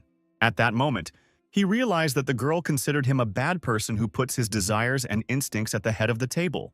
By and large, it was the most ordinary jealousy, because the dark elf was very beautiful. At that moment, Hamiel approached them. She was glad that she had still found them, since she had something to tell them. Jin Hyuk had no intention of giving his lot to the girl, and besides, one person had already gone to the next world when he tried to take his thing from him. No, the bird was interested in why the young man paid so much money for the dark elf and did not give in to her. The protagonist didn't answer, but the way he held himself helped Hamiel draw several conclusions, and interest in him rose very high. But his fate will be decided by others because she reported what happened to her superiors. How Jin Hyuk wanted to kill this dark creature under the guise of virtue, but he couldn't allow himself to do so. Not now. He needed to become even stronger in order to fight openly. But now, he would only face punishment. Hamiel failed to provoke the protagonist, so she switched to Haryu. Belatedly, the guy realized what the bird wanted. She needed Haryu, not his lot. The blood boiled in the girl's veins. She tried with all her might not to let this fire break out. She remembered her goal and could not allow everything to be ruined now. It was extremely curious, but Hamiel was sure that they would meet soon. She will be really looking forward to the company on the 100th floor, but for now, she has other things to do, so it's time for her to go. The hint greatly alarmed Jin Heck. It suggested that this creature knew much more than it would like, but she didn't explain or say anything else, leaving the main character alone with his thoughts. There was no point in sitting in the auction building, so the company went into the forest. The spiritual warriors were supposed to protect their master and not let strangers near him. No one was supposed to hear the conversation between the elf and Jin Heck, and besides, the girl did not understand his intentions. Isn't it obvious that he doesn't intend to do anything bad to her since he brought the children with him? Elione did not believe the young man, nor did she believe in the purity of his intentions. As soon as she said her name, the protagonist immediately realized that she was a princess from an ancient ruling elven clan. It's interesting, yes, the high elves might not have grown up, but now the situation is different. Soon the girl will completely become a dark elf, and then she will have demonic powers. The way the girl held herself spoke of her rebellious nature, which is what their guild needs. She was thinking about how to escape. These shackles were holding back her strength. It would not be possible to break through this way. But even if she removed the shackles, she would not be able to use her strength. She imagined a lot of different things, but she never expected that the guy would let her out of the cage for free. He didn't need a slave, but he did have a couple of questions for her. It would be impossible to escape anyway. Yes, the elves were excellent at mana management and summoning spirits, but their physical strength was below average. The elf didn't calm down. She suspected the guy of all mortal sins, because no matter what he did to her in this dark forest, no one would know about it. Elione Haryu blushed at her words and assumptions and covered her ears. Miho, in general, wasn't like that. It was funny, but suddenly the main character noticed the explosion and realized that Vulcan was in trouble. The players figured out their location and decided to attack them en masse to take away their money in the lot. If so, then Haryu and Miho had to help the first spiritual master. The main task was to not let anyone in here. The girls left and the guy hoped that the elf had a desire to talk. Meanwhile, Vulcan and the girls bought some time for their master. Elione didn't want to talk without 100 grams, so she had already drunk quite a lot, admitting that the main character's comrades were quite strong personalities. But Jin Hyuk also had to be strong. Then she didn't understand why he let the winged girl go. It was strange to hear that the guy considers himself not particularly strong, and moreover, suppresses his emotions for the sake of a higher goal. The girl was plunged into the most terrible moment of her life when her father ordered his heart to be cut out. Only in this way could a father pass on the secret technique of their family to his daughter. He was not afraid to die, but now in the girl's hands was the elves' hope for a bright future. The girl's brother wanted to capture her, although in fact it was he who was the traitor, not she. Eled was a traitor who sold the elves to the sacred beings. When Eled arrived at the clearing, he saw that the father had given his daughter the fruit that he had kept in his heart and demanded that the girl eat it quickly. At that very moment, Elione noticed how some unknown person finished off her beloved daddy. While she was thinking and suffering, the fruit that the girl was holding in her hand was destroyed by an unknown person. That someone was none other than Hamiel, who lured Elad to her side. But the worst part was that the heavenly being had its own plans for the girl, and she shot a beam of demonic energy at her. By and large, the representative of the celestial race racked her brains for a long time about what to do with the noble elven princess, and came to the decision that the greatest punishment for her would be to abandon her principles. So she asked her friend Demon to lend her some pure demonic energy.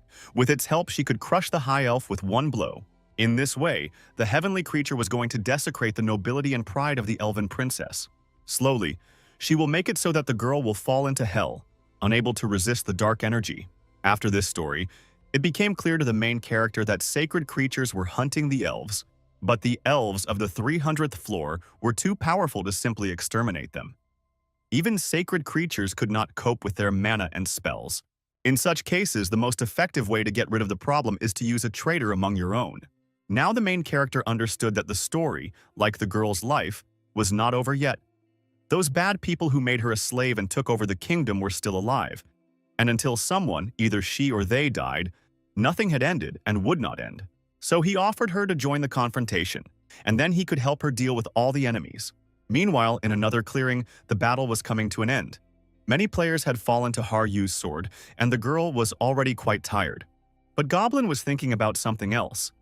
It seemed to her that the dark elf was so beautiful that she could steal the heart of her dearly beloved brother. That is why she felt late the appearance of an enemy behind her, who raised a sword over her head. Obviously, she couldn't react in any way, so she only hoped for a miracle. And the miracle arrived in the form of the main character just in time. The red orc died a hero's death, and the girl couldn't understand why the guy came alone and where the dark elf had disappeared to. A few minutes later, they were in another clearing. Elion suddenly realized that the main character was offering her to kill her own brothers and sisters. He didn't understand whether the girl had really forgotten how they had treated her. And if she remembered all of this, then she had every right to wish them death and revenge for her beloved self. Therefore, she must repay them several times more for everything they did to her personally, to her father, and to the entire people. After all, Jin Hyuk was going to do exactly the same thing to his enemies, and he was not tormented by pangs of conscience or doubts. The main character is going to take revenge on the Star Nine and all the sacred beings who imagine themselves to be God knows who. Now the girl couldn't join the confrontation. She needed to leave for a while to gain strength equal to the main character. And only then would she be able to find him again and begin the path of revenge together. But before the girl disappeared from sight, the protagonist revealed his true name and the nickname he earned in his past life. Hearing the young man's real name, Elion suddenly realized that there really were several unclear points regarding his death. But now everything fell into place. Moreover, if a girl suddenly decided that if she dies, the guy can take her body or soul for himself, turning them into spiritual soldiers. Meanwhile, Vulcan appeared in the clearing with Miho.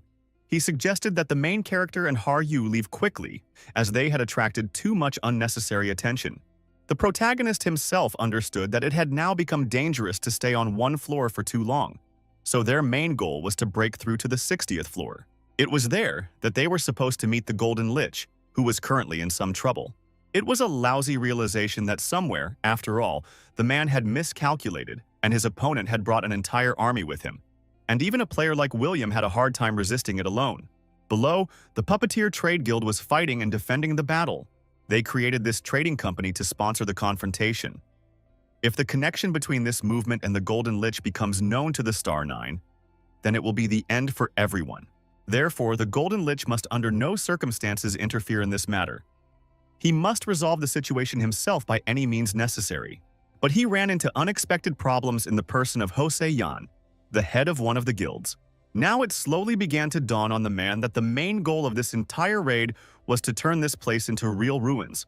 Jose Yan admitted that the guy had dodged his attack well for a normal puppeteer. But the problem was that Ian's ally had destroyed the man's last two puppets. Holio intervened in all of this, which Hossie didn't like at all, because he knew perfectly well that there would be a bonus for eliminating the main characters. But then his claims didn't matter, since it was the White Swallow who sat on the puppeteer's tail, and no Yan would dare take their prey away from them. While the men were sorting things out between themselves, the puppeteer thought that this was his chance to create new puppets for himself. The men, in fact, did not have time to realize how the puppeteer had thrown strings around them from which they could not free themselves.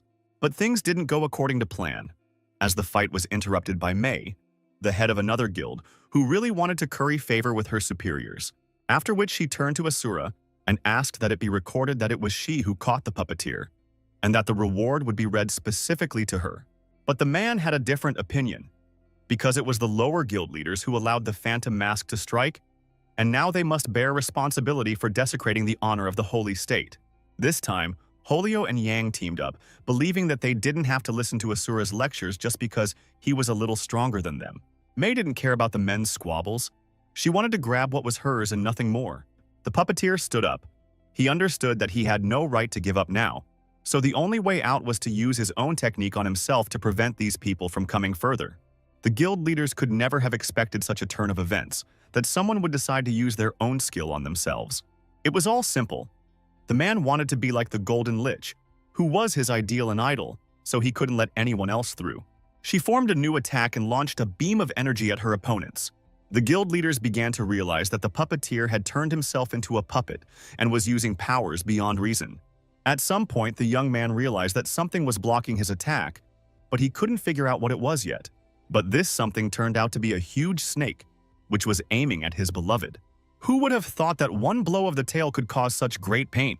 The puppeteer now knew. At that moment, Basil and Toon appeared on the battlefield, mercenaries who had been paid to get rid of problems. Now the guild leaders began to be indignant. They did not understand why players who had reached level 300 were interfering in their affairs. Asura once again ignored the outrage, as the people who had previously managed the operation had failed. So Basil and Toon would take matters into their own hands and continue what they had started.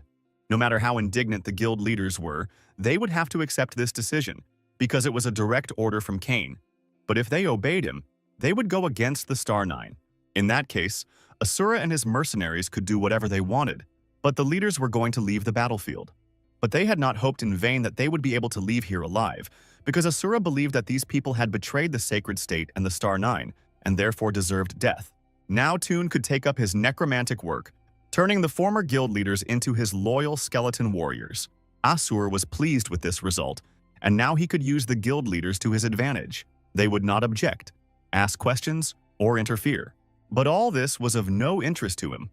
It was important to find the Phantom Mask, who had not yet been on this floor. And since there was no Phantom Mask on the 60th floor, he was going to find the place where the main character was. There was no reason for him to stay here. Asura, as usual, began to threaten, saying, "You're doing something. How can you go against the orders of the Star Nine, which are not discussed?" But these threats passed the necromancer by, and in any case, he was going to find the Phantom Mask and complete the task. By and large, Toon only agreed to carry out this mission because he was eager to kill the main character. Meanwhile, on the ground floor, a young man received a message from the Golden Lich. The messenger said that an emergency had occurred and Jin Hyuk was required to go to the 60th floor, because the base facility has been seriously attacked and is extremely difficult to defend. Without help, the Golden Lich won't be able to hold out for long on his own, so he'll stall for time. But it's hard to predict how long he'll be able to do so. The protagonist understood that William was running trading companies under different names because managing the tower's finances under one name was too risky. One could always run into big problems. This is only evidence that the Star Nine and the Great Beings have already sniffed out something, which is why this attack occurred. Hendrik didn't understand what the problem was because Golden Lich was one of the strongest players who had reached the 300th floor. Even if a powerful army appeared on the 60th floor, how could it deal with him? It's sad that the dragon overheard everything. The Golden Lich can't personally get involved in the fight. No one should know about his connection with the confrontation, so he conducts his business under various shell companies and names. And if he, or rather, as soon as he intervenes in the battle, everyone will know that his trading guild and the confrontation are in cahoots. Then one attack won't be enough, the Holy State will smash him to smithereens. Therefore, now their goal has become more than obvious. They need to move to the 60th floor and deal with the Sacred Guild Gang. Since everything was clear to everyone, he acted and ordered everyone to gather, and they would be transported in space to the next floor. So suddenly something went wrong and someone attacked the first spiritual master. Two silhouettes and a huge snake appeared ahead. People claimed that the main character and his comrades would not go to the 60th floor. They were determined that the protagonist and the others would meet their end right here and now. The young man immediately noticed that another explosion was being prepared, so he asked his friends to move away from the line of attack. They all survived, but there were a lot of questions spinning in their heads. Who are these people? What do they want? And where do they get such destructive power from? The main character made the logical conclusion that if these people appeared at exactly that moment, then they were sent by none other than Cain. This guess was correct. And in the meantime, Toon formed his skeleton army, which attacked Jin Hyuk and the others. But the main character was no pushover either. He responded to his opponent in kind. He summoned his spiritual warriors, who blocked the first one's attack. Now Jin Hyuk realized that in front of him was none other than the necromancer, and next to him was the snake charmer. And such a tandem looked very unpleasant. Hendrik immediately joined the fight. He wanted to take on the snake charmer, and the main character was supposed to deal with the necromancers. Unexpectedly, somehow the snake turned out to be a little more agile than the dragon, and he miraculously managed to avoid becoming its lunch. Basil sat astride his pet and offered the dragon to become his favorite pet. The snake charmer was confident that the dragon would be an excellent addition to his luxurious scaly collection. He was even ready to give it the highest position in his serpentarium. The guy was curious to know how the dragon scales would shine, what they would taste like, and he couldn't even hold back and licked his lips. It looked disgusting. But Hendrik refused such a tempting offer and attacked the snake and its owner. Meanwhile, Toon was about to kill the Phantom Mask, saying that the dragon would not help him. The protagonist tried to analyze the current situation. His opponent was approximately at the level of the 300th floor, although if you look more closely, he was stronger than Shane. It was even curious to see what this necromancer was capable of 10 years after the disappearance of the main character. Meanwhile, Haru and Miho must go to help Hendrik. After they deal with the snake charmer, they will have to go straight to the 60th floor. The girls didn't need to be told twice. Jin Hyuk himself was going to deal with the necromancer. It was interesting to see whose undead army would win this battle. Tune didn't understand what was happening now, because usually necromancers stopped at the mere sight of his warrior skeletons. It wasn't hard to tell that the protagonist was a spiritual masterclass, as their ghost warriors were different from each other. Jin Hyuk didn't deny it, but the guy started to get cheeky, demanding that the main character give up this title and give it to him. The only problem was that the main character didn't want to do it, and didn't see any reason to do it. But since the Ghost Mask did not want to give him the title of spiritual master in a good way, the guy decided to take it by force. Meanwhile, Haru and Miho rushed to help Hendrik. Suddenly, the unexpected happened. A monster with an open mouth appeared from underground and swallowed the girls. It was Toon's doing. He threatened the protagonist that if he did not give him the title of spiritual master, his comrades would die a painful death in the monster's stomach. Meanwhile, the situation on the battlefield on the 60th floor was very complicated. No matter how hard the trading company's workers tried to destroy their enemies, there were too many of them, and the forces were clearly unequal. At one point, one of the workers even had a gold coin fly at his head, which he initially mistook for a pebble. The guy was even a little happy because he considered it luck to find gold in such chaos, and did not attach any other significance to this event. Meanwhile, Asura was watching the battle. He understood that the vanguard was still being blocked using the same scheme as before, which meant that it would be impossible to penetrate inside, at least for now. Perhaps the Merchant Guild had an incredibly powerful mage in reserve, whose power could block the entrances and exits, and the guess was not far from the truth. The Golden Lich, using his special technique, tried to block all entrances and exits to the building. But the young man understood that this method would not last long, and he would soon be identified. Meanwhile, on the floor below, the monster tried to hide underground, having swallowed the girls. Seeing this, Jin Hyuk tried to stop him and save his friends. He was ready to fight to the death just so the monster would let Haru and Miho go. But Toon had other plans. He blocked the protagonist's attack, planning to take his title as Spirit Master and then become the successor to the Death Star. Meanwhile, the girls came to their senses in the stomach of this incomprehensible creature. Everything was fine with them. Nothing even hurt. Only there, they were surrounded on all sides by skeletal warriors who had to make sure the girls stayed in place. Hendrik also noticed that the monster that had swallowed the girls was trying to escape. If Jin Hyuk failed to stop this process, then the dragon was going to prevent the monster from hiding. But the dragon didn't manage to carry out his maneuver, as a huge snake tried to swallow him. While Hendrik managed to block the main snake's teeth with his sword, he was unable to prevent the attack of the small snake that was hiding inside the larger one's mouth. This purple snake was too nimble and bit the young dragon on the neck. Only this wasn't a poisonous snake, but something much worse. And the dragon began to feel it little by little, and the snake charmer gloated. This snake amplified the enemy's negative memories and then passed them on to its master. But Basil could not understand how one could hate dragons because they were perfect and beautiful. It seemed that Hendrik was a dragon himself. Or rather, he could become a dragon, and that was no less wonderful. For Hendrik, the dragons were nothing more than enemies who had destroyed his homeland, so his anger was immense, and the desire for revenge filled his entire soul and body, and made it 100 times more painful that he was reborn in the body of his enemy. Therefore, it was better for the snake charmer to remain silent and say nothing if he did not understand the essence of the matter. But Basil believed that he understood his opponent perfectly, because he became a dragon. Wasn't that the price for all the years he had lived and the deeds he had accomplished?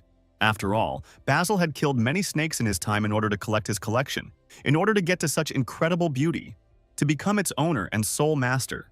Therefore, the sacrifice that Hendrik paid seemed to the man rather cheap and even pitiful. After which, the man decided to formally introduce himself so that Hendrik would know the face of his hero. Hendrik also introduced himself and promised to destroy everything and everyone who had scales, starting with that ugly snake behind the Blondin's back. Of course, the man didn't want to enter into battle and ruin the dragon's skin, but nothing could be done. A fight is a fight. There were, however, too many snakes, and they attacked the dragon from different sides, and no matter how hard he tried to pierce their skin, he was not very successful. The problem was that there were too many of these snakes and there was no end in sight. But the dragon still believed that no matter how much his enemy attacked him with his snakes, he could not be defeated by such creatures. But at some point something went wrong, and the largest snake rushed to attack, and only now Hendrik realized that all the others were a diversionary tactic. Moreover, the snake surrounded him with its body, squeezing its coils, and Hendrik began to find it difficult to breathe. But the worst thing was that in such a situation he could not resist his opponent in any way. He could not move, and the snake opened its mouth and wanted to swallow the dragon. The man understood that at this rate, it wouldn't be long before he died, and therefore he needed to try to get out of the current situation. Perhaps teleportation could be the solution.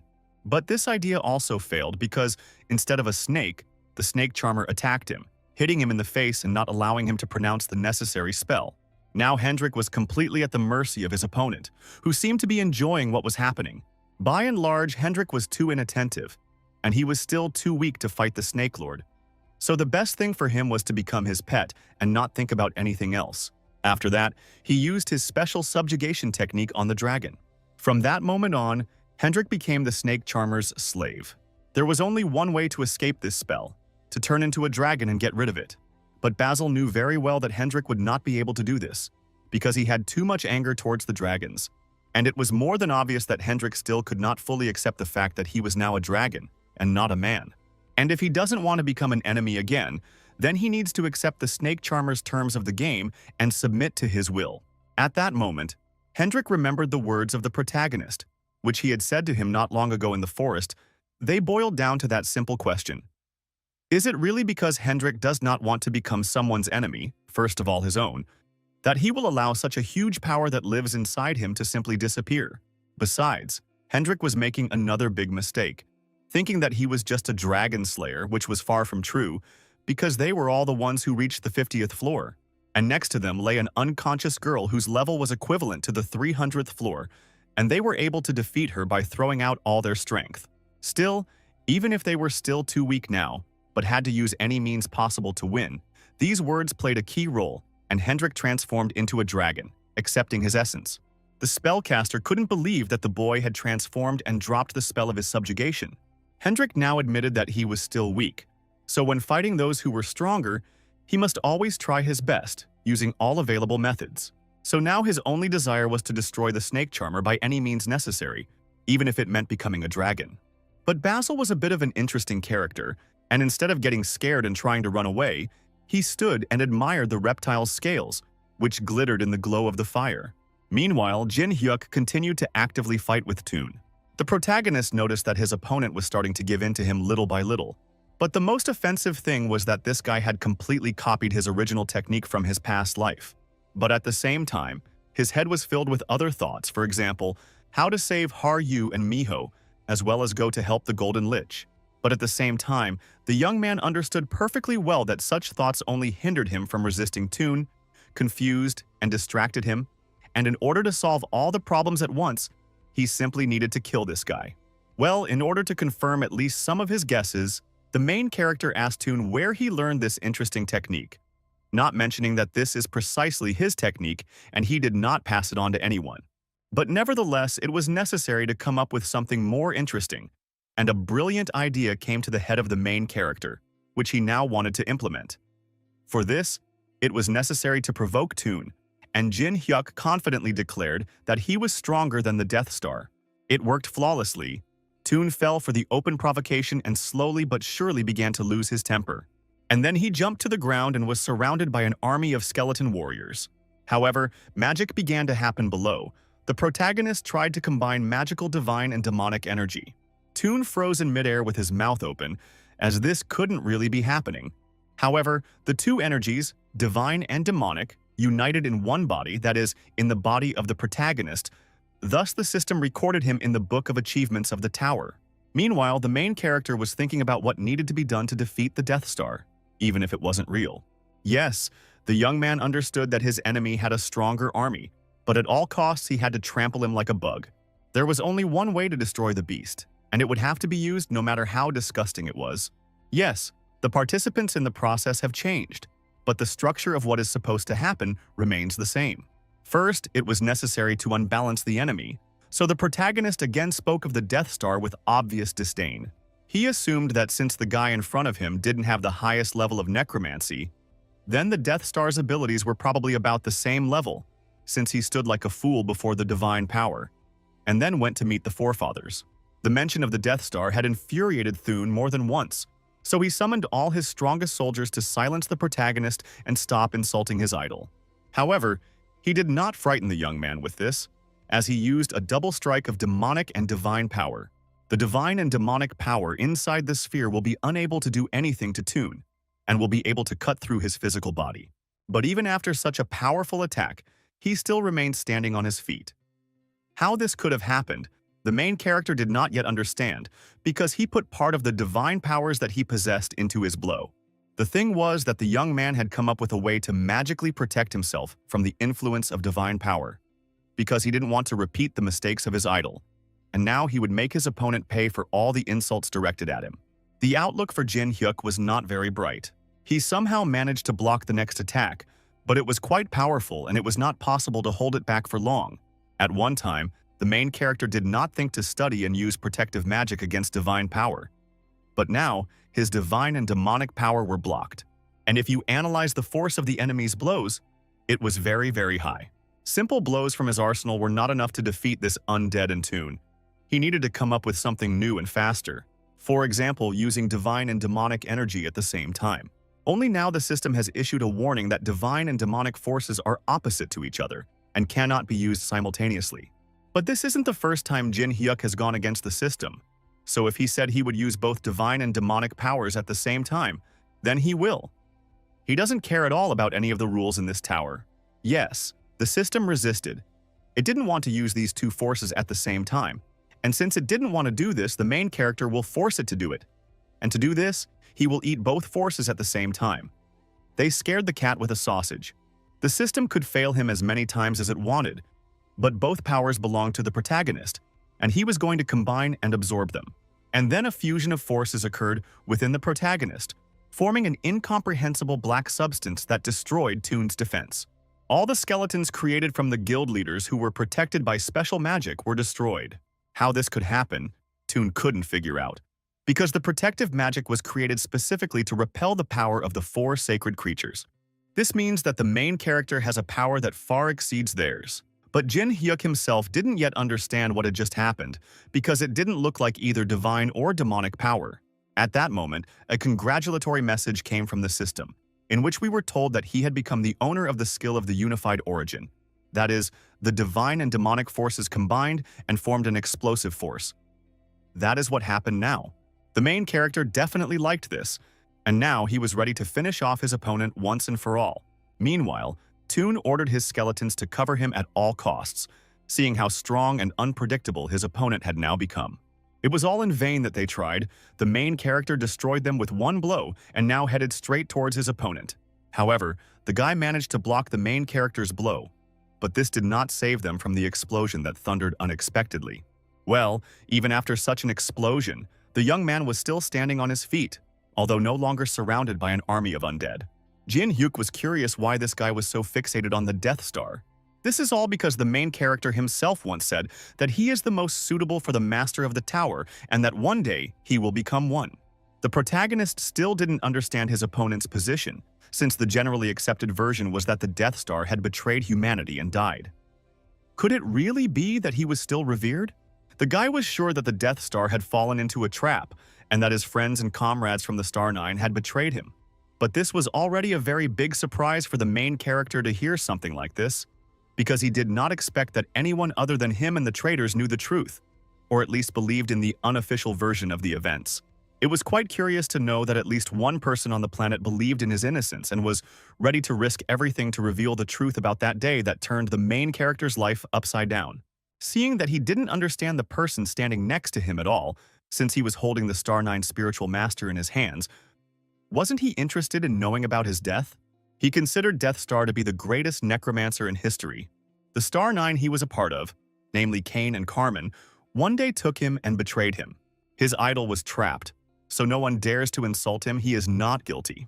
Jin Hyuk didn't expect that there were still those in this tower who believed in and remembered him. It was nice. Yes, Toon recognized the abilities of the man who stood before him, but not as a descendant of Jin Hyuk. After all, the main character was not just a benefactor for Toon. He possessed a power that was much brighter than the Star Nine. Therefore, he always not only admired, but was also proud of the fact that he was personally, albeit briefly, acquainted with the main character in his past life. So now he must kill the main character and take over the Death Star's name entirely. I wonder if the protagonist was now ready to see what Toon was capable of, and then acquire him as a spiritual warrior. At this time, Toon's talents and abilities were not yet fully formed, but he was already on the path to becoming a spiritual master, and was approaching the level of necessary strength. Now he has prepared and used an attack called Hundreds of Night Ghosts, an additional surprise for the protagonist, who did not expect to see an army of hundreds of ghost warriors. If so, it was time to release Vulcan to have some fun and stretch his spiritual bones.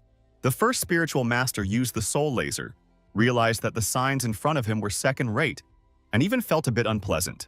However, they were very similar to the warriors he himself had created at the very beginning of his own journey to becoming a spiritual master. It would be surprising if this guy achieved this level on his own. He was obviously a skill freak, and if Jin Hyuk hadn't been reborn, maybe this guy really would have become the next Death Star.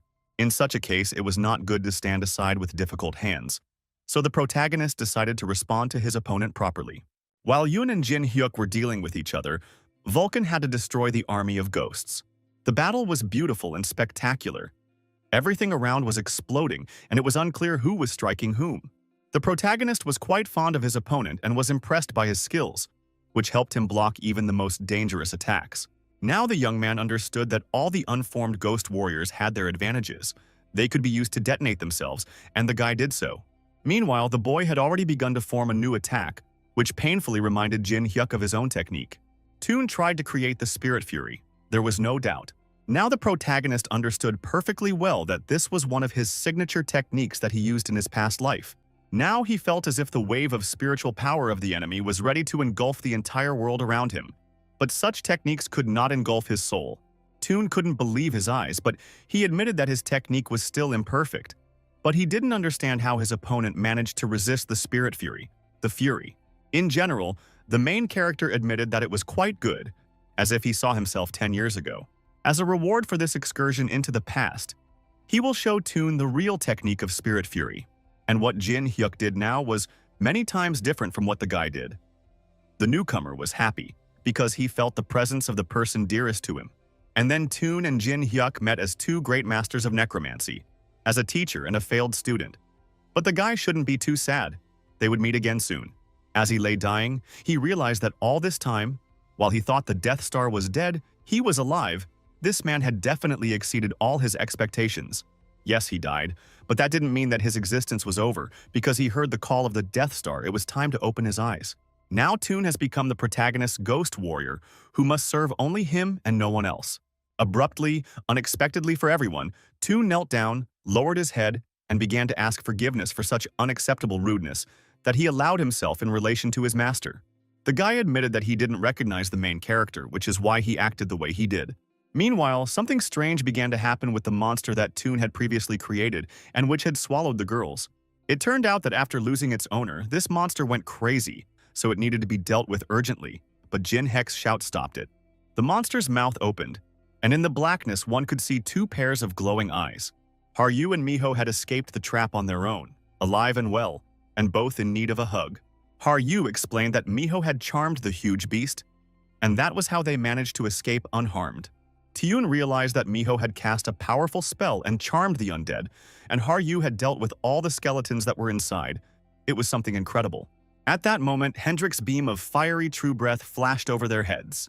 This meant complete victory over the snake charmer, who fell to the ground piece by piece. Basil was definitely practically dead, as half of his body was practically missing, or at least there was a huge hole showing. Finally, the dragon could take on the form of a man. He admitted that his opponent was quite strong, and it was extremely difficult to defeat him, but he managed. But this meant only one thing. Basil was finished, and Hendrik was about to cut off his head. The snake charmer basically had no more aces up his sleeve. All that was crawling around him were small snakes that looked like worms that could be crushed. But since the situation had turned around, Basil looked at Sheila and said that they had really come to an end, and then asked the snake for forgiveness. But no one expected the man to open his mouth wide and stuff the snake in there, chewing its carcass with relish. At this point, the main character expressed his emotions very colorfully. He considered himself a very unique person, but this was too much. Hendrik did not wait any longer and dealt the last blow to his opponent. Only something very unusual happened, as the blow was blocked and the snake charmer came to life. Moreover, the sorcerer was now half human and half snake.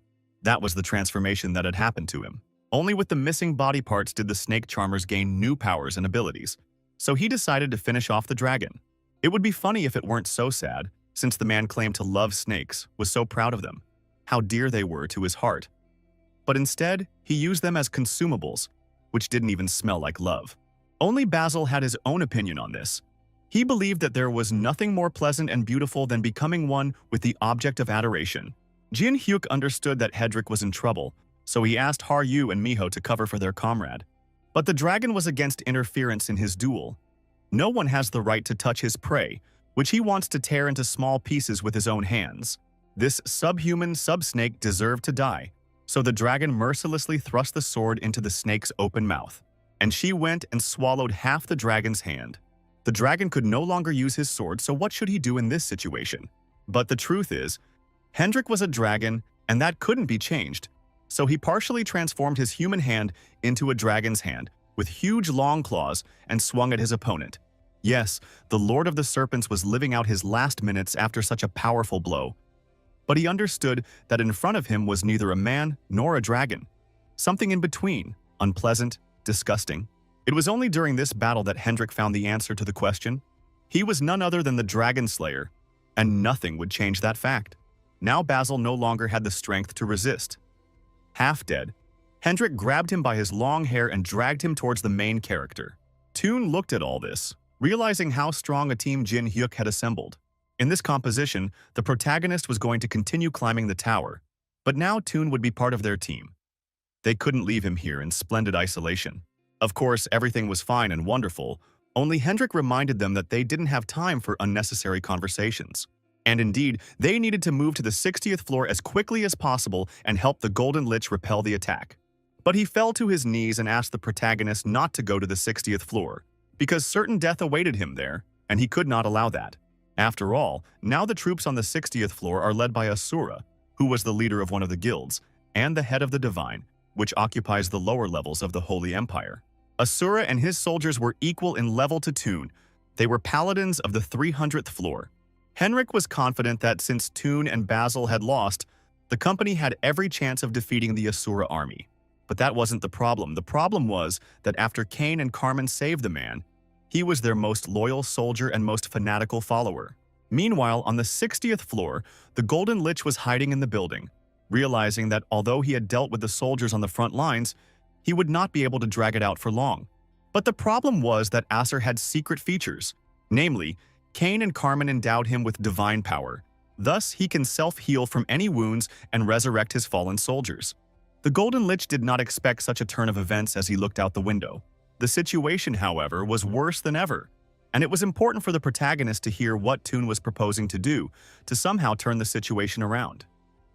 Sitting here and waiting for the enemy to destroy the trading guild was wrong. Although everything was difficult, it was not impossible, and there was a way to equalize Jin Hyuk's strength with his future opponent. The protagonist is obliged to consume the flesh of Toon, which he kindly offered to him. The guy was roughly aware of the protagonist's ability to absorb objects, so the dead body could also be considered in this capacity. Then all the power Toon had been accumulating would become the power of Jin Hyuk. And since this story started, Hendrik also had an idea. Since the young man offered to absorb his body and his powers, then one could consider the body and the Lord of the Snakes in the same vein. But for now, Jin Hyuk doubted the correctness of this action, because he understood that perhaps there were people who were waiting at least for the bodies of his former opponents. But there were no such people, and Thun respected the Death Star, and if he could help with his small power, then for him there was no greater honor and joy. So he begged the protagonist on his knees to accept his power. Jin Hyuk basically had no choice, so he agreed to become an extension of Toon's power, and at the same time the Snake Lord. A second later, the young man began the process of absorbing the bodies of his former opponents. Meanwhile, on the 60th floor, real carnage and destruction were taking place. The Golden Lich looked out the window dejectedly. realizing that at this rate the enemies would soon capture the building. And besides, the losses on their side were enormous. The puppeteer was no longer in a position to do anything, and time had to be bought. To begin with, the young man planned to divide the troops and create chaos, and even tossed a coin to begin the attack. Only at that moment something went wrong, and a huge ray of divine energy rushed past him, shaking the entire building with an explosion and creating a huge hole in the wall. Somehow, the Golden Lich and the puppeteer managed to survive, but the problem was that he was still discovered. The young man had no idea where Asura could have gotten her divine power from, but there was no doubt that it was she. Asura appeared almost directly in front of the Golden Lich on the opposite side of the window, his intentions obvious. The man had clearly come here to punish the unknown merchant or the phantom mask, or better yet, both. But William doubted that this man belonged to one of the Star Nines. Yes, Asura was not a member of the Star Nine, but Cain gave him two orders. The first was to punish the useless guild leaders, which he had already done. The second order was to remove the ghost mask and all his assistants from the way. Otherwise, they would cause nothing but trouble. The man perceived his master's orders as absolute, because he perceived him as a deity, which meant that thinking about any extraneous things was a waste of time for him. Meanwhile, the Golden Lich made the best decision for himself: to run away from his opponent for as long as possible. After all, the guy understood that if this man found out that he was a Golden Lich, the situation would only get worse, so he had to run away. It was clear that it would have been better to start at least a small battle. But the problem was that his skill was so special that revealing his identity would be like hitting two fingers on the pavement. He could not allow that. Asura didn't understand why his opponent wasn't using his strength, since he had previously shown a completely different level of skill, and now he was only running away. It was obvious that the young man was hiding something, and the man was going to find out what it was by forcing him to fight at full strength. Even in such a worthless way, the Golden Lich will not be able to protect his comrades because Asura will still find out everything about everything. And at that moment, when there was nowhere to wait for help, a dragon appeared on the battlefield, protecting the Golden Lich. Asura had heard that there was a dragon among Phantom Mask's friends, and if the reptile appeared here, it meant that his target was here too. It's amazing that the main character reached the 60th floor in one night and managed to defeat Toon and Basil. Now the main character decided to show off a little, and asked his future opponent where he needed to go to find and cut Cain's throat. This statement about the benefactor Asura clearly did not please him, so an active battle began, which was accompanied by explosions. Meanwhile, Hendrik, who was in the form of a dragon, and the girls who were sitting on his back also began to have problems. Asura's army began to attack them from below. Therefore, the Golden Lich decided to deal with these warriors first, because Azer could resurrect the dead, even though from the outside it looked like a fraud. In that case, there is only one option left. These people must be burned so that only ashes remain from the corpses. Ashes cannot be resurrected. Meanwhile, the protagonist used different combinations of techniques to defeat his opponent. At one point, he even managed to cut off a man's hand. Well, here's an unpleasant surprise. After a couple of seconds, the enemy's arm grew back, retaining its mobility. The young man didn't expect such a quick recovery, so to defeat such an opponent, he needed to use a powerful attack so that he wouldn't have time to recover. To do this, it was necessary to seize the moment and the best way to unsettle the enemy and put pressure on a sore point, which is what the protagonist did, saying that he did not expect that anyone would be able to suck up to the mentally unstable brother and sister, who considered themselves deities. The guy's tactics worked perfectly. The man began to lose his temper, which meant he would make mistakes. He became angry and formed a powerful attack with divine power and launched it at the protagonist. At that moment, the guy released the volcanoes into the world so that he could deal with the beam flying at them. Blocking the heavenly punishment with some cheap summoning was a strange move. And besides, the undead cannot resist divine power. It's surprising that the protagonist managed to pull off something like this, since he now had Toon on his side as a new spiritual warrior, and therefore all of his techniques and skills. From the very beginning, the guy did not accept either side, but after all the events, he found a place that suits him perfectly, and it is next to the main character of this drama. Asura considered this turn of events a betrayal, so he promised that he would destroy his soul, but he did not expect that the protagonist would order his new protege to destroy the man himself. It was good that Toon and Vulcan were itching to punch the insolent fanatic in the face. It felt like Toon had become even stronger while using the power that came from his master, that is, from the Phantom Mask. Meanwhile, wearing a fox mask, the main character attacked the enemy from behind, while the guys pressed him from the front. The blow was delivered and quite powerful. The man even began to cough up blood. But this could hardly be considered a victory, since although he was cornered and wounded, he still stood firmly and confidently on his feet, and his wounds gradually healed automatically before our eyes. The man believed that the phantom mask would not be able to win, because the infinite source of restoration that the great being had given him was open to him, so the guy was destined to lose. Only then, out of nowhere, a huge snake appeared and squeezed his body, preventing him from moving with its coils. And then, in response to his master's call, the Lord of the Snakes rose up, ready to provide support. Moreover, with one clear blow, Basil took off Asura's head. This should have worked. But it didn't work. Even such a wound was nothing to him, and a second later his head grew back.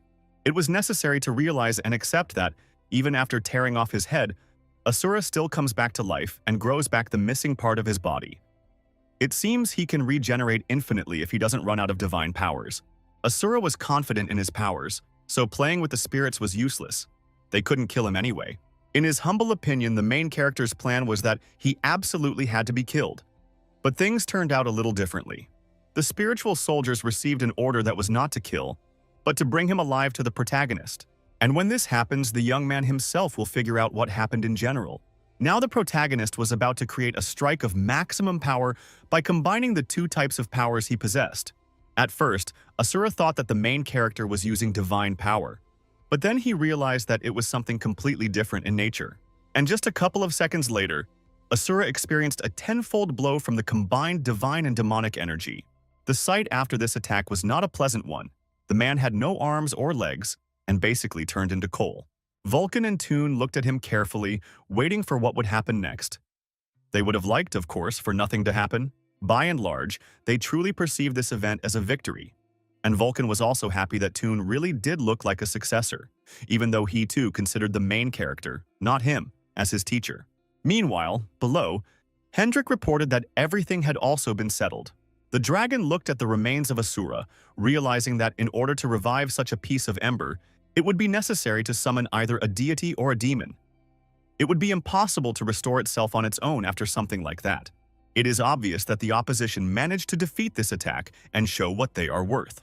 By and large, this was their first significant victory, which absolutely everyone should have known about.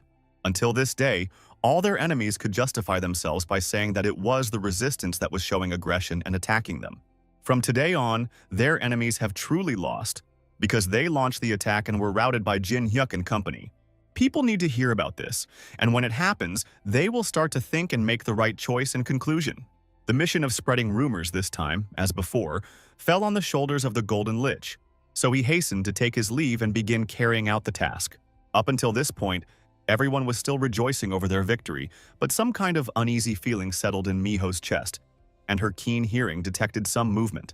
The first thing that came to mind was that somehow an earthquake had started.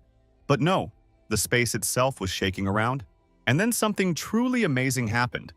A hole in the ceiling cracked, and a huge ray of divine energy struck the ground on the 60th floor. It is quite difficult to guess what could have caused such a phenomenon.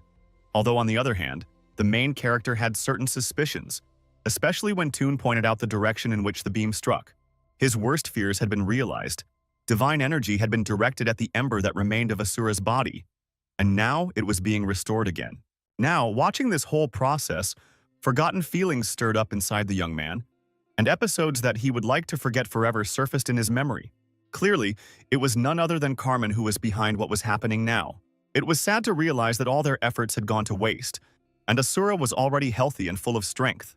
Just before this moment, the headquarters in Kane's apartment, his sister broke a cup of tea. The seal on her hand glowed, and signaled trouble. This meant that Asura, who went to the 60th floor, lost. The girl wasn't particularly worried about her puppet, although on the other hand, the man was a special toy. It turns out that the man not only regained his strength, he was resurrected as her direct representative. Now, whether he wants it or not, the ghost mask will have to fight her personally. The divine power that was now emanating from Asura could not be confused with anything else by the protagonist. He understood perfectly well that it belonged to his enemy Carmen. It is curious how the guy was able to recognize the divine power of the lady so quickly, the man would like to know. It is impossible to forget such a lousy, tasteless divine power. The protagonist didn't want to talk to the fanatic, but he did want to kill him, so he ordered his charges to attack him from different sides. The combined attack of Vulcan and Toon was quite powerful, as could be judged by the resulting explosion. Only this time it didn't work. If the first spiritual master and the failed disciple were living people, then Asura would have strangled them now. But since they were already dead, it was impossible to do this. Since the spiritual soldiers failed to inflict even the slightest damage, the dragon entered the battle in its true form. Yes, the dragon was very strong, but now Asura's body contained the divine power of one of the members of the Star Nine, so he blocked the blow with one hand, after which he knocked out the dragons with a roundhouse kick. But at the moment when he wanted to finish off the dragon, he felt that his body suddenly stopped moving. His gaze found Miho, who cast a charm on him, realizing that he was the child of some spiritual deity. Meanwhile, the main character appeared behind him, again combining divine and demonic power to strike. With a sharp movement, the young man cut the man's body into two parts. There was a mistake, and this time the enemy's body grew together, leaving not the slightest trace of a cut. Jin Hyuk understood that all members of his team participated in this attack, but there was practically no result. The enemy's body recovered too quickly. Now it was the man's turn to attack Phantom Mask and his friends, and this time the heavenly punishment was hundreds of times more powerful than the previous one. It was impossible to put up a barrier. The only way to save himself was to run away, which is what the guy asked his friends about, but it was already too late. It was lucky that after the heavenly punishment, Jin Hyuk was still alive, although his body stopped obeying him. And at that moment, when the guy opened his eyes and was able to concentrate, he saw Asura, who grabbed Miho by the throat and tried to strangle her. The man gloated, because Phantom Mask and his friends had failed, and the moment they decided to go against the Star Nine, they had already lost. Losing? No. That was much worse because, if you think about it, the guys couldn't even get close to the Star Nine, and now they have to die at the hands of the despicable slave Carmen. Injustice upon injustice. Anger had accumulated in the protagonist's soul, an anger that spurred him on not to give in, not to lose anymore, not to concede anymore. This anger simply wasn't enough because he still couldn't move. He still couldn't save Miho, who was practically already strangled by Asura. And at that moment, the nine-tailed fox intervened in the battle, possessing her daughter's body. And at that moment, it began to dawn on Asura that he had done something wrong. It was an eerie feeling when someone who had climbed the tower was reborn. And now, such energy was emanating from a girl who was clearly not just a girl anymore. And then, a powerful explosion thundered, which engulfed everything around. The change of scene happened incredibly quickly, and instead of the 60th floor, the heroes moved to the 70th floor in a dark forest. To save the protagonist and his comrades, the nine-tailed fox used her powers, which were placed in her daughter's body, and moved them to a safe place. What struck him was not so much the fact that he saw the legendary creature in front of him, but where they were now, because he had no idea what kind of place this was. She would have gladly shared the information just there. It sounded like a bolt from the blue, how it was possible to overcome 10 floors in one jump. There are different ways to climb the tower. There is a simplified way to reach a high floor, but it does not provide any points, so you have to go down to a floor that corresponds to the player's level. In fact, Haryu was born on the 100th floor, but never climbed up there. Well, it wasn't that important. The dark forest is an area that hasn't been discovered yet, so it's a desolate area filled with thick fog, and it's easy to get lost here if you don't know where to go. Hearing this, Jin Hyuk immediately realized that this was the perfect place for them at the moment, as it was much safer here than anywhere in the tower. But the fox couldn't say anything more since she had reached her limit, because she was not one of those who could interfere with the course of events in this world. So everything she could do, she did. Now everything depended on the players. The boys had to understand that moving into the dark forest was a temporary measure. They had been hunted for a long time, and in order to survive, they needed to become stronger. Therefore, at this rate of growth, they will not be able to cope with any member of the Star Nine, let alone the great beings, so they need to try to overcome their limit. The fox didn't have any more time to explain how to do this, but the main character shouldn't worry too much about this. He'll soon figure it out himself. The nine-tailed fox left, and Miho assumed her animal form and fell unconscious into Haryu's arms. There was even an attack, but the main character had excellent reflexes, so he dodged 2 arrows flying at his head. And a second later, a girl with a bow appeared on a branch of one of the trees, and she was very curious about what kind of uninvited guests had appeared on her territory. And the young man would have been glad to leave the dark forest and not get in the girl's way. But he had a small matter to do here, so he was ready to confront her for this, and called Vulcan and Toon. What surprise was written on the faces of the main character and Haryu when they realized who was in front of them. It turned out to be their recent acquaintance, a dark elf who had settled in this area, and the protagonist was curious whether she had already managed to gather her small army for revenge. An army is a strong word. She managed to find contact with several dozen dark elves, whom she put to guard the dark forest, but that was the end of her success for now. However, hope blossomed in the souls of all the dark elves, as there was something very important and valuable in this forest. And it's not surprising because she led the main character to a magnificent tree, namely the dark Yggdrasil. All of the protagonist's comrades froze in mute amazement. Before them was the world tree. It still didn't represent anything special since it hadn't yet reached the highest point of its power, but even in this form it was admirable. Now it's the protagonist's turn to reveal his cards and tell how he ended up in the dark forest and why he came here, and not alone. Hendrik said that they ended up in this forest with the help of the nine-tailed fox, and she told them that there was something here that would help them resist the Star Nine. Elion was very surprised that the fox really meant that very power. Meanwhile, the main character stood on the balcony and thought hard about the current situation. Today, more than ever, he realized that he was not strong enough, because in the fight against Carmen, he was powerless, and if it were not for the fox, his comrades would have died on the 60th floor. He was well aware that he needed a power that would be much greater than that of his enemies. Suddenly a voice, unfamiliar and strange, sounded in his head, saying that it felt foreign energy. The voice suggested that the boy had been sent here by either Baal or the nine-tailed fox. Imagine Jin Hyuk's surprise when he realized that the world tree was speaking to him now, and that it was the very power that the young man was so desperately seeking. The first time Elioni refused the protagonist to join the confrontation, now she was ready to support the all-out war declared on the Star Nine.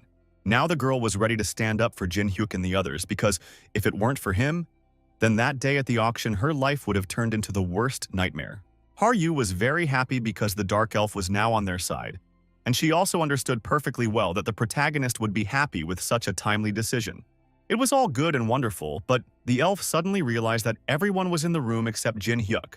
So the question was where he was. The main character headed towards the world tree as it invited him to come. The boy wanted to understand why the tree called him. In truth, the world tree had developed some interest in the young man's personality and wanted to satisfy it.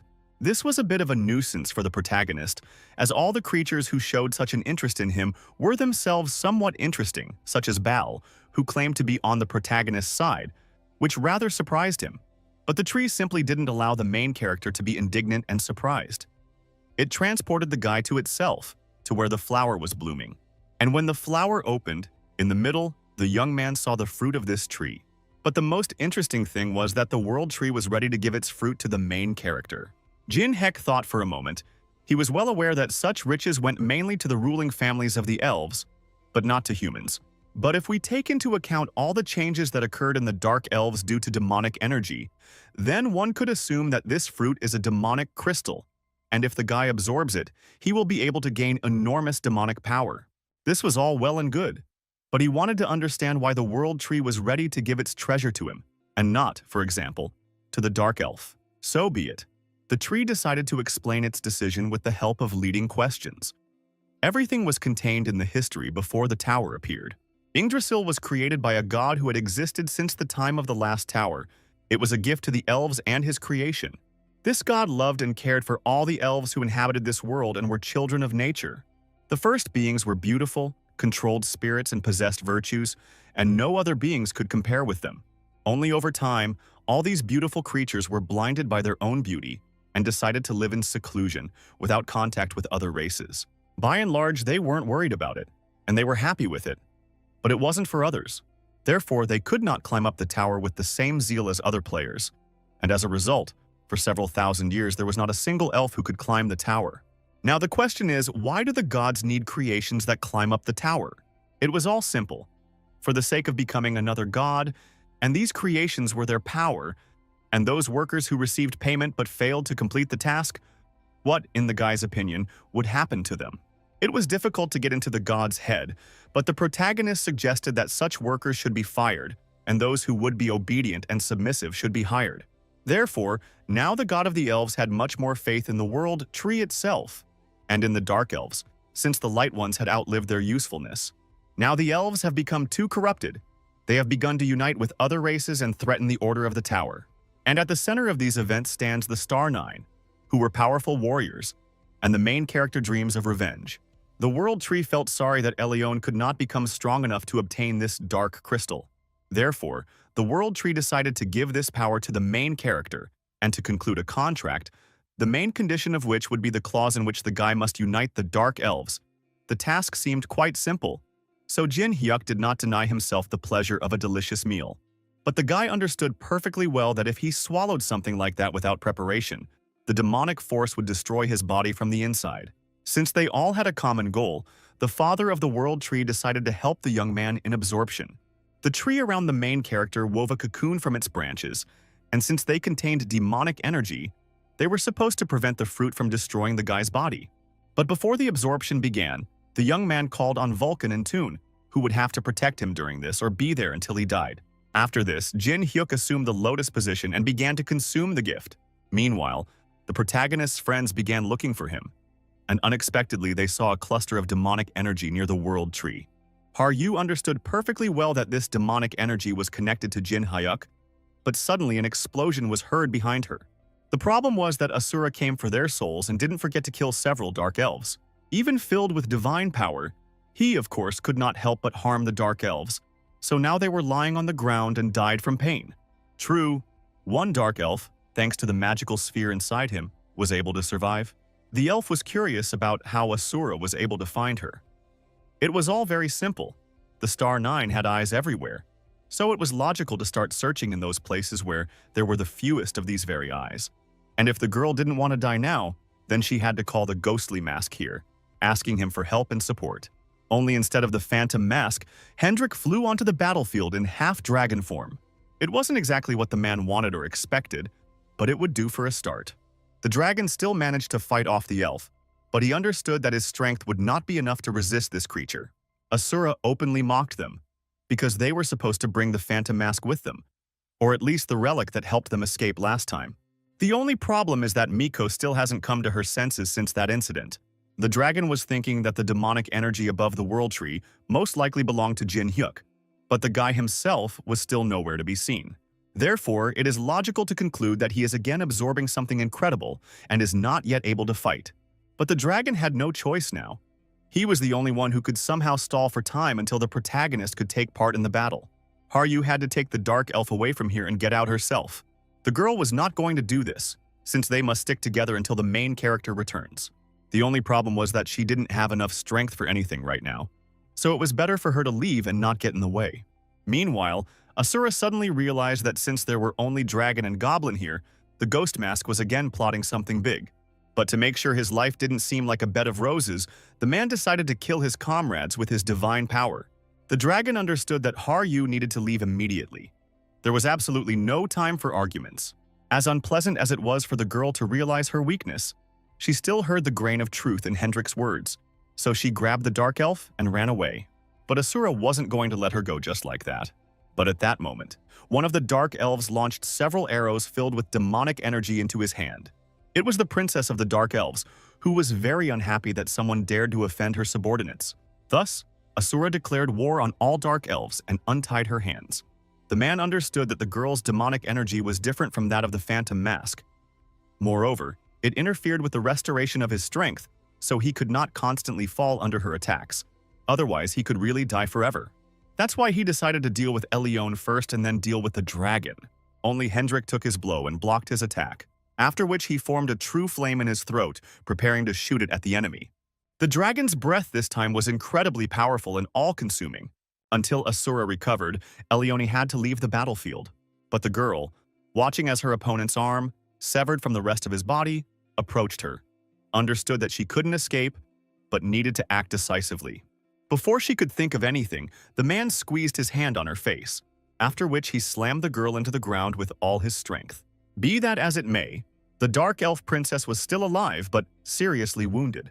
Meanwhile, Asura had almost completely recovered, threatening to continue what he had started, that is, her murder.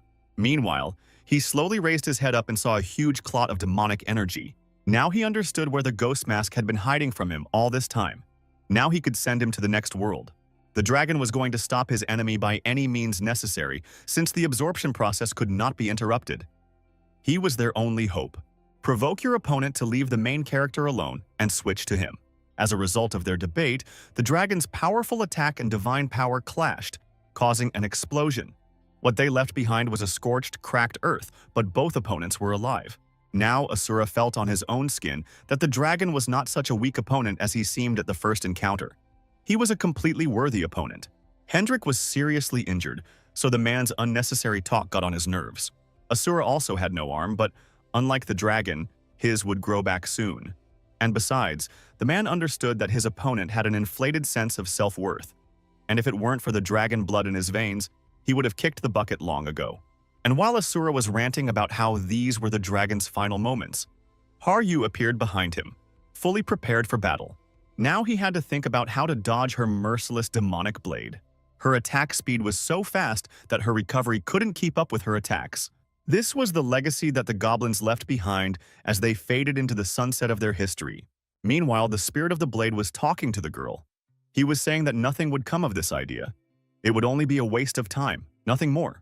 Yes, she will be able to slightly surpass her opponent in strength, but this will not last very long. The spirit was sure that until a man fell from above who would supply her with divine power, then even when the masked man returned, they should not count on success. Yes, that might have been the case, but after Haryu saved Jin Hyuk from the Cobalt and other people did everything to protect her, she received protection from them so many times, but did nothing in return, so now she couldn't back down.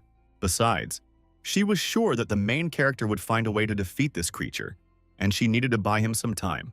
And now, with all her might and at great speed, she used her special blade to deliver chaotic, fast, precise blows to her opponent. Hendrik watched all of this, and from the outside it looked amazing and incredible. But there was one big but. Haryu was too tense, practically at the limit of her strength and capabilities. She would not be able to hold out at this pace for long. But now the problems began. She slowed down and fell into Asura's trap, and he took advantage of it. Now the man was going to finish off Haryu and Hendrik with one blow, since they could not be allowed to continue living, developing, gaining strength. Otherwise, they would become a threat to the Star Nine. Perhaps this was the end of her life once again. The girl understood that perhaps in a few seconds she would no longer open her eyes, would not see the sky, and would not be able to take revenge. Her body did not obey. It did not want to move, and the danger was approaching with inexorable speed. Hendrik could do nothing to help the girl. He himself was too wounded to arrive in time and take her away from the affected area. But there was no explosion. Instead, Asura found itself in pitch darkness. He didn't understand what was happening, where he ended up, where his heavenly punishment had gone. And at that moment, the main character broke his jaw. He was in a great mood, and was even ready to answer Asura's question about what was going on here. He saved his friends and was happy to see them alive, and also thanked them for waiting for him and being able to hold out. Now they could leave everything else to him. Asura slowly but surely recovered. He began to understand that his opponent had become stronger, and all the demonic energy that he had seen before now belonged to the guy. The fangs of the new demonic creature, which now belonged to the main character, once again bit off several parts of the enemy's body. Meanwhile, at home, Carmen was suffering from pain because she felt exactly the same as her puppet. She suddenly realized that her divine power had suddenly become much less. Had someone or something absorbed it? Meanwhile, Jin Hyuk dealt deadly, rapid blows to Asura, not allowing his body to recover. The man believed that it was a waste of time, because even if he was torn to pieces, he would still recover. Jin Hyuk understood what his opponent was talking about, as well as the fact that Carmen would supply him with divine power for this each time. But Tom was created from the soul of the main character and magical energy. He is similar to him, so he has a good appetite and can absorb what his master feeds him. In other words, this creature can devour Asura forever, until Carmen herself comes down here to take it away. Only now did the meaning of what was said reach the man, so he began to scream and ask his mistress not to send him any more strength for recovery. But it was already too late, and the main character ordered Tom to eat Asura whole, without leaving even the smallest part, because Daddy had already played enough. Meanwhile, Carmen was in pain and didn't understand what was happening to her puppet or to herself. A beautiful girl with divine powers fell from heaven to earth, or rather from the top floor to the 70th. She didn't understand what was happening or why, and most importantly, how her fall had occurred. Now she lay at the feet of the protagonist, who was going to make her suffer, because it was time to pay the bills. 10 years ago, The main character tried by any means necessary to survive and defeat the members of the Star Ten. Only he was mercilessly betrayed by those whom he trusted most in the world, the same stars of the tower as he. Even though he was seriously wounded, he was not going to give up. It was not in his rules, no matter how hard the fight was, no matter how strong his opponent was. He used all the techniques available to him to win, one of which was the bone golem. But even such a powerful technique was not able to resist Carmen's divine power. At that moment, the young man realized that he had used up his last strength to revive the bone golem, and that perhaps the last minutes of his life were now approaching. Carmen was going to destroy him, wipe him off the face of the earth, and expose him so that no one would ever remember even his name again. She dealt him the final, fatal blow with her own hands without a shred of regret. And now she is all poor and unhappy, with angry eyes, sitting at his feet, and not understanding what awaits her ahead. Only now did she begin to understand that she was in a dark forest on the 70th floor. And then the question arose of how the young man had managed to transport her here. During this time, while he was absorbing the dark energy of the tree, he was thinking about how to drag the girl here, how to take revenge on her, how to punish her for the crimes she had committed. Even if he manages to master magic superior to Asura, there is no guarantee of his victory. He will be resurrected again and again until he defeats Carmen, who sends him strength from above. She was currently the strongest creature that could not get through just like that. And then he remembered that there are similar creatures that exist, and there are not many ways to transfer power outside the tower, the most common being the transfer of the followers' powers.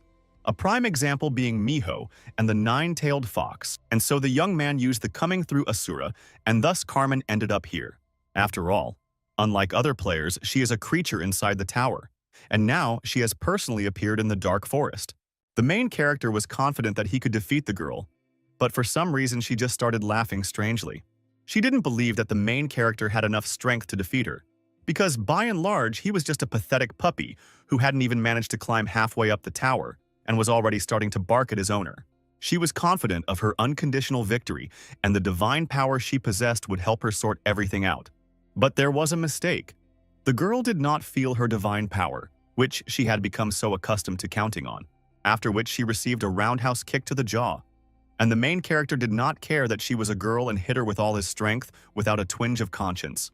She was thrown into the opposite wall, and the crunch of her bones could even be heard. The girl forgot that this was the 70th floor and that the punishment for several hundred floors awaited her, so she tried to use force, for which she paid. At that moment, she experienced a colossal sense of déjà vu that was difficult to explain. At first glance, the phantom mask reminded her of the Death Star's gaze. It was unmistakable, as if her worst enemy was standing there grinning again, alive and well. She disliked the protagonist standing there, looking at her so much that she used her signature attack again. But the main character also had an ace up his sleeve, in the form of Tom, who needed to be fed something tasty. Carmen couldn't understand how the guy in front of her was able to deflect the divine power's signature blow. While she was thinking, Jin Hyuk used his new powers and techniques, such as the right to destroy. The girl did not understand that the young man had caused destruction within her, with the help of demonic power. By and large, this was impossible, unless he possessed the power of sacred beings. That situation was very strange, inexplicable, because it was unclear how a guy on only the 70th floor could deprive her of both arms. Yes, she was still alive, but morally disoriented. She somehow no longer cared who had brought her here.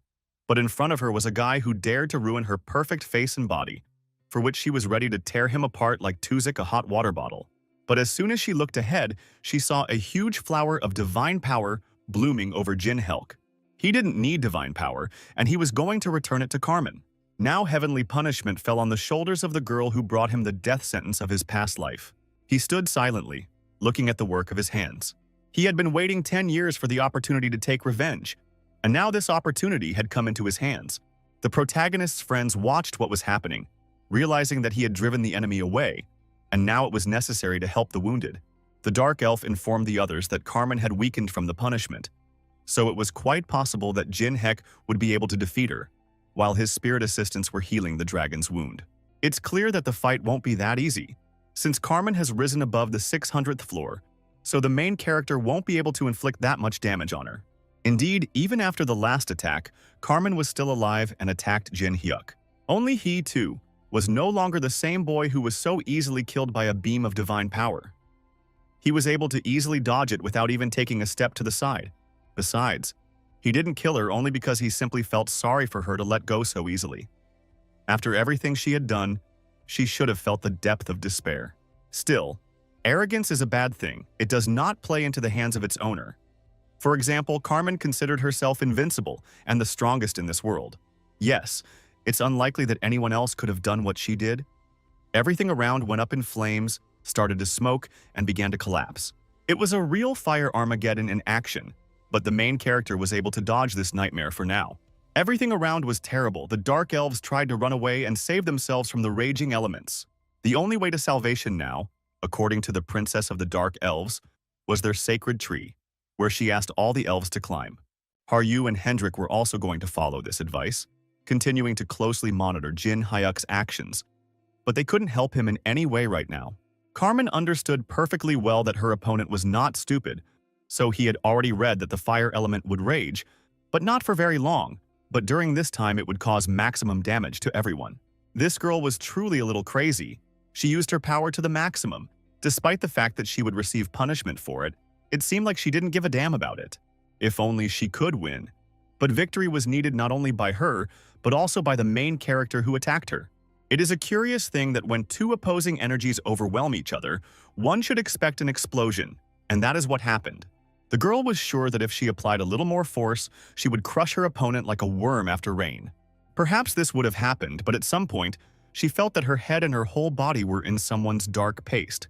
It's a good thing the protagonist absorbed the snake charmer's power during the previous battle, so he could now use the huge snake for his own purposes with peace of mind. He certainly didn't expect Carmen to be weaker than she had been 10 years ago, perhaps because she had stopped climbing and had stopped at the 600th floor. But this was already offensive, so Carmen found the strength to spur herself on with anger and fury to break free from the snake's grip, burning it to ashes. Jin Hyuk waited for the moment when the punishment would take over the girl, because despite the powers of the saint and the powers of restoration, it was inevitable. The more force she uses, the more severe her punishment becomes. She didn't care about the penalty points she received. The main thing was to destroy the enemy, and then she would be able to restore all her strength. She looked terribly stupid now, like the town madwoman, but she believed that they had done the right thing with her brother, because they had found the fastest way to climb to the top and become stronger. She attacked the protagonist again, calling him a rather unpleasant name from his past life. But the protagonist wasn't even offended, but blocked, or rather, repelled her attack, cutting through the huge divine hand with his sword. And at that moment, he missed the girl's first and only blow, which hit the target right on target. Yes, he fell. Yes, it hurt. Yes, it was extremely unpleasant. But he stood firmly on his own 2 feet. But at some point, Carmen stopped attacking, which raised a question. It was obvious that the girl had something in mind. And he was right. All this time, Carmen was hiding in the depths of lava, and came out at a moment when he did not expect an attack. She jumped out and struck. She even managed to remove the mask from his face, as she really wanted to see who was ruining her life so much. Now, for some reason, her enthusiasm had evaporated somewhere. Looking at the features of the main character, Carmen began to understand that in front of her was none other than the Death Star. But now the main character was interested in how Carmen knew that he was the Death Star, because he would have the voice and appearance of a different person.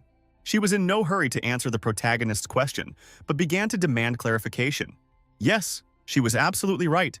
He is the Death Star Jin Hek, whom she personally killed 10 years ago. He conquered death and returned to take revenge on every traitor who had a hand in his death. Now he was determined, more powerful than ever, more angry than ever, more eager than ever to destroy her first. The girl didn't show that she was confused, that she was also scared. On the contrary, she summoned the fire sword, ready to join the battle. She didn't understand how the guy survived because she killed him with her own hands. He couldn't have survived. He simply couldn't have. Carmen was angry. She didn't believe what she heard. She didn't believe what she saw. She just wanted to kill the enemy, just like the Death Star. But the reincarnated Jin Hyuk was much stronger and had completely different skills. And now Tom was absorbing another attack from the girl. Thus, he tore off her hand with which she held his mask. However, the girl created a hand out of lava and moved to a safer distance from the guy. She was upset because the main character tore off her arm again. She needed to recover with the help of holy power before it was too late. At that moment, she noticed the mask he was holding in his hand. It caught her eye. He put it on again and activated the skill of foresight in battle. Now the advantage was on his side, even though Carmen had already practically grown a second arm. But the guy was about to cut off her head now because she deserved it. But he never expected that Carmen would bite through his sword, preventing him from cutting off her head. It was difficult to predict which of them would be the first to retreat, or which of them would be the first to win in this clash of the titans.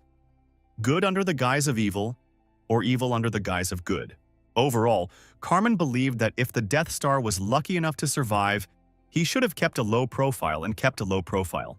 But this kind of behavior was not typical of Jin Hyuk, because if someone offended him, he was not going to remain silent and endure. He thirsted for revenge.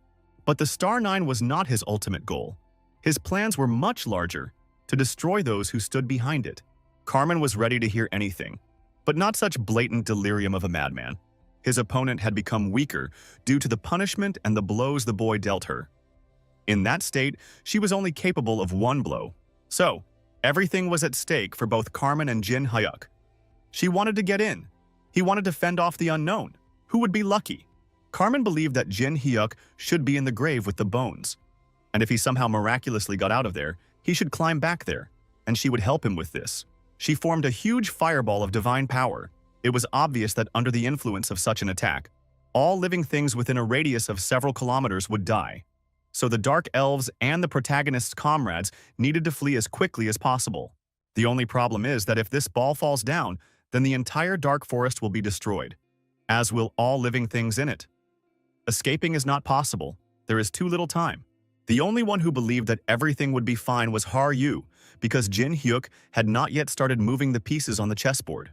Meanwhile, the protagonist looked at the raging divine power and understood that it was impossible not to stop it, not to hide from it. If so, then you need to use a more powerful weapon and break the enemy's attack with one blow. It is necessary to use magical power, stronger than Carmen's divine power. The girl seemed to have gone crazy. She was ready to destroy everything in her path just to achieve her goal, the murder of Jin Hyuk. But he did not stand still. He became more active, ordering all his spiritual soldiers to turn into demons. First, he combined the demonic and divine power into one whole. Then, what he got, he turned into pure demonic energy. Now he formed a huge ball with which he would counterattack. There was an explosion, and the arrow fired by the main character pierced the created Carmen from above. Now the young man looked like a cross between a dragon demon and a goblin, and he was going to put an end to Carmen's worldly suffering. Now Carmen was weakened. She understood that the attack on which she spent all her strength had no effect. And if you look closely at the young man now, with the energy he received, he looked like a real demon who was in hell just a few hours ago. She realized that she had nothing to respond to the young man's new attack with. All she could do was cover her face with her hand, as if that could help. It didn't help. The main character's blow, filled with demonic energy, reached its target. He sent the girl on a flight to the center of the earth, carefully watching this flight. But somehow she was still alive. But whether she was experiencing horror now was an interesting question, the answer to which was difficult to find. She definitely felt a primal fear of the new Jin Hyuk, whom she didn't know, who had been climbing up the tower for less than 6 months, who was only on the 70th floor. It was incredible, but true. It simply couldn't be. But somehow it happened, and now the eyes of the abyss were looking at her. The main character didn't particularly like this reaction. He liked it better when the girl resisted, but this would do. Carmen tried to pretend and prove that she wasn't the least bit afraid of some stupid ghost from the past, because she was the world's strongest Star 9, who had conquered the 600th floor. After all, it was she who killed Jin Hyuk and became the ruler of this tower. It was she and no one else. So how can she be afraid? No, she is not afraid. She will use all her strength and finish off the one who mocks her. The punishment grew greater and greater. The system buzzed, notifying her that she needed to stop. But the main thing was still killing Jin Hyuk. Even if she dies, she will still deal with a man whom she did not consider a lower creature, unworthy of her attention. It was funny to watch Carmen try to resist him in the tower system. Well, since she is ready to enter the fight again, using all her strength, the guy will respond in the same coin. That will be fair. The challenge was accepted. Carmen attacked first without hesitation or fear. Millions of rays of divine power flew at the main character, who did not move from his place. Only he did it intentionally, forming a clot of demonic energy in his hand. Opposing energies clashed and another explosion thundered. All of the main character's comrades were very worried. Even Vulcan called him a very unpleasant word. At some point, everything ended as quickly as it began. The main character began to take on his human form. Using such power also had certain consequences for him. His internal organs were damaged. The tower system strongly recommended that he cancel the demonization in order to heal. But he wasn't planning on doing this yet, since the fight wasn't over yet and he needed to be patient for a little while longer. Although he was wounded, if you look at Carmen, she was doing much worse than him, which was good news. But this was not the end, since the girl was still alive. But this could be fixed. She fell. Her body stopped obeying. Moreover, she no longer felt the divine power. At that moment, the main character approached her slowly, even somewhat leisurely. Unfortunately, it was time to put an end to everything right here and now. He had already died once by her hand. Now she had to die after experiencing the same thing. Whichever girl resorted to using the secret trick, Carmen was no exception. She began to cry, saying that she was so sorry, he was so guilty. Tears flowed down her cheeks, just to stay alive. She was ready to do whatever he asked. If he asked, she would give him the sacred state, the star equipment she had, all the money. The only thing that mattered was staying alive, in memory of those days when they were partners, when they spent all their time together. She was wrong to naively think so. He knew her too well. He felt her betrayal too well. It was time to pay the bills, and once again the protagonist started with the hands, cutting off one limb after another. He wasn't going to forgive anyone. When he died 10 years ago, everything changed. He was no longer that guy. There was no room left in his heart for forgiveness. So the severed hands were just the beginning. She had to feel pain, fear, and loss. And she felt it fully. So she tried to crawl away from the new, scary, incomprehensible Jin Hyuk. But she didn't succeed, because a second later she was left without her right leg, which went to join her left arm and lie somewhere on Earth. But that was just the beginning. Next came the roundhouse kick and the kiss with stones. The girl could not even imagine how long the main character had waited for this day, how he had dreamed of it, how he had fallen asleep and woken up at night, imagining her cries of despair and pain. She killed him now, he will kill her. All is fair. But Carmen wanted to live so much, and it didn't matter in what form, human or ghost or spiritual soldier, she just wanted to live. And in general, the guy could use her in the future since he would just want to not go to the next world. It was funny to hear all this, but she must understand one simple thing, that when he died and then rose again, he decided to climb the tower again and promised himself one thing. It's banal. If you think about it, he will never even turn his enemies into beasts for summoning. He will grind them into powder, their souls, so that they can never be reborn. So now he was going to move on to the most delicious part, namely the destruction of Carmen's soul. No matter how much she screamed, no matter how much she begged, no matter what she offered, he was going to finish what he started. The girl called her brother one last time. Perhaps he heard her, perhaps not. But it was too late. The soul separated from the body. She tried to escape, to break free, but the main character held her tightly in his paw. She naively believed that she could escape, that the protagonist would not be able to catch up with her, would not be able to absorb her. But her foolish hopes were shattered on the stone of reality. Hungry Tom showed up. It was time for him to eat, so why not eat Carmen's soul? The most interesting thing was that even though the main character killed Carmen, he still did not feel the long-awaited satisfaction. One time was not enough to quench his thirst, so Tom had to absorb the girl's soul. Tom's mouth slammed shut. The girl's soul was being digested in the creature's stomach, and one episode could be considered over. Demonization was cancelled. All abilities were redefined. I could breathe a sigh of relief. It was sad to realize that the mask that Haryu had given him was also partially broken and destroyed. He could give vent to his emotions, and Jin Hyuk did. He screamed into the void that he had finally gotten his revenge, that the traitor was finally dead, that he could finally move forward boldly. But the rollback came almost at the same second. After all, he spent a lot of energy on this battle. He no longer felt his body. Was it the consequences of demonization? So he was about to fall. But Hendrik and Haryu caught him. Vulcan and Toon stood behind him. To tell the truth, the first spiritual master didn't believe that the guy would succeed in making anything out of this piano. But his recklessness was both astonishing and admirable. Hendrik and Haryu, from the bottom of their hearts and without any buts, congratulated the main character on his victory. But the young man understood perfectly well that without the help of his comrades, he would not have been able to pull this off. So he felt boundless gratitude, warmth, and tenderness towards them. There was only one problem now.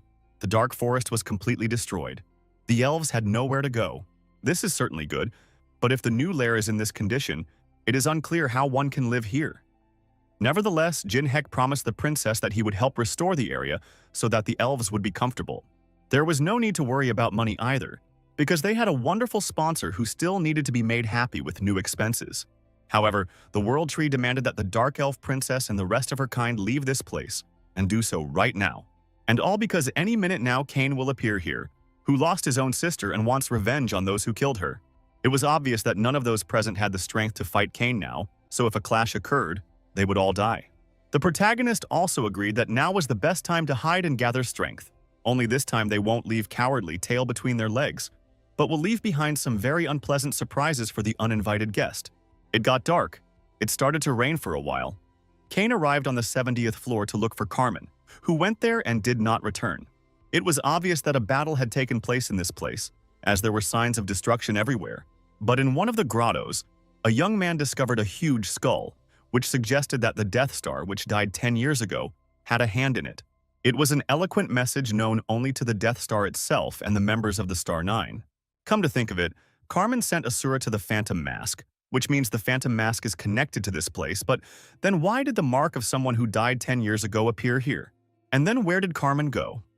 At that moment, Cain heard a painfully familiar voice. Now he spoke, announcing that he was the Phantom Mask. It was an absurdity that Cain refused to believe. Meanwhile, the skull revealed that it was he who killed Carmen after returning from the other world. In fact, this sounded unbelievable. So Cain does not believe it, because the dead do not return from the other world. Well, since the man doesn't want to take his word for it, the skeleton showed him how Carmen died. Cain gritted his teeth. He refused to believe it, but the facts spoke for themselves. And even if the Phantom Mask was Jin Hyuk, he had no right to kill his sister. Yes, the young man was angry. He would never forgive the main character for the death of the only member of his family. But the skull did not shut up, asking the guy what he was thinking when he betrayed his comrades, what he was thinking when he killed him. He did it, and did not bat an eye. How could he scream standing here and burn with righteous anger at the one who carried out justice and avenged himself? Therefore, Cain must listen carefully. Cain may not expect mercy, there will be none, and the boomerang has already been launched. Cain lacked the courage and strength, he shouted. Make Jin Hyuk shut up. So he couldn't think of anything better than to use divine power and destroy the skull. A brilliant idea. But not all talented creators are terrible. The news that Star 9 member Carmen had met the Phantom Mask in battle, and that his hand had been scattered all over the tower no matter how hard anyone tried to hush it up, didn't work. On the one hand, many already knew that Ghost Mask was a very strong player. But what was surprising was that he was able to kill a member of the Star Nine. Was his strength really that great? At that moment, in one of the forests, the Knights of the Holy State noticed an unauthorized hunt and expressed their disdain for those who were engaged in this very hunt. But the people who were involved in this process looked quite frightening and were not going to listen to the orders that the Sacred State was trying to give them. At that moment, the head of one of the guilds that was part of the Sacred State came out into the clearing. He planned to punish the shameless ones who dared to disobey the order. Yes, if a man leads his soldiers away from the battlefield, or rather, from this forest, there will be no consequences, but if he doesn't, he will have to pay with his life as punishment, and immediately. But after Carmen's death, many mercenaries decided to rebel. They wanted to defend their rights and live as they saw fit, not according to the dictates of the Sacred State. Therefore, the mercenaries were ready to enter the battle, and even if they lost, they would defend their honor, their pride, and their right to exist. The knights did not understand why the mercenaries did not want to calm down and obey. The guild leader ordered his people not to retreat, and preferably to win. But the mercenary wasn't about to retreat with his guys either. He believed that he was facing weak opponents who were protected by the Star Nine and were incapable of anything without their leader. So, the Holy State had indeed lost its leader, Carmen, a member of the Star Nine, and was therefore now unable to maintain its power. Other guilds began to put pressure on them, speak out against them, and resist in every possible way. And the one who violated the will of heaven disappeared like a ghost, as if he had never been in the tower at all. A few days later, flyers with a wanted poster for the main character were posted on every floor. Along with him, they searched for a dragon, a goblin girl, a sacred fox, and a ghost. Most of all, people were surprised at how one could find and catch a ghost. Many players didn't understand why they had to make so much noise and then disappear in an unknown direction. Although on the other hand, someone from the Star Nine could have already caught them and quietly killed them. Rumors began to spread throughout the tower that the Phantom Mask was none other than the Death Star, who had disappeared, or rather, been killed, 10 years ago. And now Kane presented the same report to higher-ups, stating that his sister was killed by Jim Hyuk, that is, the Death Star. He understood that it was difficult for the authorities to believe this, because he himself did not fully believe it. But all the evidence was in favor of the guy being alive. Donis hadn't laughed like that for a long time. He thought that Kane had gone a little crazy after losing his sister, since he was saying such things. The main thing was that he believed in them. The beam of divine power flying towards the young man's head indicated that Kane had no intention of joking about this. Besides, Donis was somehow sure that Kane was a coward, because the next victim of the former member of the Star Nine, Jin Heka, was precisely Kane. The man believed that Kane and Carmen could only pose as leaders because they possessed 2 of the 9 elements of power. But more than that, Kane had now lost all his influence, as evidenced by the fact that no one showed up at the meeting. Kane was seething with anger, but all the other members of the Star Nines thought the same as Donis. In truth, Kane was a healer, and it was unlikely that he would be able to defeat even a single member of the Star Nine, let alone the supposed Jin Hek, which only meant that his song had already been sung, and there would be no new verse. So the rest of the Star Nine decided to divide Kane's power among themselves. They no longer needed him. Meanwhile, Ghost Mask Jin Hyuk received a message stating that Kane had begun to act. Before sending the carrier pigeon to the protagonist, the Golden Lich reflected on the fact that Kane was a very meticulous young man and would try to destroy not only Jin Hek, but also the Trading Guild. However, it will still be quite difficult for him to move into action. He will need to take advantage of this. By and large, all members of the Star Nine will be secretly watching him now. They won't help the guy. On the contrary, they will be glad if the sacred state falls completely. This business requires money to catch the Golden Lich on the lower floors. Kane will most likely take all the funds he has, and only then will he begin to implement his plan. The moment would be ideal for the sale of the Golden Lich's company assets. The deal would be too expensive. Elione didn't understand the young man's strategy, because by and large it would mean that the Golden Lich would give their opponents everything they wanted from them. But she wasn't entirely right. Money was incredibly addictive, and people began to need it like they needed water or food. William's revenge will begin from the moment he begins to make his enemies dependent on money. The puppeteer would soon have a lot of work to do, and the guy was prepared for this, but the Dark Elf Princess did not expect that the day would come when she would be in debt to such a person as the Golden Lich. While everything was going according to plan, Jin Hyuk, like Hendrik, spent a lot of time training, and one could only hope that they had become stronger. And even little Miko didn't waste her time, but spent it usefully. But she was just being tracked down by hunters who wanted to earn a little money by catching at least one of the members of the resistance. The men reached the 500th floor and only found prey that was small by their standards, but what there is that they need to catch at least that. And then Miko got hit by a trailer. Another minute and a shot would have been heard. And it was heard, only the bullets didn't reach. Only suddenly, like a jack-in-the-box, a young man appeared who caught with his hand all the bullets fired at Miko. The hunters were extremely surprised since no person on Earth could stop magically charged bullets with bare hands. But this one could.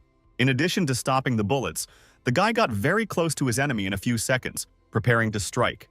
There were more and more questions about where such a strong enemy had come from in this forest, what he wanted from the hunters, and why he was preventing them from taking the fox.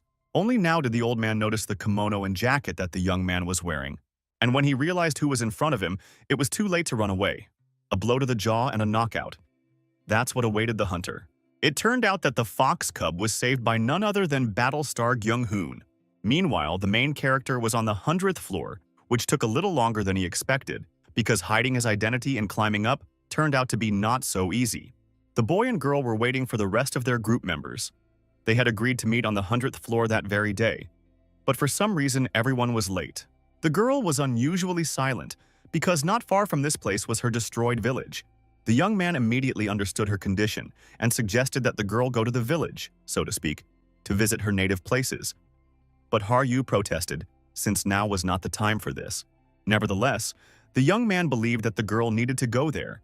But to ensure her safety, he called Vulcan and Toon, who would accompany her on this short journey. Now he was left alone and waited for the others, thinking that all this time everyone had been training and becoming stronger. Looking back, the young man realized that his summoning skill had been useless against Kane and his divine power. To be honest, he only managed to defeat Carmen because she was under punishment and used all her powers, but defeating her brother in a similar way would most likely be impossible. In this scenario, the young man needed to meet with Jen Hong and his mentor to obtain secret knowledge, but this could cause problems. By combining the necromancer's abilities and Tess's combat technique, the protagonist can become stronger than Kane and defeat him in battle. Suddenly, there was an explosion behind the main character, and it came from the direction Haryu had gone. The girl was completely attacked and by none other than a stupid dove, a representative of the celestial race. Jin Hyuk couldn't help but recognize the divine power of Hamiel that permeated the air around him. And at the moment when the main character was about to rush to help Haryu, he too was attacked by an old acquaintance, a swordsman, one of the Star Nine. Jin Hyuk didn't expect this turn of events, so he had to accept the swordsman's fight. The guy pointed out that the main character was puzzled by his appearance on the 100th floor, just as he was puzzled by the fact that the young man only parried his blows, but did not attack. This was clearly not the fight Donis was looking for. It was good that Jin Hyuk had enough strength and skill to block the enemy's attack, because in front of him was a better tower swordsman. In principle, the man was quite curious to find out whether the main character really didn't understand why he appeared here. The answer was quite simple. The swordsman wanted to satisfy his vanity at the expense of the main character, killing him even if he faced punishment. It's been a long time since the main character was beaten like that and sent on a flight over the cuckoo's nest. The people below began to look at each other, whisper, and try to understand what had just happened, and what had flown over their heads, and in general, what kind of rockfall had happened. And this is just the main character flying into the wall of a beautiful building, and his enemy was already attacking again. In fact, the young man was even shocked by the protagonist's behavior that day 10 years ago, because even though everyone had completely betrayed him back then, he remained true to himself and was strong. Back then, the swordsman used his entire arsenal to defeat Jin Hyuk, but he only laughed at him, so today he planned to take revenge and prove that last time was just an unfortunate mistake. He didn't care at all that he had already received his first punishment. He simply cut through the window that the tower system had sent him. He didn't care about any punishment, the main thing was to win. But the main character wasn't going to give up without a fight, so the necromancer organized a small explosion. It was a diversionary tactic. In principle, Jin Hyuk was curious to see if his old acquaintance really wanted to fight him so much that he was ready to accept any punishment. It was sad to realize that a guy with enormous talent and potential couldn't defeat him in his past life, so he got involved with some scum and now wants to take revenge on him for the defeat. Pretty stupid logic. But since the swordsman so strongly desires to die, Jin Hyuk will organize a funeral for him right now. Looking at Jin Hyuk's new appearance, Donis understood that, most likely, with this power, the guy could defeat even Carmen if he wanted to. He didn't even realize when he missed the blow, and his face was kissed by the protagonist's fist. And it was very painful and unpleasant once again. Basically, the swordsman was trying to understand why every time he met Jin Hyuk, the latter only became stronger. And the most interesting thing was that the main character had some very interesting information that his rival had undergone plastic surgery to look like the previous main character. And he was waiting for the moment when the plastic surgeon's work would come to nothing. In truth, Jin Hyuk understood his opponent perfectly well, because in his past life he had a rather remarkable appearance, and he never had a shortage of girls. Unfortunately, Donis was never a handsome man, so he doesn't blame him for plastic surgery. After all, because of such an unremarkable and in some places even scary face, it was the swordsman who was not popular among the girls. They simply did not pay attention to him, and if they did, it would be better if they did not do so. Moreover, the main character always felt waves of envy emanating from Donis. Yes, and now that I think about it, the swordsman looks pretty creepy, because he is gradually trying to get as close as possible to the appearance that Jin Hyuk had in his past life. These words made the young man very angry and hurt, so he wanted to make the protagonist regret everything he had just said. But Jin Hyuk doubted that his former comrade would succeed in this. Besides, it was time for Tom to eat, and Jin Hyuk allowed him to eat Donis. This time, nothing came of it. Moreover, the swordsman cut off the main character's hand, and in appearance he now looked very much like him. Moreover, Donis was sure that the boy's friends were already dead, and he would soon join them. He was right. Things were worse for Vulcan and Toon, because they were constantly attacked by Hamiel with divine power. The girl recalled that ghosts used to be powerful creatures, but she got undead that didn't get along well with celestial beings. Vulcan and Toon are already out of the game, and only Haryu is still in more or less good condition. It is obvious that in order to fight back, the girl will have to squeeze out the last of her strength. Hamiel reminded her that it was she who had contributed to the tragedy of this place. It was she who had burned the goblin village to the ground, so Haryu had to make every effort to defeat her, if possible. The reminder of that event gave the girl strength. She stood up and thanked the heavenly being for coming to her herself and for not having to look for her, and for having spent a lot of time preparing for this day. She was the last goblin, and she would avenge the fallen people. Noticing the girl's movement, the heavenly consciousness realized that she was going to use the spirit of her sword. And this despite the fact that this power was very unreliable, and she had spent time training. This was not quite what Hamiel expected. It even seemed that all the goblins were already turning over in their graves, since such a mocking child would hardly be able to avenge them. So the problem is that the tricks stopped working on Haryu, and now she will fight on her own, without hoping for anyone's help in her place. Now the winged girl began to realize that she was in trouble, because Goblin was still conscious and using the sword's power, all at the same time. Meanwhile, in the city, people were in complete panic, as the buildings around them began to collapse. It was obvious that someone was fighting, and it was logical to assume that the great beings were to blame. But it was only Donis and Jin Hyuk, the latter running away from the former. The main character also had problems. Firstly, he lost his arm. Secondly, his opponent used magic, and this was a big question, because until today the swordsman did not know how to do this. A casual remark from Donis prompted the protagonist to think that perhaps great beings had a hand in his former comrade's success. Damage was done to everything around. It was no longer possible to escape or hide in the city, and without an arm it would have been very difficult to do so. Yes, the energy that emanated from the enemy resembled demonic power. Apparently, as a reward for killing him in the past, Donis was given the power of a demon, like a faithful dog that carries out all the orders of its master. In principle, Donis now considered himself invincible, because he possessed the best sword technique in the tower, plus demonic energy, so the main character had no chance of defeating him. Jin Hyuk was definitely not in the best physical shape right now, or rather, he was before meeting Donis, but now he was pretty battered. It's sad to realize, but the main character was unable to dodge the enemy's subsequent blow. Donis pierced his body, causing an attack of severe pain. The swordsman was glad that he was able to defeat his sworn enemy, even if this enemy was in his head and himself. But Jin Hyuk was tenacious, and now he did not go to the next world, but was about to take the sword out of his body. He was sad to look at his former comrade, who had wasted the last 10 years on something incomprehensible. But now Donis was no longer amused. He did not understand what his opponent had planned, and in general, how he was still alive after he had pierced him with a magic sword. In general, the enemy needed to remember one simple thing. The main character was different from others. If he needed something, he achieved it with his own efforts and did not rely on blessings or mana from heaven.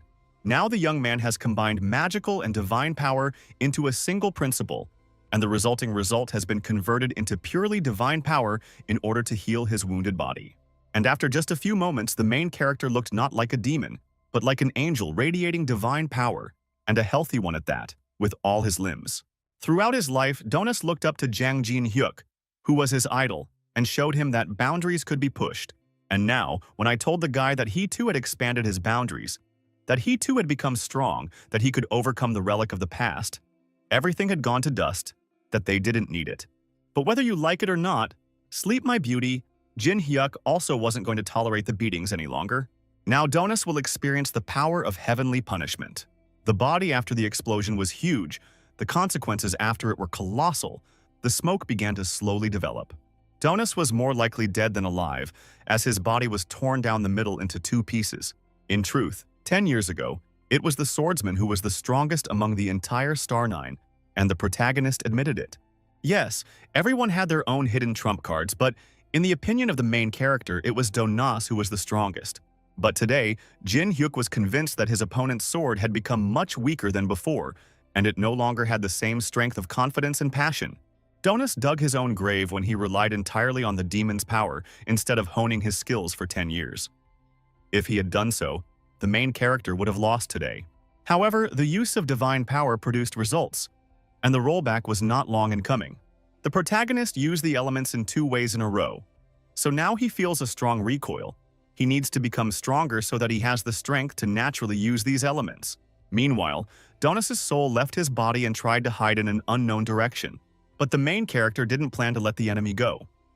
Donis wouldn't get off that easy, but since Jin Hyuk's comrades were waiting for him, He would do everything quickly. Meanwhile, Haryu fought with the heavenly creature. Hamiel realized that her recovery powers were not enough to keep up with the speed of the last goblin's attacks. Meanwhile, in addition to the power of the sword, the girl also used foresight to inflict greater damage on her opponent. The girl had caused quite serious damage to the celestial being, because it still did not understand that the place where they had fought was sacred to Haryu, and the celestial race had destroyed it because of its greed. Blow after blow rained down on her head. She was unable to attack. All she could do was dodge, and not entirely successfully. And suddenly, at some point, it dawned on the winged girl that she could not lose, even despite the punishment, because she was the strongest in this tower. Whatever this girl does now, she will not lose. This will never happen. If you remember, it was Hamiel who was the first of the heavenly race who climbed to the very top of the tower. And losing to some goblin, no, that will not happen. And then something incredible happened. The girl concentrated all her power and raised only the question of who and where she summoned. And so, problems began for Haryu, because none other than Sandalphon descended from heaven to sinful earth. The last of the goblins understood perfectly well that before her was an unusual heavenly inhabitant, and one that no one had ever seen, but knew about its existence the same as the nine-tailed fox. But at that moment, when the girl tried to prevent the meeting of the two celestials, something stopped her. It was a force whose nature was incredible. Sandalphon wanted to understand why he was called to this sinful earth. For what purpose? What his follower needed. Hamiel informed her deity that there were those on this floor who threatened the existence of the entire heavenly race. So she asked the Lord to give her the strength to defeat them. She was willing to pay any price for this, just to prevent Haryu from winning. The chief of the heavenly race really liked this attitude. He was ready to make a deal. But yes, Sandalphon will fulfill his follower's wish and then take her body as payment for the service. Now the divine punishment of the one who cannot be named or seen was about to fall on Haryu's head. The heavenly lord who was in the body of his follower was not entirely pleased with the state of this vessel. Perhaps it was due to the goblin's blows, or perhaps something else. But it did not particularly matter for now. Suddenly, someone decided to intervene in the fight and protect the girl, which was an interesting turn of events. Surprisingly, Haryu was covered by none other than Gen Hong, who appeared in the village at the right time and took the blow himself. Sandalphon was surprised. He was curious how an ordinary person could block his attack, and at the same time be the most alive and healthy person. Gen Hong didn't answer, and acted like a real bandit from the 90s. He ran up to his opponent, grabbed him by the halo, and decided to show that you can't offend beautiful young girls. And then, a moment later, the heavenly creature found itself on the ground, its head was broken, and the stone was stained red. Haryu had never seen anything like this in her life. Someone handling the incarnation of a sacred being with their bare hands. And this very heavenly being was now lying on the ground in a half-dead state and with a crippled body. Before all the events that happened to her people, only Gen Hong was the only one of the Star Nine who did not betray the goblins. But Hamiel no longer felt a connection with Sandalphon. Most likely the connection was broken due to that powerful blow. Now she was on her own. She was angry because some person dared to interfere with the sacred ceremony. The girl started threatening him, and the guy stood there, listened, and didn't care at all what she would say or what she would threaten him with. He didn't care who was behind the celestial beings, and Gen Hong proved it by smashing her head. He didn't care who was behind the heavenly beings, because it was the heavenly beings who should care who was behind him. In principle, the winged creatures made Emperor Tess very angry. But now the girl became truly scared, because Emperor Tess possessed a power capable of resisting even the deities. In addition, they spoiled the mood of Gen Hong, the Star Nine, a martial arts master. Hamiel, realizing that she didn't have even the slightest chance of defeating Gen Hong and Haryu, decided to run away. But no one let her go, just like Gen Hong didn't let her go, and he started pursuing her. At some point, he caught up with the winged girl and grabbed her wing. And what do you think happened? He was right to break Hamiel's wings. Meanwhile, Jin Hyuk was about to interrogate Donis, whom he had turned into a ghost and tied hand and foot. His old comrade, even in this state, was going to oppose the main character's plans, and he also didn't want to tell anything about Kane's plans. And in general, the guy was sure that since one of the representatives of the heavenly race came to the goblin village, the main character's comrades would not last long. Most likely, they were already dead. Meanwhile, Tom bit off one of the hands of his chatty interlocutor, who was off topic. But while Donis was sleeping, so to speak, the angel lost the battle with Gen Hong, so it would be better for him to cooperate with the necromancer. And now Genhong and the rest of the resistance guys are heading to this place. I wonder how the conversation will go, or not. In general, the main character was sure that Genhong would never stab him in the back. But something went wrong, because it was the Star 9 who was now about to give his old acquaintance a good beating. Jin Hyuk clearly didn't expect this turn of events. However, he was able to dodge his old friend's blow. More precisely, he thought that he dodged, but in fact the fist still reached the target, and now Jin Hyuk fell into the mountain with gold. Donis watched this scene and was a little shocked, not understanding what was going on here. And then he rejoiced and laughed, realizing that most likely, Gyung-hoon was on the side of the Star 9 and did not support the main character. And this even warmed his heart. When the boy managed to climb out of the pile of gold coins, he sent Tomek to have a snack so that Donis wouldn't lose his urge to laugh. It is obvious that Genhong still does not accept the fact that the main character is the Death Star. And he also cannot ignore the fact that it was the man in front of him who killed one, or rather two, of the 9. Therefore, in order to avoid unnecessary problems, he decided to fight the main character. Now Jin Hyuk understood and saw that his friend from his past life had understood everything wrong. He always had problems with logic. But since the circumstances were such, only fists could prove who was who. And as soon as their fists met, a vacuum formed around the young people that threatened to explode, destroying everything around. At that moment, Haryu and Vulcan burst into the room and watched as Jin Hyuk steadfastly blocked all of Genhoon's attacks.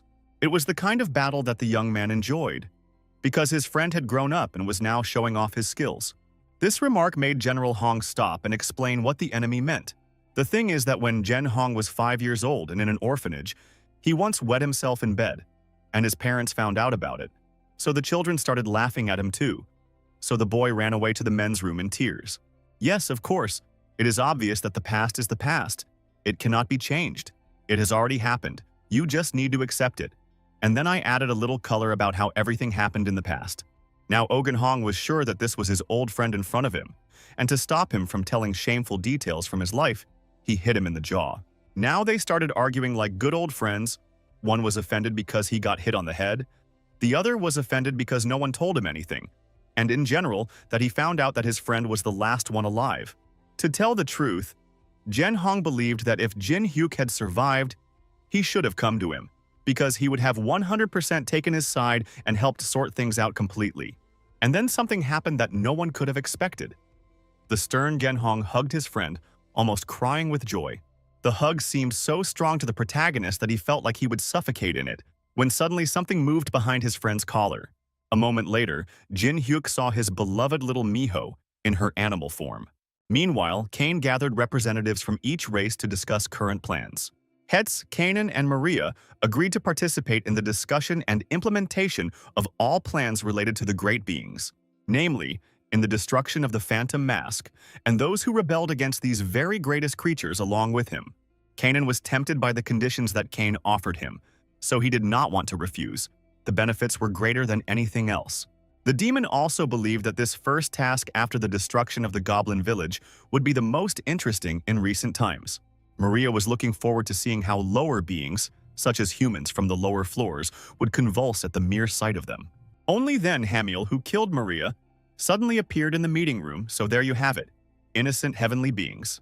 Yes, she was without wings, but she was still alive, so she didn't understand why they found a replacement for her so quickly, because this was her place by right, and she wasn't going to give it up to anyone. Meanwhile, Jin Hyuk was shaking the soul out of his friend, as he had missed the heavenly creature. On another floor, Kainan, Hetz, and Kane were caught, not expecting that the girl would actually survive after a fight with such strong opponents. The thing is that until she destroys her enemies, she will not be able to die peacefully and she will not want to die. Suddenly, someone reminded her that the representatives of the heavenly race cut off the wings of sinners, and now she stood without wings. Kane believed that since the girl now had no wings, she had no pride, so there was nothing left to trample if everything had already been trampled. The demon and the dragon believed that the girl's level was not sufficient to continue to remain in their company. She began to feel angry that these men looked down on her. She simply could not forgive such humiliation. It is obvious that after the last battle, Hamiel went crazy. She was ready to kill everyone in her path. And if these men do not accept her, then she will kill them, and find those who will accept her into their ranks. To bring the girl to her senses, a representative of the giants appeared behind her and punched her in the jaw. After this blow, the girl was barely alive. Kane approached Mo with a question about why he was late for their important meeting. What could have happened? It turned out that the giant was hunting a bug, and the bug turned out to be Hendrik. But that bug, that is, Hendrik, escaped and somehow miraculously reached the main character, albeit among the last comrades. He was so badly wounded that his legs could no longer support him, and the guy fell to the floor. Everyone was very worried about him, because his body was completely covered in wounds, and if Jin Hyuk did not have divine power, things would have been really bad. Hendrik sat up in bed and apologized for appearing inappropriately in front of the girls and the main character. It turned out that on the way here, the dragon met a giant who was unusually strong. It happened in the desert on the 120th floor. As if from nowhere, a giant appeared and attacked Hendrik. He was hiding in the sand, so the dragon did not notice him. This was one of the unpleasant warning signs. At that moment, Kyung-hoon spoke up. He said that everyone had found out about Jin Hyuk, which is why he had quickly found all of his friends, since someone was now watching his every move. The old friend did not understand the main character's train of thought. Why was it necessary to reveal himself at such a moment, and thus expose everyone who followed him? It turned out that all the resistance members had split up for a reason. They were collecting materials to create rare weapons. Moreover, all these machinations were done only for the sake of completing the quest that Bale offered the guy on the first floors, because the main character really did not want to die. Even after Carmen's death, the protagonist spoke with the demon, informing him that he would no longer hide his true name, which was equivalent to fulfilling the quest conditions, since there was no person in the tower who did not know his former name. All of this was also done in order to obtain a diagram for a weapon that he would be able to use throughout his time ascending the tower, and that would help him destroy Kane. Although from another perspective it looked like real greed, Jenhong understood the logic behind his friend's actions, and Baal was capable of creating something similar. So, all the necessary materials were collected, Mr. Mu was on the second floor, and most likely he had already managed to disassemble the scheme betrayed by Baal. However, all of the young man's hopes were dashed when Mr. Mu gave a clear answer that he could not develop the weapon the young man needed. Yes, the drawing lay on the table in front of the goblin, but even being a better master weaponsmith, he did not know how to bring what was written there to life. Yes, this required painstaking work, but it had to be done in a short time, which was impossible.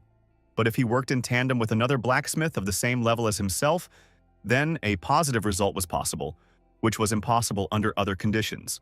And if the main character couldn't find a blacksmith as talented as Mr. Mu who could be trusted, then he will become such a blacksmith in one day. Multi-class will help him. So, the main character's training in blacksmithing began. Mr. Mu said that one should not apply only force. It is necessary to control it so that the force is transferred gradually. Otherwise, the sword will again turn out defective. If he fails to make at least one sword properly, the protagonist will never be able to create the great demon's weapon. Gradually, the protagonist began to understand what the heat should be and when it was necessary to temper the sword. He tried his best to make his wish and dream come true. He was sure that this time he would make a perfect sword. But again, something went wrong, and the sword became covered with cracks. It was a shame to realize that although he had understood the principle of blacksmithing, he still couldn't forge a normal sword, so he wanted to try one more time to achieve a good result.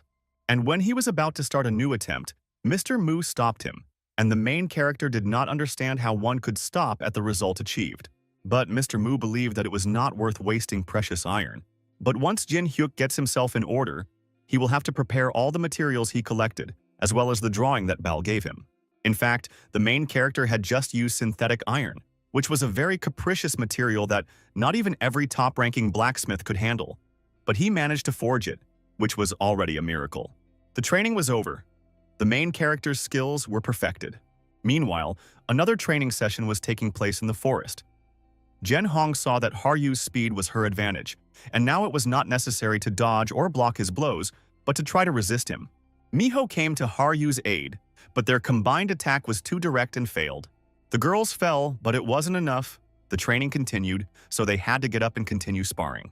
The girls were already very tired, but this did not stop them from getting up and trying once again to at least reach the mentor. At that moment, Hendrik approached them. He also had a request for the best fighter of the Star Nine. Hendrik couldn't lie in bed anymore, and he couldn't afford to miss the opportunity to train with Jen Hong.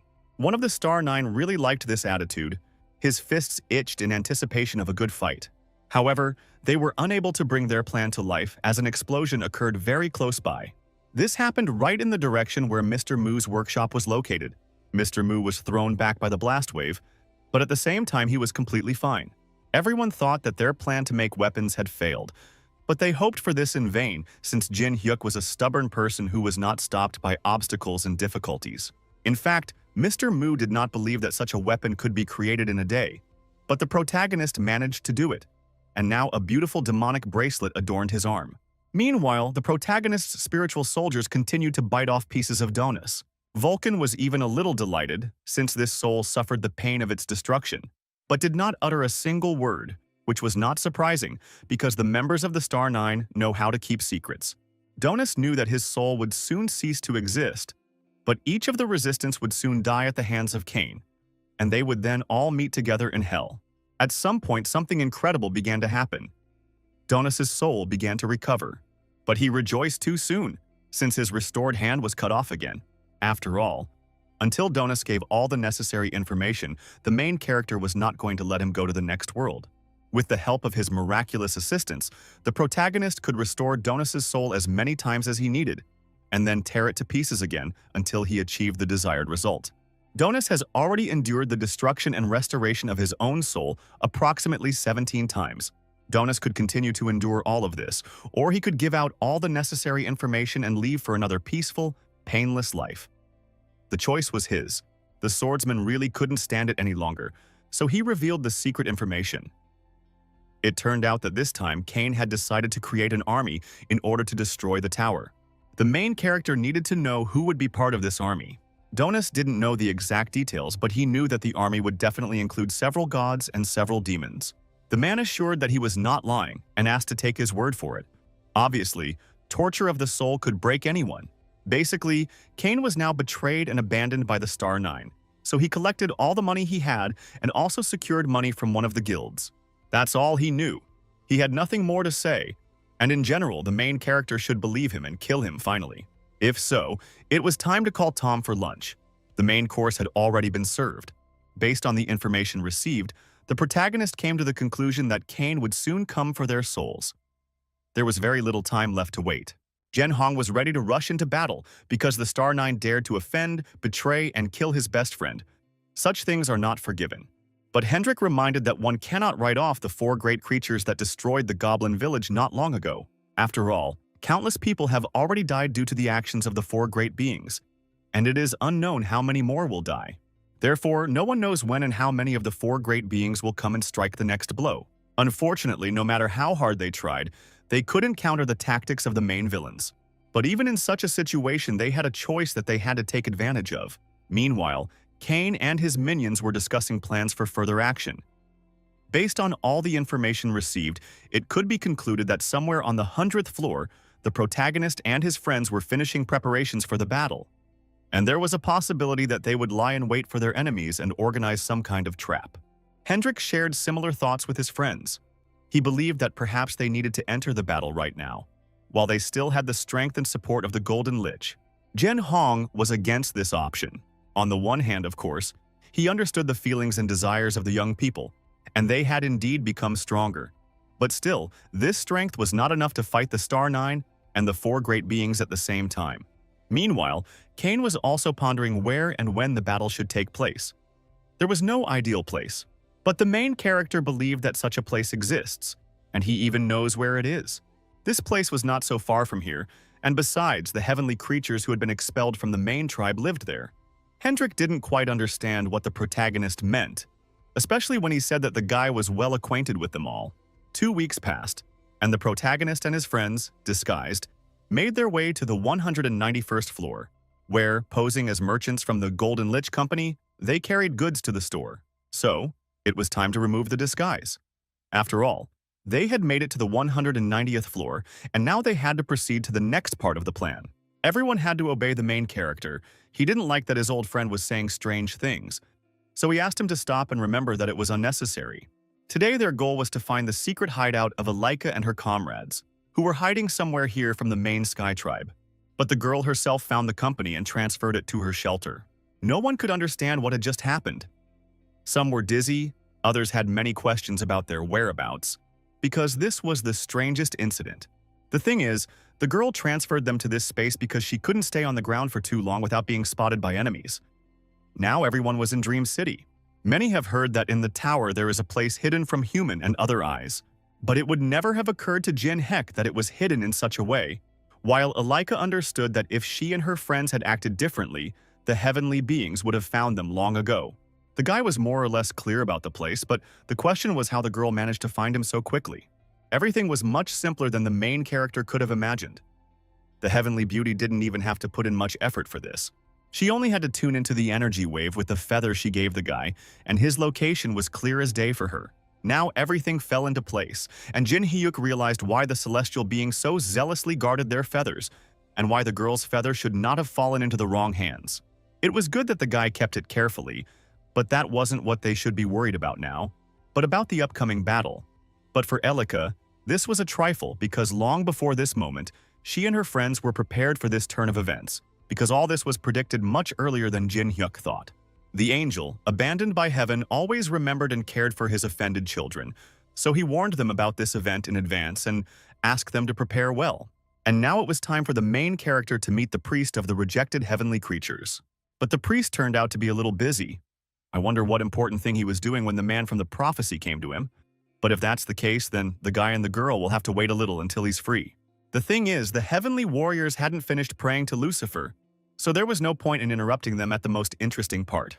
Jin Hyuk thought that he shouldn't disrespect others' customs, and it was also interesting to see an elderly celestial being. Less than half an hour had passed when the doors to the room opened by themselves, and the old man informed the guests that the prayer had just ended. And at that moment, stately, as if handpicked, young celestial beings emerged from the room, who were the basis of the army of exiled celestial beings. Jin Hyuk could have entered the room, but he was in no hurry and carefully looked at the warriors who passed by him. And there was something to look at there, but that was not the main thing.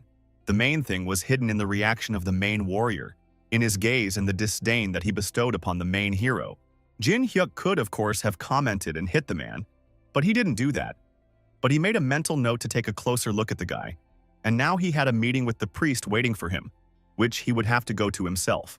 And so he appeared before the priest in all his glory, deciding that it was better to go first. So he asked his opponent what he wanted from him and whether he could really win and rewrite the history of the tower. It would be interesting to talk to Lucifer, but he has remained silent for now. But the protagonist wasn't going to waste his time playing the silent game, so he demanded that Lucifer say at least something. And then something interesting began to happen to the statue in front of him. And just as the fallen angel began his speech, Jin Hyuk demanded that Kumiho and Bal also join their conversation. They were eavesdropping anyway. When the faces and the demon appeared, Jin Hyuk asked them a question that had long been intriguing him. Why were they all helping him in the fight against the sacred creatures? It turned out that before the tower appeared, there was an eternal war. The point, as always, was the desire of every immortal being to maintain their power. They did not care about the number of victims, so soon a real hell began from their eternal battles. The earth had lost its charm. There was fire, smoke, ash, scattered weapons, rivers of blood all around. And at some point, the immortals got tired of it all because none of them could win. And then someone came up with a brilliant idea to create a tower and then launch different creatures into it that would compete with each other. This became a safer substitute for the eternal war. And everything was going well until the moment when the mass destruction of the sprouts began. The deities of the sacred beings began to kill those with abilities, leading to a race for power that contradicted the original design of the tower. Now Jin Hyuk began to understand everything more clearly. They wanted him to overthrow the sacred beings who decided that they were the main ones and could do anything. This is exactly what the protagonist must do for the sake of all the higher gods, who once again made a mistake and could not correct it themselves. And then Jin Hyuk laughed. But it was an evil laugh that did not bode well. He was not going to fight with anyone for nothing, especially for the sake of some fanatics. Bal had expected such a reaction, having studied the guy too well, but Lucifer decided to press on the sore spot, the protagonist's feelings and desire for revenge. So, Jin Hyuk did not deny that he would continue to take revenge on his offenders, but he would not even think of dancing to someone else's tune. But such an answer was enough for Lucifer to make his prediction come true. At this point, the audience ended. The higher-ups went to drink tea, and Jin Hyuk was seething with anger because his heart felt that all this would still come back to haunt him. But as soon as he left the temple, a very interesting picture appeared before his eyes. His friends were surrounded by heavenly warriors, and a real fight was clearly brewing. Alika was the first to break the silence that had fallen on the square near the temple, wondering why her comrades were behaving inappropriately towards those who would lead the holy war. Pride is the cause of all the troubles of the winged creatures. They did not understand how some people could compete with them in strength and lead them, because this is their war and their revenge. The guy didn't have time to say anything else because he received a punch to the jaw. Jin Hyuk didn't skimp on putting a lot of force into this blow, so it's no surprise that the man broke through the nearest wall. After all, after talking with the gods, the protagonist was in too bad a mood, so he didn't feel sorry for the winged warrior, even if he suffered.